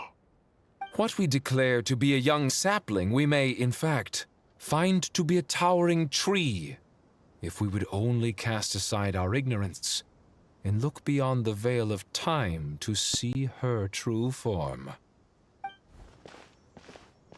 Nahida! We're here! Just in time. The preparations are almost complete. Ready when you are. We're here too. Miss Nicole! Miss Nicole! You run so fast! I thought I'd get a lot of exercise as a forest ranger, but I can barely keep up with you. Sorry, I got a little carried away. Lesser Lord Kusanali, the equipment is ready, and the modifications to Aru are all complete. As discussed during our meeting, Accessing Irminsul via the Akasha is no longer feasible at this stage. There are other options, it's just... they're a little more extreme, and more technologically demanding to implement. Maybe you should take it from here. The architecture and functionality of the Akasha terminals overlap considerably with Aru. There is reasonable evidence to suggest that one was developed based on the other, or that they both utilize technology of the same origin. As long as the transplant and merge operation succeeds, Aru should theoretically work on a scale greater than the Akasha and approximately equal to Irminsul. It will become the largest active computing device in all of Teyvat. A system this powerful is capable of a lot of different things. In the past, the Akasha was primarily used for one-way information transmission, but I suspect it could also serve as a central bridging hub. In the pursuit of greater knowledge, some scholars have attempted to connect their consciousness to Irminsul through the use of terminals, incense, and meditation. Correct. In academic language, scholars who reach that stage are said to have entered Satyavata life. Hypatia has performed this practice many times in the past, and she was once under my care for a period of time. Right. And this at least proves that there is a zone within Irminsul that can be connected to. That's right. Providing wisdom to the people is one of the very reasons for Irminsul's existence. I think I understand where you're going. Please, continue. In that case, I'll skip to the conclusion then. We need to further modify Aru, merge it with the Akasha, manufacture terminals, and distribute them to every single person we can reach. Every person? Even the desert folk? Yes, everyone. I've already calculated the amount of raw materials we need. So you mean we're going to get new Akasha terminals? Yes, but this time the people of Sumeru won't be using them to acquire knowledge, just to connect to Irminsul. That's the key. When we evacuated the city, we brought all the important assets from the House of Dana, in case we ended up needing them. Fortunately, this included the Akasha system's main terminal. We've checked all the relevant records, and one thing is certain. Nothing like this has ever been done on this scale before, so... Everyone in Sumeru is part of the plan. Whoever controls the people controls the situation. Since this function of Irminsul was introduced, it has only ever been made available to scholars, who don't constitute a particularly large group of people. But by expanding the scale to include all the people of Sumeru, all the individual connections will stack up to create a significant load on the system. Under normal circumstances, Irminsul would be able to cope with the additional load. But with it already being under strain from other activities, its remaining capacity is limited. Thus, it might be possible to shut it down completely by overloading it.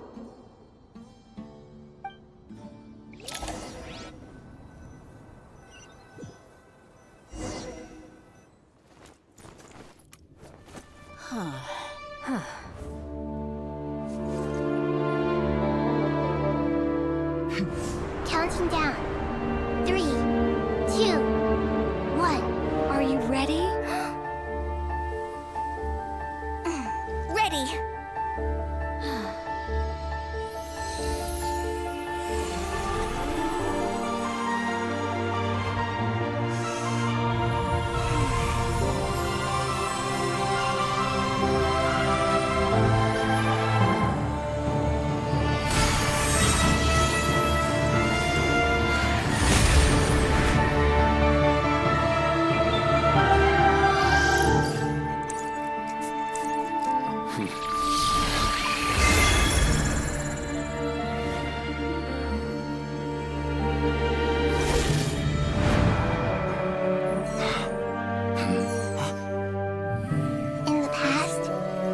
People sought knowledge, they turned to the Tree of Wisdom.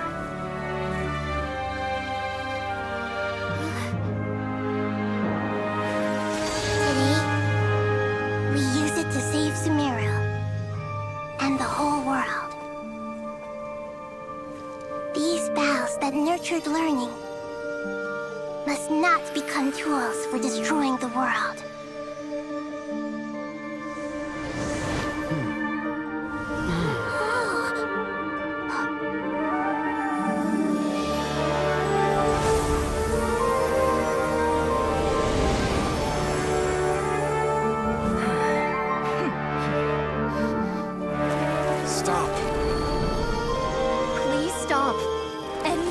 information.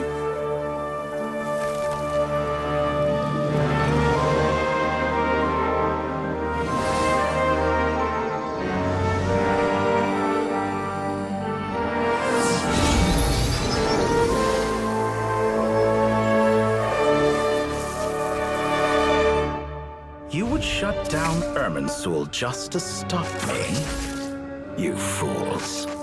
I have all the time in the world.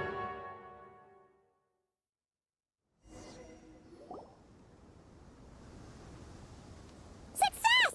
The evil Irminsul tree has stopped growing! Great!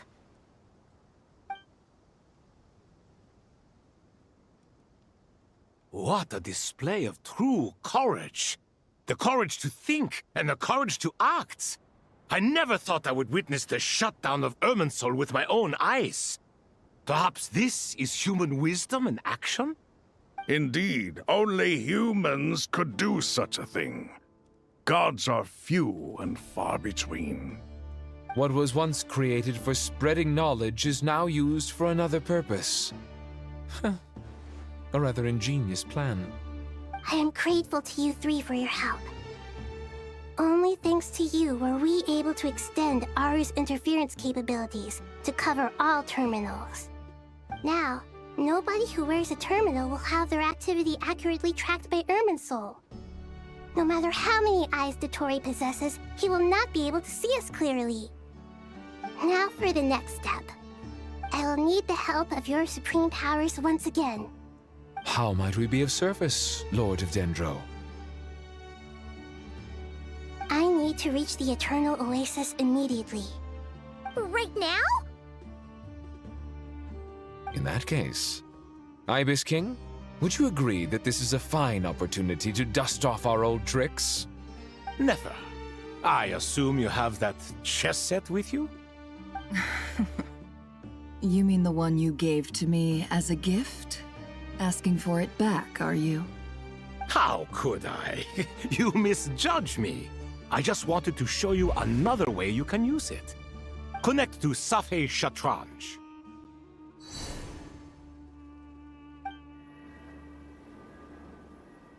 Safei Shatranj? You mean that place in the desert? Thoth's chess set gains its power from the chessboard laid out in the desert by King Deshret and ourselves. All ceremonies conducted using the chess set must be activated via Safei Shatranj. In other words, the chess set is an extension of the chessboard. In the past, moving a chess piece was a sacred and momentous act. Transfer initiated. Entering live combat mode.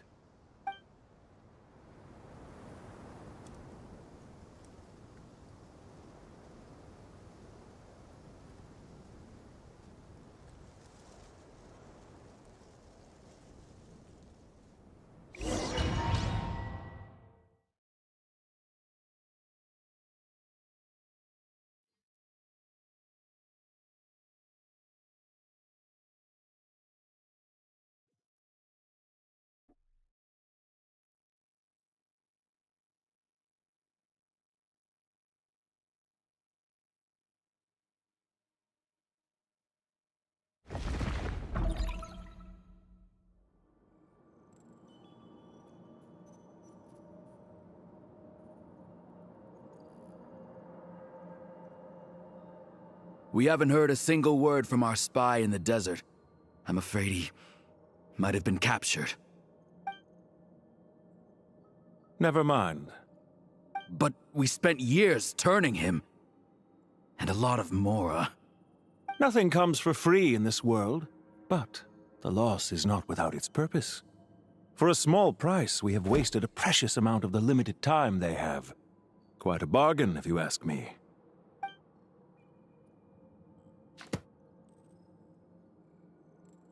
Understood. Weighing profit against loss is a necessary part of life. But to tell the truth, I have been operating at a loss since this all began. Since many centuries ago, in fact. For instance, why would a banker act as the executor of a will? If you hadn't deposited your personal belongings at Northland Bank, I would have no reason to be here right now.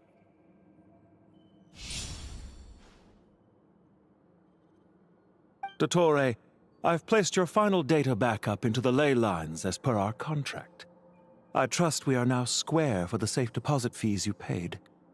Is it not a little petty to split hairs like this, given our amicable relationship? I consider sound bookkeeping a matter of principle. Do not forget that you only live to see this day thanks to me. In fact, every day of your life since you met me, you've been living on borrowed time. Why, that's hardly a fair assessment. I will concede that my survival was perhaps at your whim, but I became a harbinger on my own merits. Managing money is not like other professions. Mine is not a role I could have acquired based on your recommendation alone, and certainly not one I could have lasted so long in without genuine ability. The information stored in the ley lines is quite comprehensive. Rest assured, I have not forgotten how strong your pride is. Well, I presume you have no sense of fragmentation while talking with me. How could anything possibly go wrong with such strict measures in place? The remainder of your soul was split in two, with one half sent to Nodcry and the other stored in the most secure vault of the Northland Bank. Though I must say, your disdain for the other segments is quite amusing. Zandik is you, and you are Zandik. Zandik created the segments, yet you, a segment yourself, reject him. That is, Zandik, created segments of various ages in his later years. To achieve this, he had to freeze time and part with a portion of his soul. But as constructive as it sounds, it erases my uniqueness. If each segment is equally me, then by the same token, none of them are truly me. A soul living forever in the past inevitably holds different views than he did in his later years. The same thing that completes me also restricts me. You too might ask yourself which stage of your life you want to be preserved at. The day your business failed? Or the day you were framed by a gang and sold off to a medical lab as a test subject? We needn't dredge up the past. This undesirable plan was eventually scrapped. Lesser Lord Kusanali was quite right. I needed an opportunity to eliminate myself. And after that, I concluded that there was no more effective plan than directly splitting the soul. Once the soul is transferred out, you will find that creating a physical body is far simpler than creating a puppet. The other half of your soul suffered a crushing defeat in Nodcry, you know. And yet in the process, I obtained the information I always wanted, did I not? Because now we finally know where the best testing ground truly lies. I once thought your ultimate goal was to ascend to godhood. But as it turns out, that was merely one of your experiments. Experiments take many forms. Most people are too eager for success, too fixated on the end goal. They forget that the experimental process itself is just as important. A suspiciously vacant seat, a new face. I trust you can put two and two together. The reason it doesn't exist is because someone tampered with the record. What can I say? After all your efforts, you really did uncover the world's secrets. So, is the new world you promised a lie? No, it never was. I am glad to be able to control Irmin's soul from within.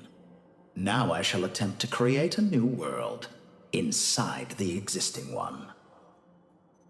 Almost everyone faces the prospect of death, but not a single person has ever been able to experiment unrestrained in the afterlife through sheer force of will. I am the only one to have overcome this enormous challenge. Would I not be letting the world down if I didn't make the most of the opportunity to experiment? Clearly, the dividing of your soul did not affect the magnitude of your ego. Out of all the versions of you that have ever existed, this you is the most insane and the most radical. Is that why you chose to work with me? Which was it then? My insanity? Or my radicalism? Could I call myself a venture capitalist without a suitably ambitious plan to invest in? Yours happened to fit the bill quite perfectly. Well then, I must say, while I am surprised enough that you showed up at all, what surprises me more is that you chose to present yourself as my former subordinate, and not as the banker Pantalone. Why make things harder than they need to be? Exposing my true identity in a situation like this would only serve to destroy diplomatic relations between Snezhnaya and Sumeru. I daren't imagine the consequences. Showing up in the name of the original antagonist gives you the recognition you rightly deserve, while also being sensitive to Snezhnaya's predicament. It was an easy win. As for why I'm here, if you're suggesting that your credit is in the negative, I won't argue with that. Many people say that about you. I'd argue that a significant factor in your willingness to cooperate is the fact that you have but a few years of life left after my death. Living and dying together has a way of binding two parties together rather closely.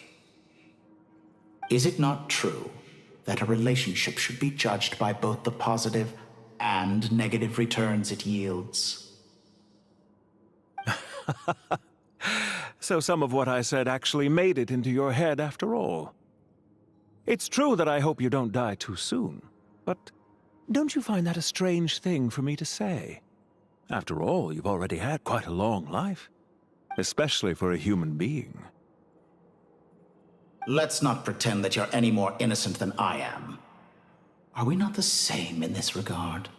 We both despise the existing laws of this world, and neither of us enjoy being under anyone else's control. Is it really so greedy to want the world to operate by a new set of rules? Of course not, my dear friend. And as I've said before, mutual interest is the foundation for the most reliable of relationships. You can attest to that. I just hope there never comes a day when I have to work too hard to prove that. Regreater, sir. People have been spotted approaching Sumeru City. How strange. Despite your access to Irminsol's data, it appears the soldiers noticed before you did. They must have found a workaround. Well, Dottore, I trust you know what this means. The fact is... They're coming. They'll breach the city gates any moment now. But even so, I would say Irminsol is a wonderfully convenient thing on the whole. If you do manage to create a new world, perhaps you could plant one outside my office, too. I'll consider it. What do you need me to do? Stall them? The experiment will take time. Stall them for as long as possible. Very well. But you're really asking for the moon here. Have you heard this story? There was once a guilty man, kneeling in the center of a church while an angry mob outside waited to bring him to justice. He pleaded with the gods, begging them to grant him one final request, the chance to finish confessing his sins before he was sentenced. Many suns and moons passed, seasons changed, and still his confession continued, as if he intended to speak until the end of time. Are you suggesting I worship you as a god? Or were you hoping that I might confess my sins to you? Certainly not the latter. That would make my life miserable indeed. For someone who despises them so, you never seem to have any objections to me creating or becoming one. At first, I thought you'd be furious. Concerned I would terminate our partnership, were you? Not at all. You had reasons why our partnership must continue. Don't you find people's attitudes toward gods amusing? A god descends from the heavens and people worship it unreservedly, blindly following whatever rules are given to them. And yet, when they see an ordinary person gain godlike levels of power by virtue of their own hard work, they treat him with nothing but suspicion, even if he is a compatriot.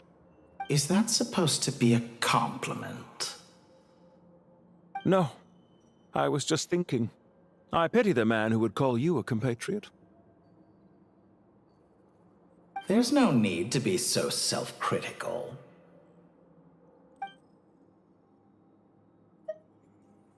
I know it's a little late in the day to be asking this, but how have you been keeping? I'm flattered that you would take the time out of your busy schedule to consider my well-being, Doctor. The part of your soul that went to Nodcry caused quite a stir, sending our organization back to the drawing board on numerous fronts. It was quite a headache for everyone involved. Dear me, I must have caused you no end of trouble. You certainly did. I had the rare honor of being summoned before the Tsaritsa with Pulcinella to answer for myself. A terrifying ordeal. Don't worry, I pulled through. At most, it's a public relations nightmare. I made sure of that. Now I'm curious. How did you explain yourself? Oh, it was quite simple. I just pinned the blame on someone who wasn't there to defend himself. I could hardly be expected to defy the demands of someone as insistent as the Second Harbinger, now could I? How you slander me.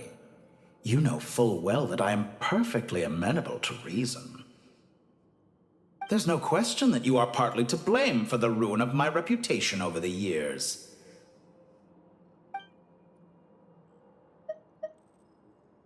Do you have anything lined up for when this is all over? Hard to say. Field work always takes quite a toll on me, as you know. Once I'm back at Snezhnaya, I'll start with a well-earned cigarette. Why are you so eager to ruin your lungs after I went to the trouble of replacing them for you? If you have an issue with it, feel free to try to stop me.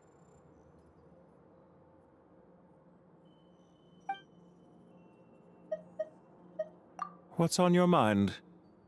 The limits of humanity. It's a pity.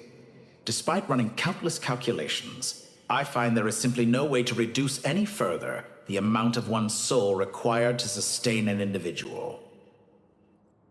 It's rare to hear you admit to being unable to achieve something. I beg to differ.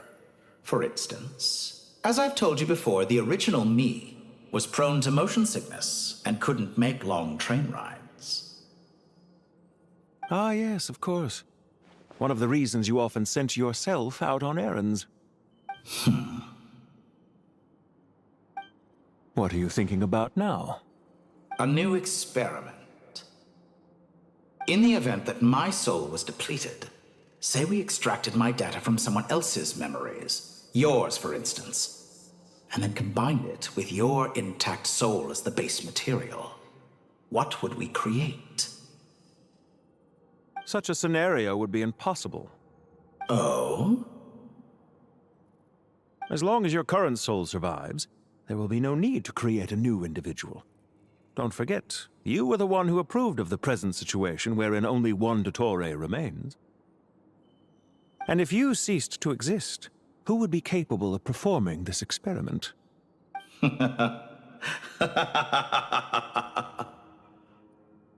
Since the day I met you, you've always excelled at talking your way out of a quandary.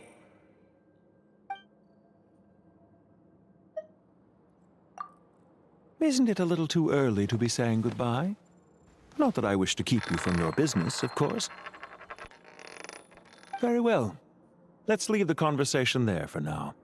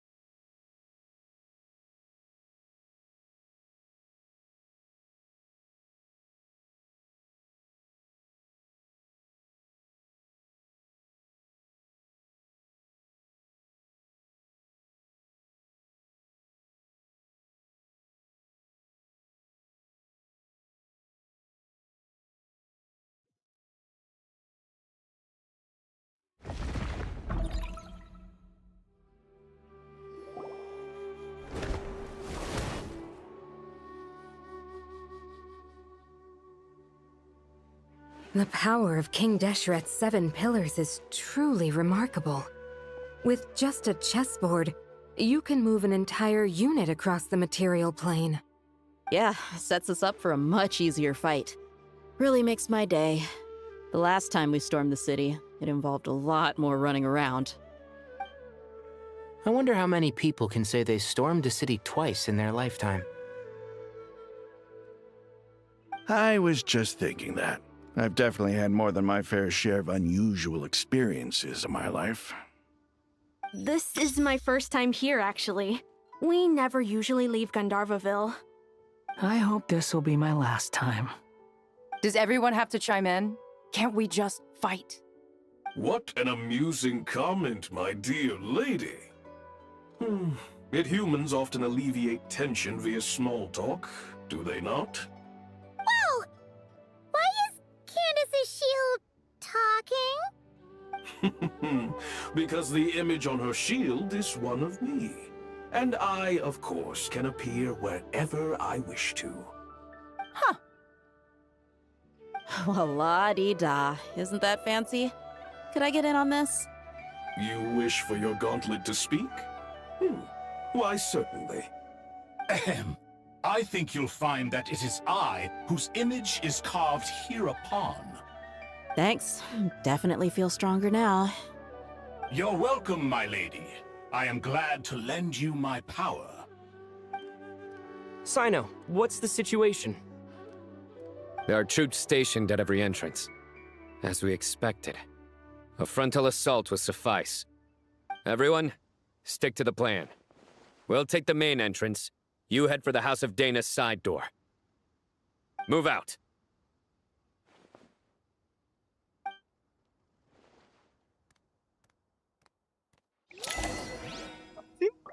Nope.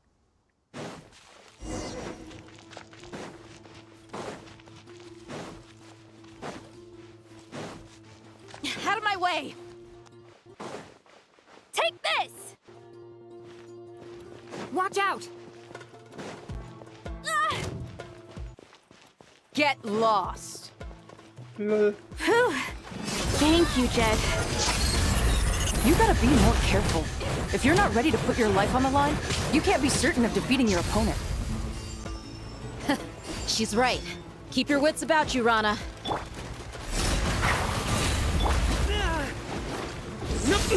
Your sins weigh upon your soul!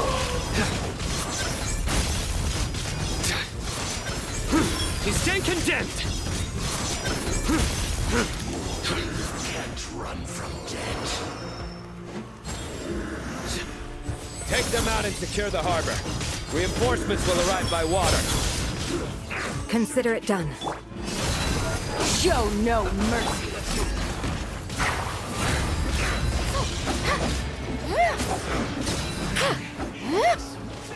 Well done.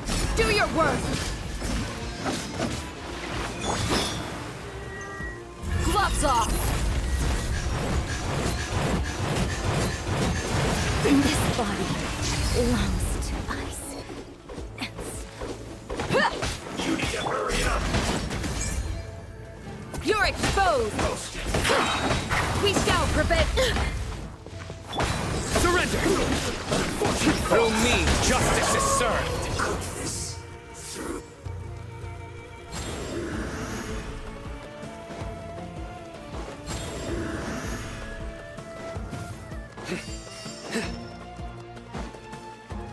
Oh my god. Whether fucking hell. Blind as an eagle.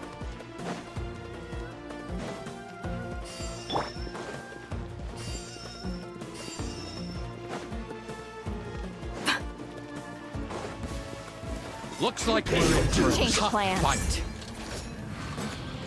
Pin them down. Let's get it on. Hi.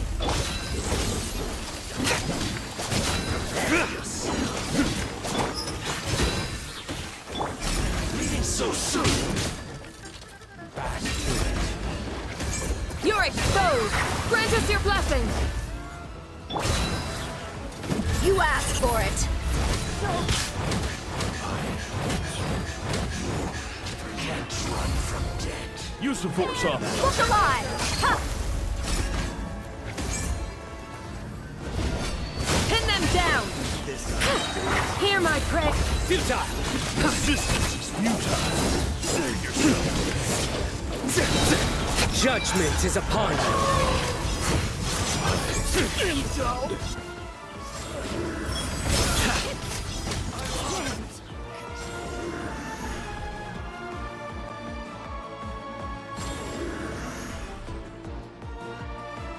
Waterway secured.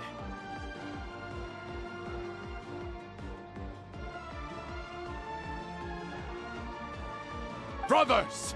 Sisters! Perfect. Just in time. Welcome. Once we've linked up, we'll continue the advance. The team has arrived at the north entrance, as planned. Good. Press on.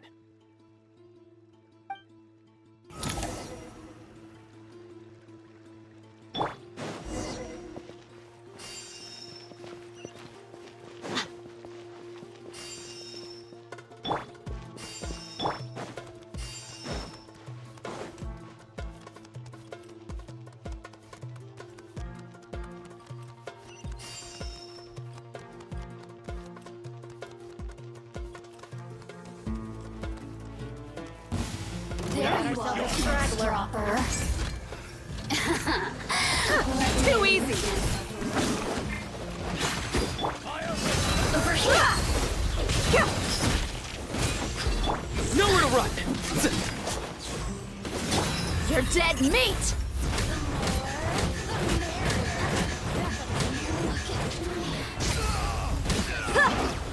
Please!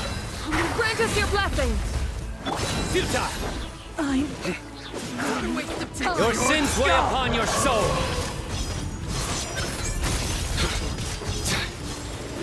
Guilty! You stand condemned! Guilty!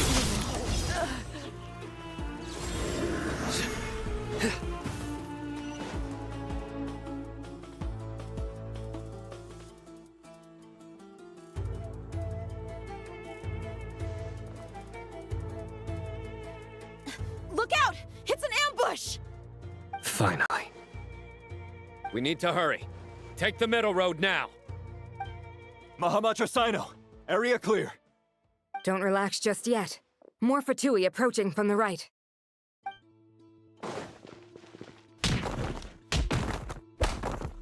Irminsul cannot track our movements. If necessary, we could split up. Don't worry. We'll wipe them all out. As you can see, our people came raring to go. Good, good.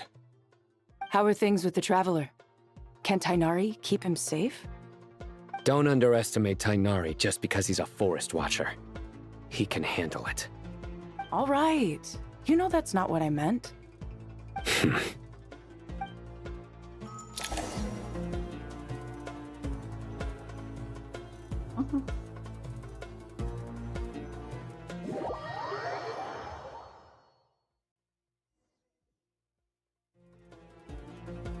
Sino and the reinforcements have drawn the Fatui's fire away.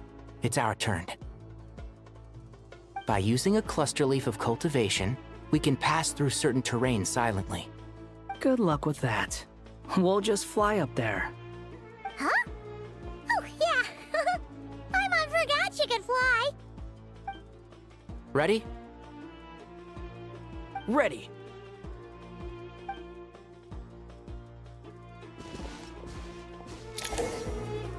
Yeah, I know that one. One with the force. Yeah.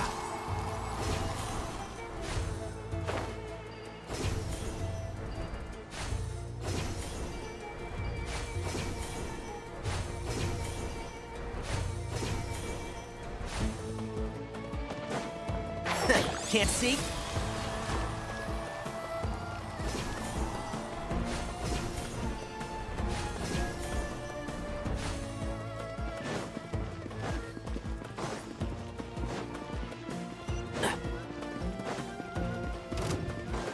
Keep up. Yeah! By everlasting flame! The wind rises. I'm gonna dig this out of One with the force. It's jammed. Scorch and burn! So quiet.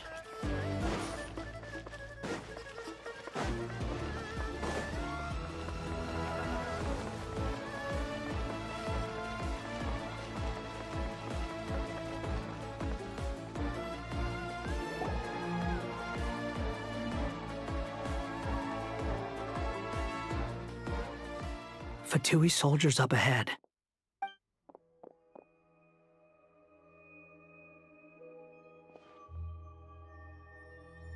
Careful. Prepare for battle. Hey! There's people over there. You have some nerve showing your faces here in the center of Sumeru City.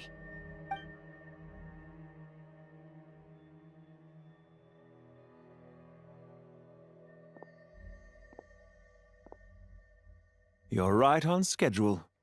Well, this guy sure as heck isn't your average Fatui sergeant. They've stationed quite a few people nearby. It definitely looks like they were waiting for us. But something feels off. Everything about this guy feels too deliberate. I highly doubt he's just a subordinate of Dottores. And he's no mere sergeant. Whatever his rank is, it's high. Much higher than we thought. So you've been waiting for us. But it looks like you're geared up for a conversation, rather than a battle. Very clever, General Mahamatra Sino. I know you're the one in charge of this siege, and I look forward to making a deal with you.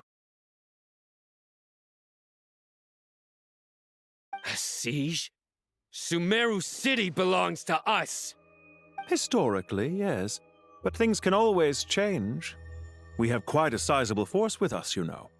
For instance... There's a Fatui ambush at the north gate. Can you handle him?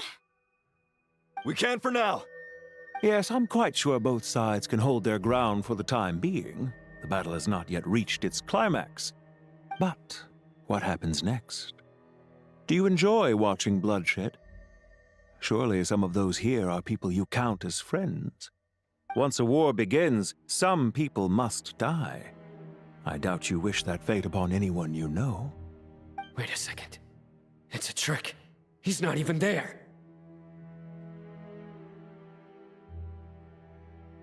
Silence!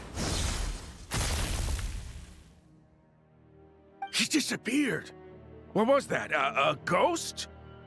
Curses. He was never there to begin with. That was just a shadow projected there to lure us in. Enough talk. Attack! I apologize for being unable to accompany you at this crucial moment, but I am compelled to leave for reasons beyond my control. Please excuse me. Sumeru's General Mahamatra is quite ruthless. It's a good thing I wasn't there in person. Your illusion held them up for a time just fine. But now that they have seen through it, they will realize you were just a decoy. Decoy or not, what matters now is that they will be heading your way imminently.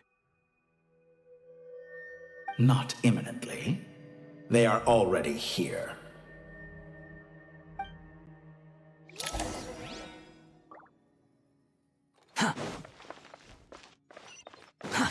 Too slow. Squall and fury.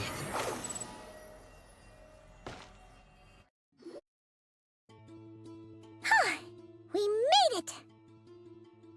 This is far enough. Tainari, you go help Sino. Don't worry about us. We'll manage from here. Are you sure you don't need me to stand guard? No need. Once the connection is established, we'll disappear from the sanctuary of Surasthana. Go help the others. All right. Goodbye for now, then. Please tread carefully.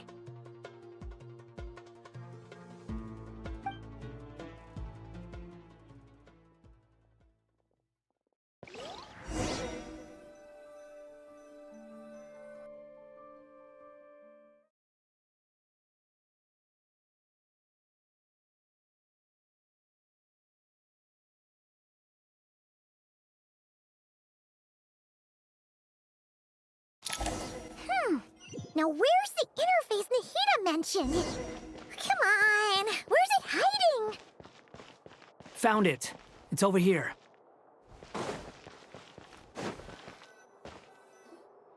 We can connect to the inside of Irminsul through the Sanctuary of Surasthana's built-in security system. You should be pretty familiar with the process. Is it the same route as last time? For the most part. We don't need to adjust any of the parameters. Then I should be fine. And Paimon? Once you're both ready, we'll set off. Wait! The stakes are way higher this time, right? Maybe Paimon should stay outside and help the others. Then, you can focus on the fight without having to worry about Paimon. Huh? Why are you staring at me like that? It's nothing. I just suddenly realized how much you've grown. Hey, you've grown quite a lot yourself. Don't you two start getting into it again. Well, anyway, Paimon thinks she's pretty knowledgeable. Who's the best guide in Tavatigan? And don't forget, Paimon's a college student now. If we say Alhatham's not a weirdo, it's hard to explain how he came up with the idea of you applying to the academia. But for all that he counts, you're doing surprisingly well in your studies. Just goes to show how important it is to have someone supporting you.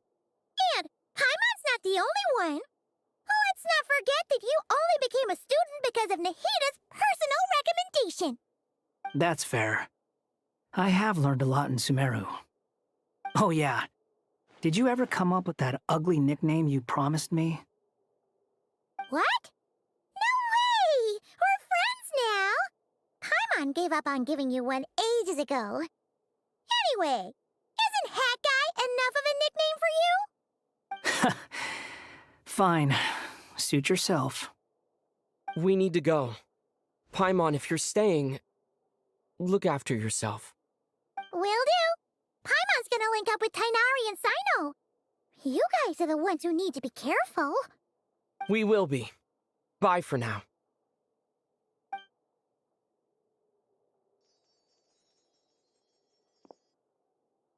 Initiating connection.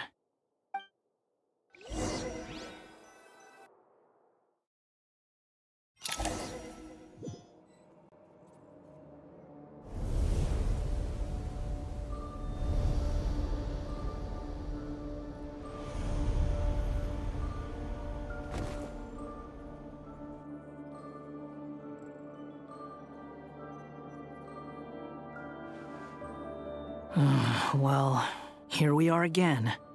Come to think of it, I still don't even know where we're going. Thanks to our terminals, it should be impossible for Irminsul to read. I can... Don't tell me. Only you need to know. That way, whatever happens to me next, it won't affect your progress. Listen to me. Your safety is just as important as mine. Don't even think about sacrificing yourself for the greater good. We came here together, and we're leaving together. All right, if you insist. I won't argue with you.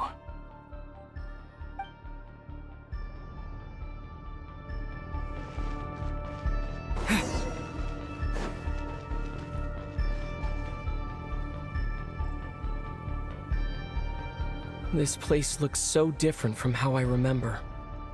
It's unrecognizable. It's a complete mess. Like someone's turned the place upside down. Must be Dottoro's doing. Either he's searching for some information he needs, or... It's still changing. He has to know we've entered Irminsul. But luckily for us, he can't pinpoint our location. Be on your guard. Don't let him find us.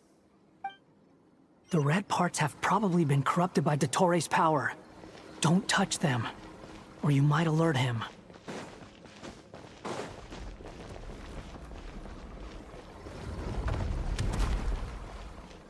He's looking for us. Tread carefully. That wall could be a problem. Fortunately, it looks breakable. Give it a shot.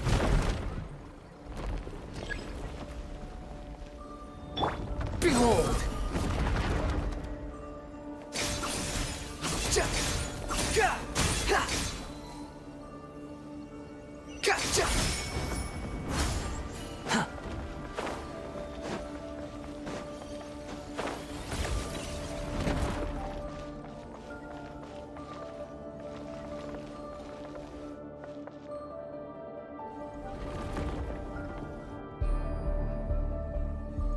Swan Fury.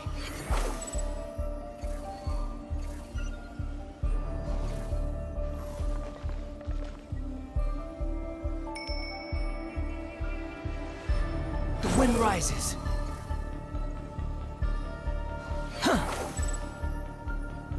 But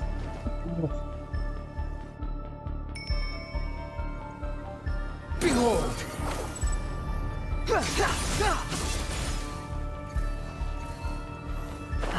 Natürlich. Maybe. Oh, at least counted it. The wind rises. It reveals me. Okay. Ubu! Quick, follow. Behold.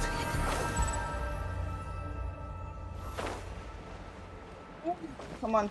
The same old trick again? Are you kidding me? Let's handle it just like we did before. This cheap trick isn't gonna stop us.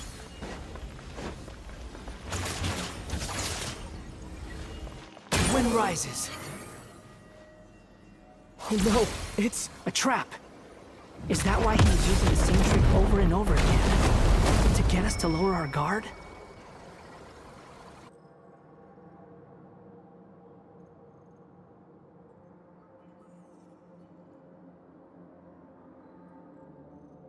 I'm trapped!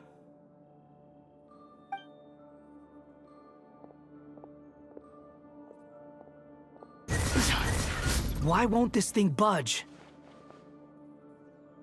Hello? Hello? Can you hear me? Nicole, is that you? Yes, it's me. I'm monitoring your progress from inside the Eternal Oasis, and I have to say, this terminal is simply marvelous. It makes tracking you so much easier. I couldn't see anything at first, but now that you two are inside, I can use your location with support from the terminals to get a partial view of the situation inside Irminsul. It's not the clearest image, but it's better than not being able to help at all. So, here I am.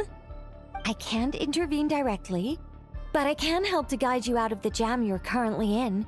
So please, just follow my lead. Dottore in his current form is a blight upon both Irminsul and the ley lines. Pay attention to your surroundings. There must be sources of his contamination nearby. Is that one of— Good work. But we're not done yet. Stay close, and let's see if we can find any others like it nearby.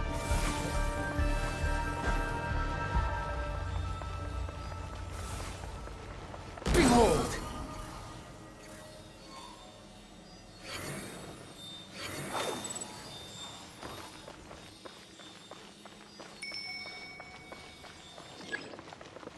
Swan Fury!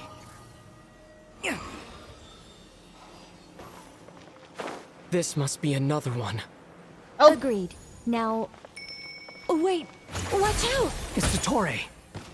I think he's found us.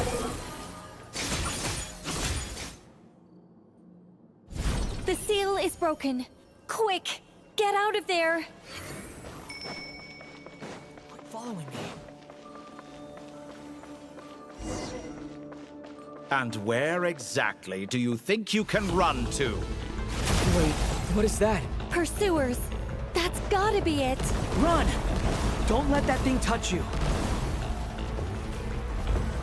Dodge that attack!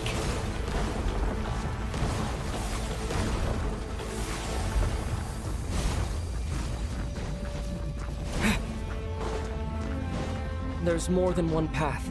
Which way do we go? To the left! Trust me! Fleeing like vermin. What a pathetic sight. Hey! Watch yourselves! Stay focused! There's a cliff ahead. Jump! More of those corruption sources. Destroy them as you did before, and open the exit as quickly as possible. They're relentless. Is he trying to wear us down? You'll just have to destroy these two. I think the pursuit is over. Hard to say. Stay alert.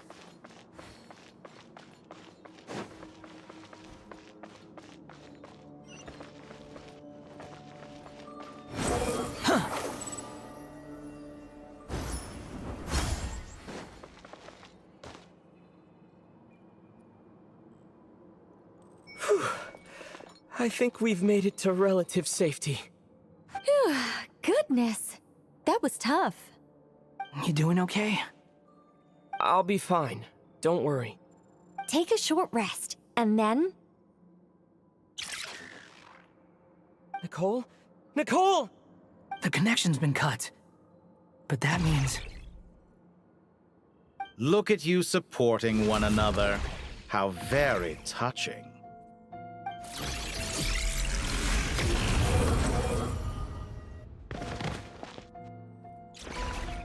Dottore! Took you long enough to find us. You're more useless than I thought. Oh, really? I think I deserve a little more credit for my methods than that.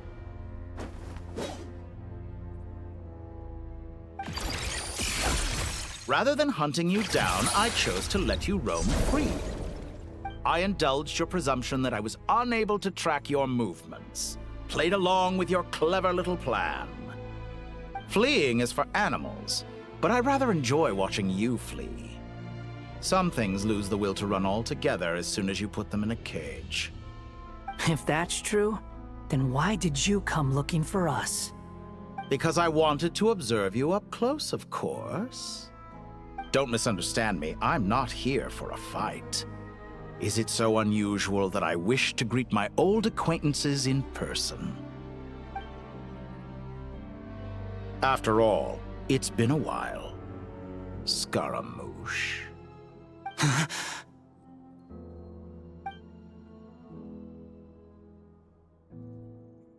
Why are you so afraid? I have done nothing unprecedented in discovering the truth. Nor did I go to any great lengths to uncover your story. You made a bold series of moves in deciding to erase yourself. And with the power of this great chronicling device called Irmin's Soul, you were able to achieve something quite remarkable. Once most people form an opinion about someone, it tends to imprison their mind.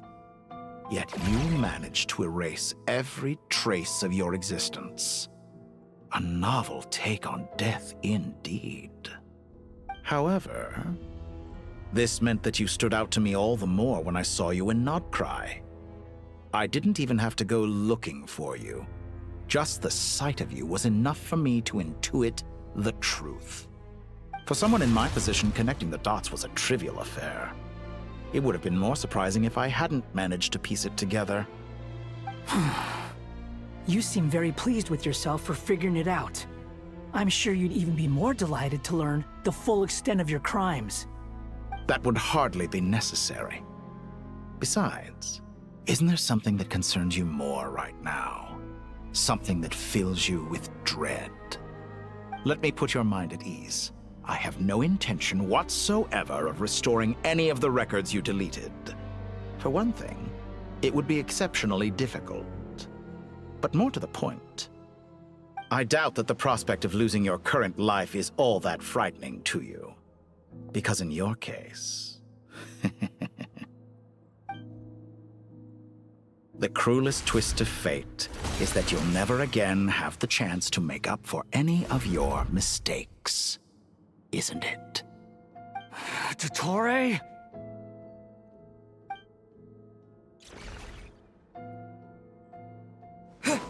All here shall bend to my will.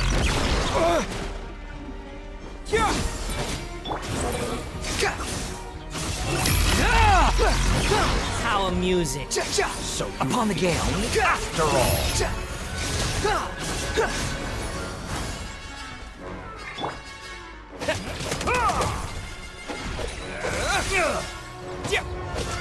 Time to ignite! The wind rises. I'm afraid you'll need to do better than that to take me down. I expected you to have grown stronger. Ah, how foolish of me. I forgot that you lack any means to increase your power. You will pay for everything you've done! Oh, will I now? Behold!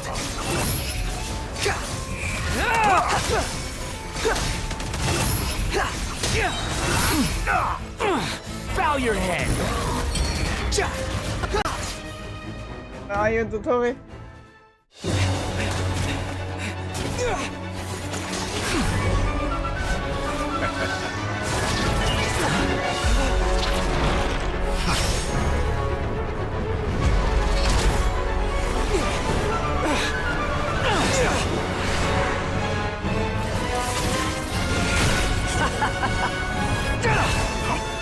Does the prospect of death amuse you?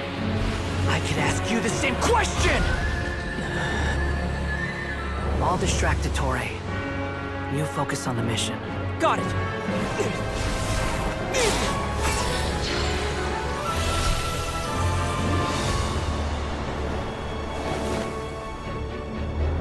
For the hopes and dreams of the masses. Open the secret door on this enchanting night.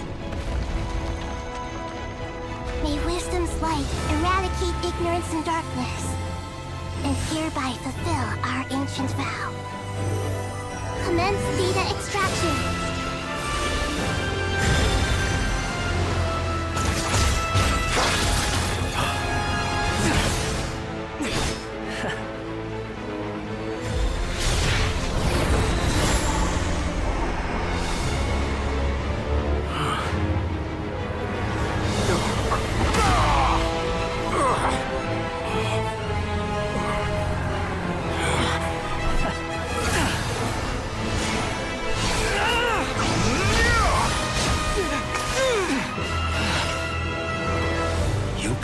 Outdated ideals and stand in the way of progress. You will pay for interfering with the grandest experiment of all time.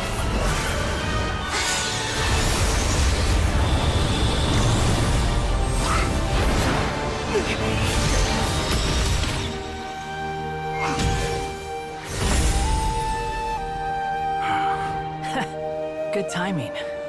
Durin, as clever as you are, you fail to understand wisdom. Wisdom takes many forms, but the path you have chosen eschews them all. Huh.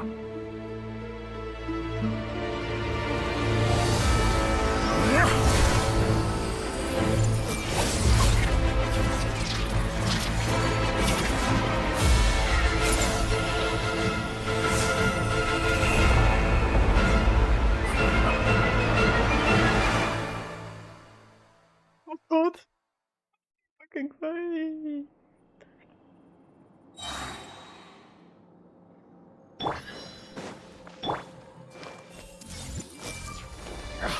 My strength is fading. Since you are within Irminsul, it stands to reason that any power you wield comes from it. For extracting the information from Irminsul, just to strip me of my power. I will find his weakness.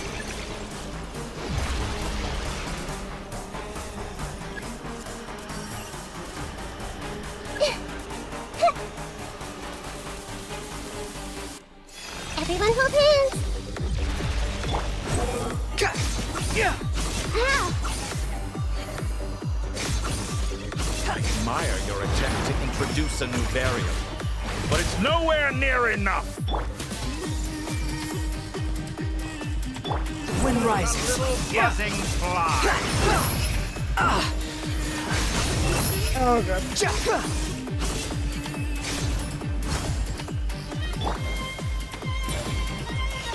Everyone hold hands!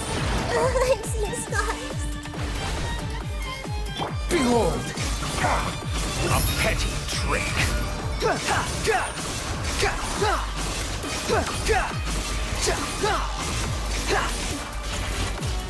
This may hurt a little.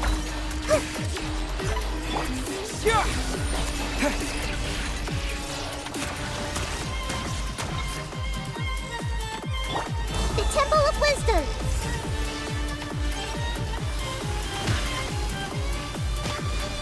burn all before you! I see Blade everything! of the primal flame! Scorch and burn! Okay, what are you doing? They're so close! Just hold on a little longer! I'll hold him up. Traveler, Hat Guy, the rest is up to you.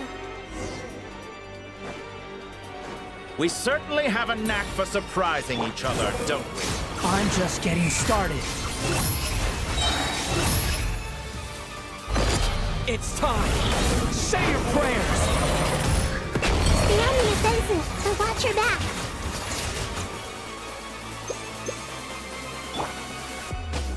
Time to ignite! The wind rises. It's time! Say your prayers! Quit following me. You're dead! Okay, there was the attack.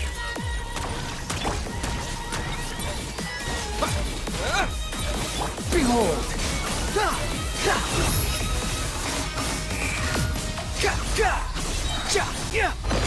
It's time!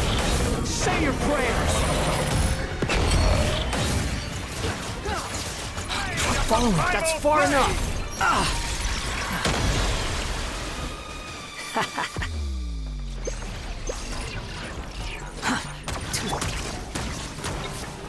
Scorch and burn!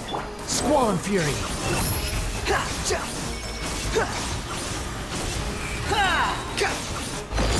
It's time!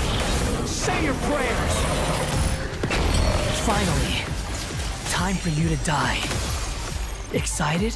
Time for me to die? How could I have reached this place if death were something I feared?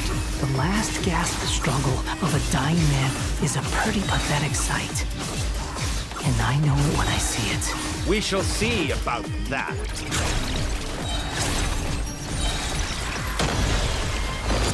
It's time! Say your prayers! Oh, that missed, unfortunately. Yeah! The wind rises. Let's try this! Muso no Hitotaki!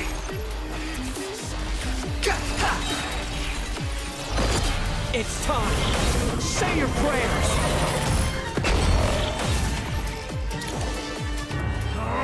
That's enough!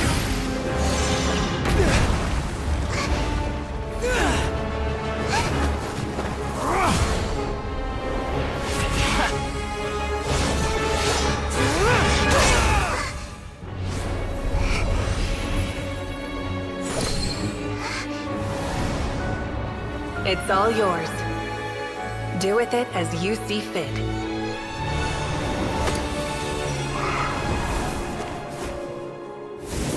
Just as you say, this world is home to some archaic things.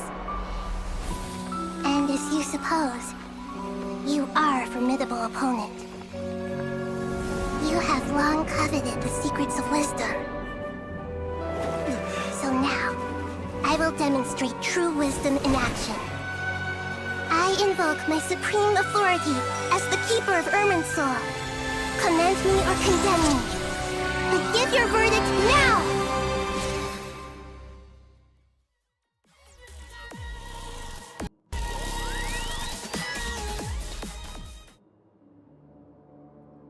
Blessed One of Wisdom, Mahakusaladhama, are you certain that you wish to exercise your authority to destroy Irminsul?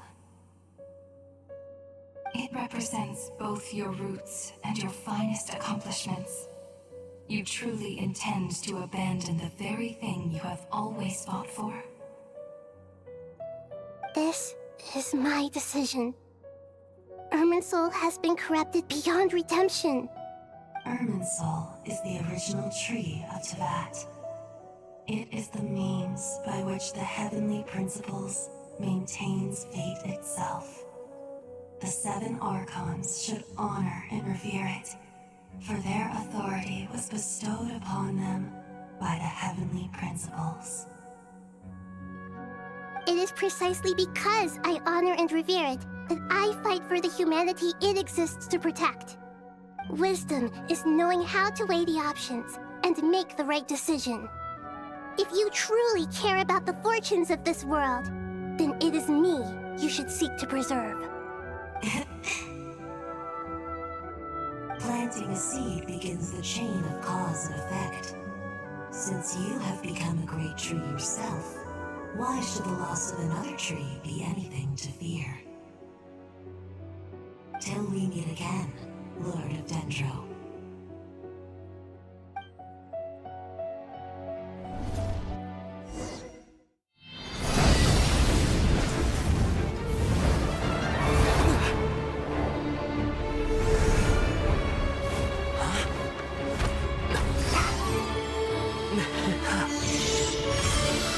The first flame. The pure, cleansing fire.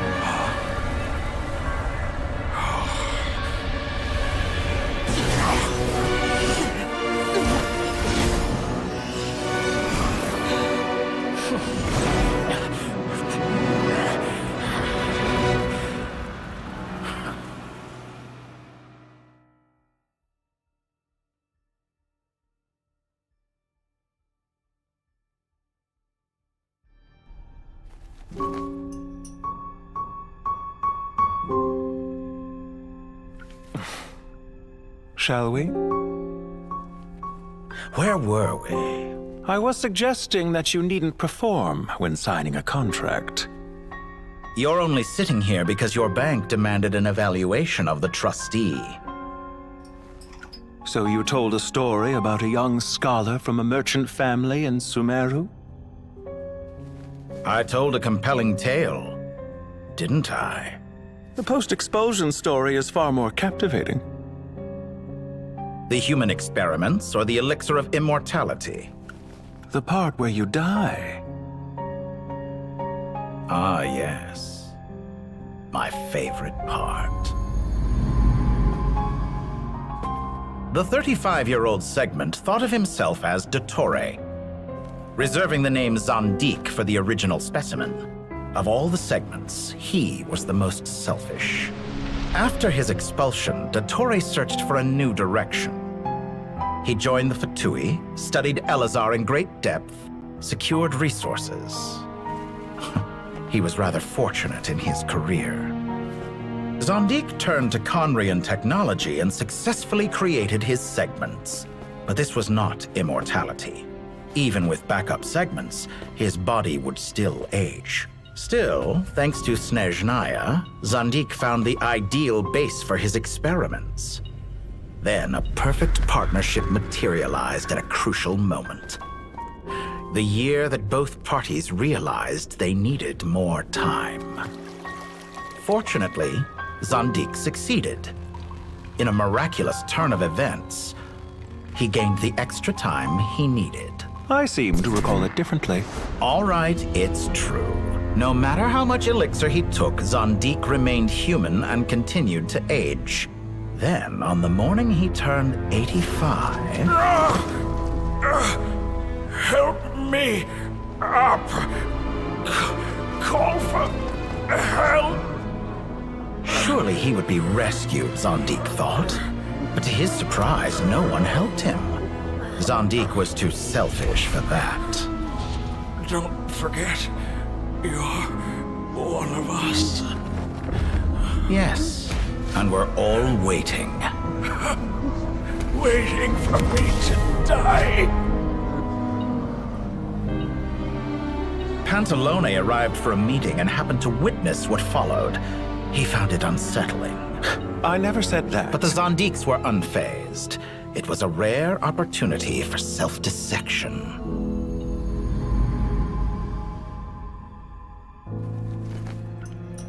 What does all that have to do with you depositing your data at Northland Bank? It has made me cherish my time in this world all the more. Fair enough. So you do have a sense of self-preservation.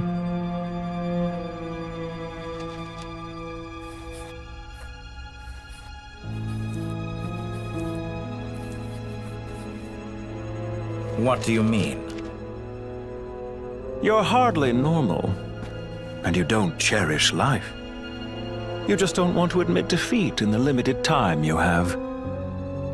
Even so, don't I deserve an interesting ending?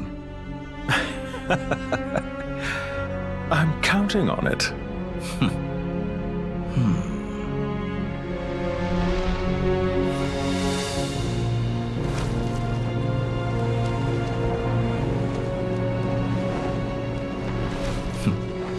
If nothing else, I expect my funeral will be a grand affair indeed.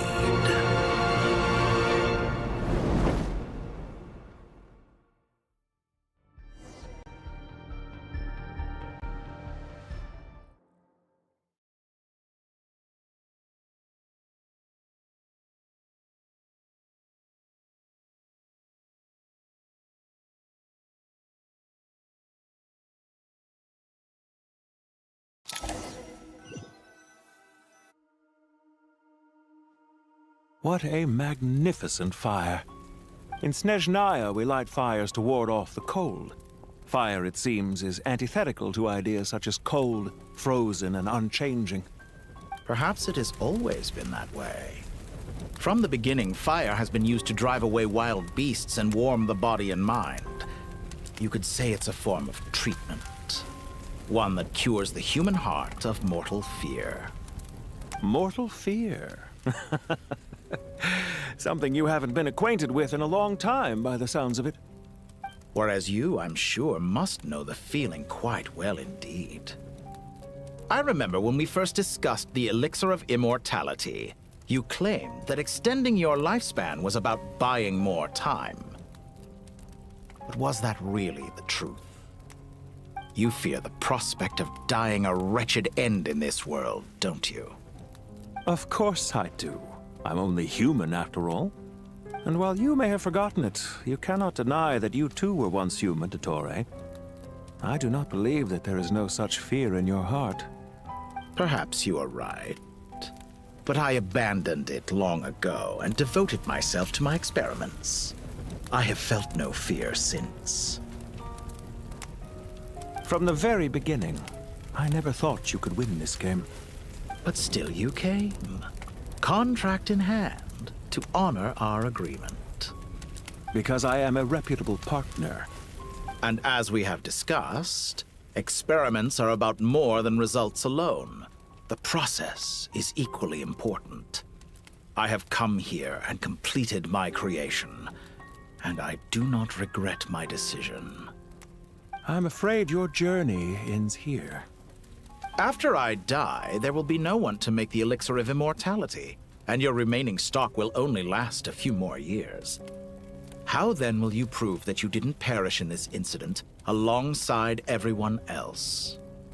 When I feel optimistic about market environments, I never forcibly adjust them. They have their own direction. And I myself am one such environment. I have been quite particular about many things in my life. But where the manner of my death is concerned, I choose not to be. You make yourself sound so magnanimous. Oh, but I am. And I hope you will be too. It may have been a long time since anyone told you this, Dottore, but I recognize that you are a truly rare talent. Ha! I can see it. The experiment in blasphemy that I've been performing all this time. It has been a long process, and I do not care about the results as much as people might imagine. If the very goal of your experiment was to explore infinite possibilities, then there was never any reason for it to end. Indeed. Yet now, the experiment has officially drawn to a close. What should I call you? Zandik? Or do you prefer Dottore? Suit yourself. Goodbye, Feofan.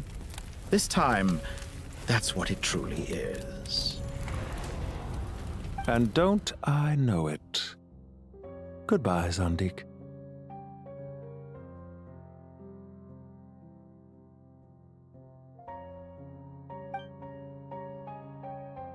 I could have carried out many more experiments, but to me, Lord of Dendro, this outcome is certainly not the worst. I believe you. But unfortunately, this is where it all ends for you. This experiment does not belong to you, nor do any of the results. Experiment? It sounds like you're trying to outdo me in my own field.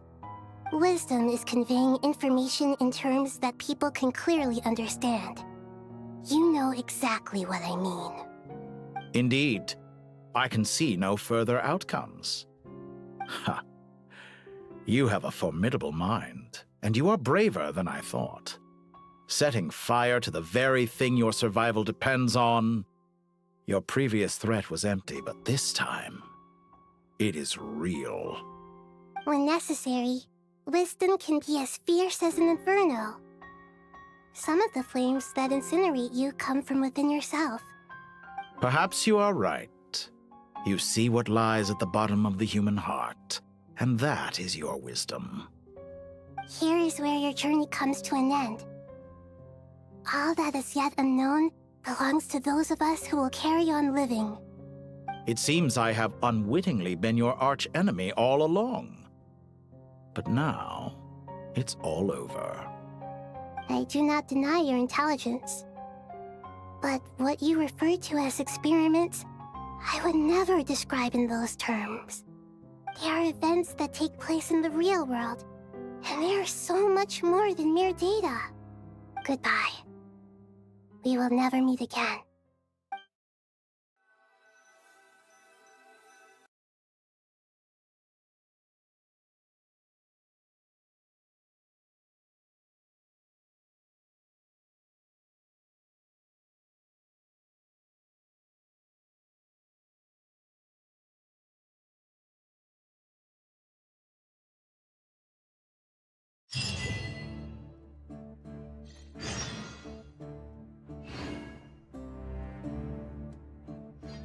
Okay, but that I will continue tomorrow.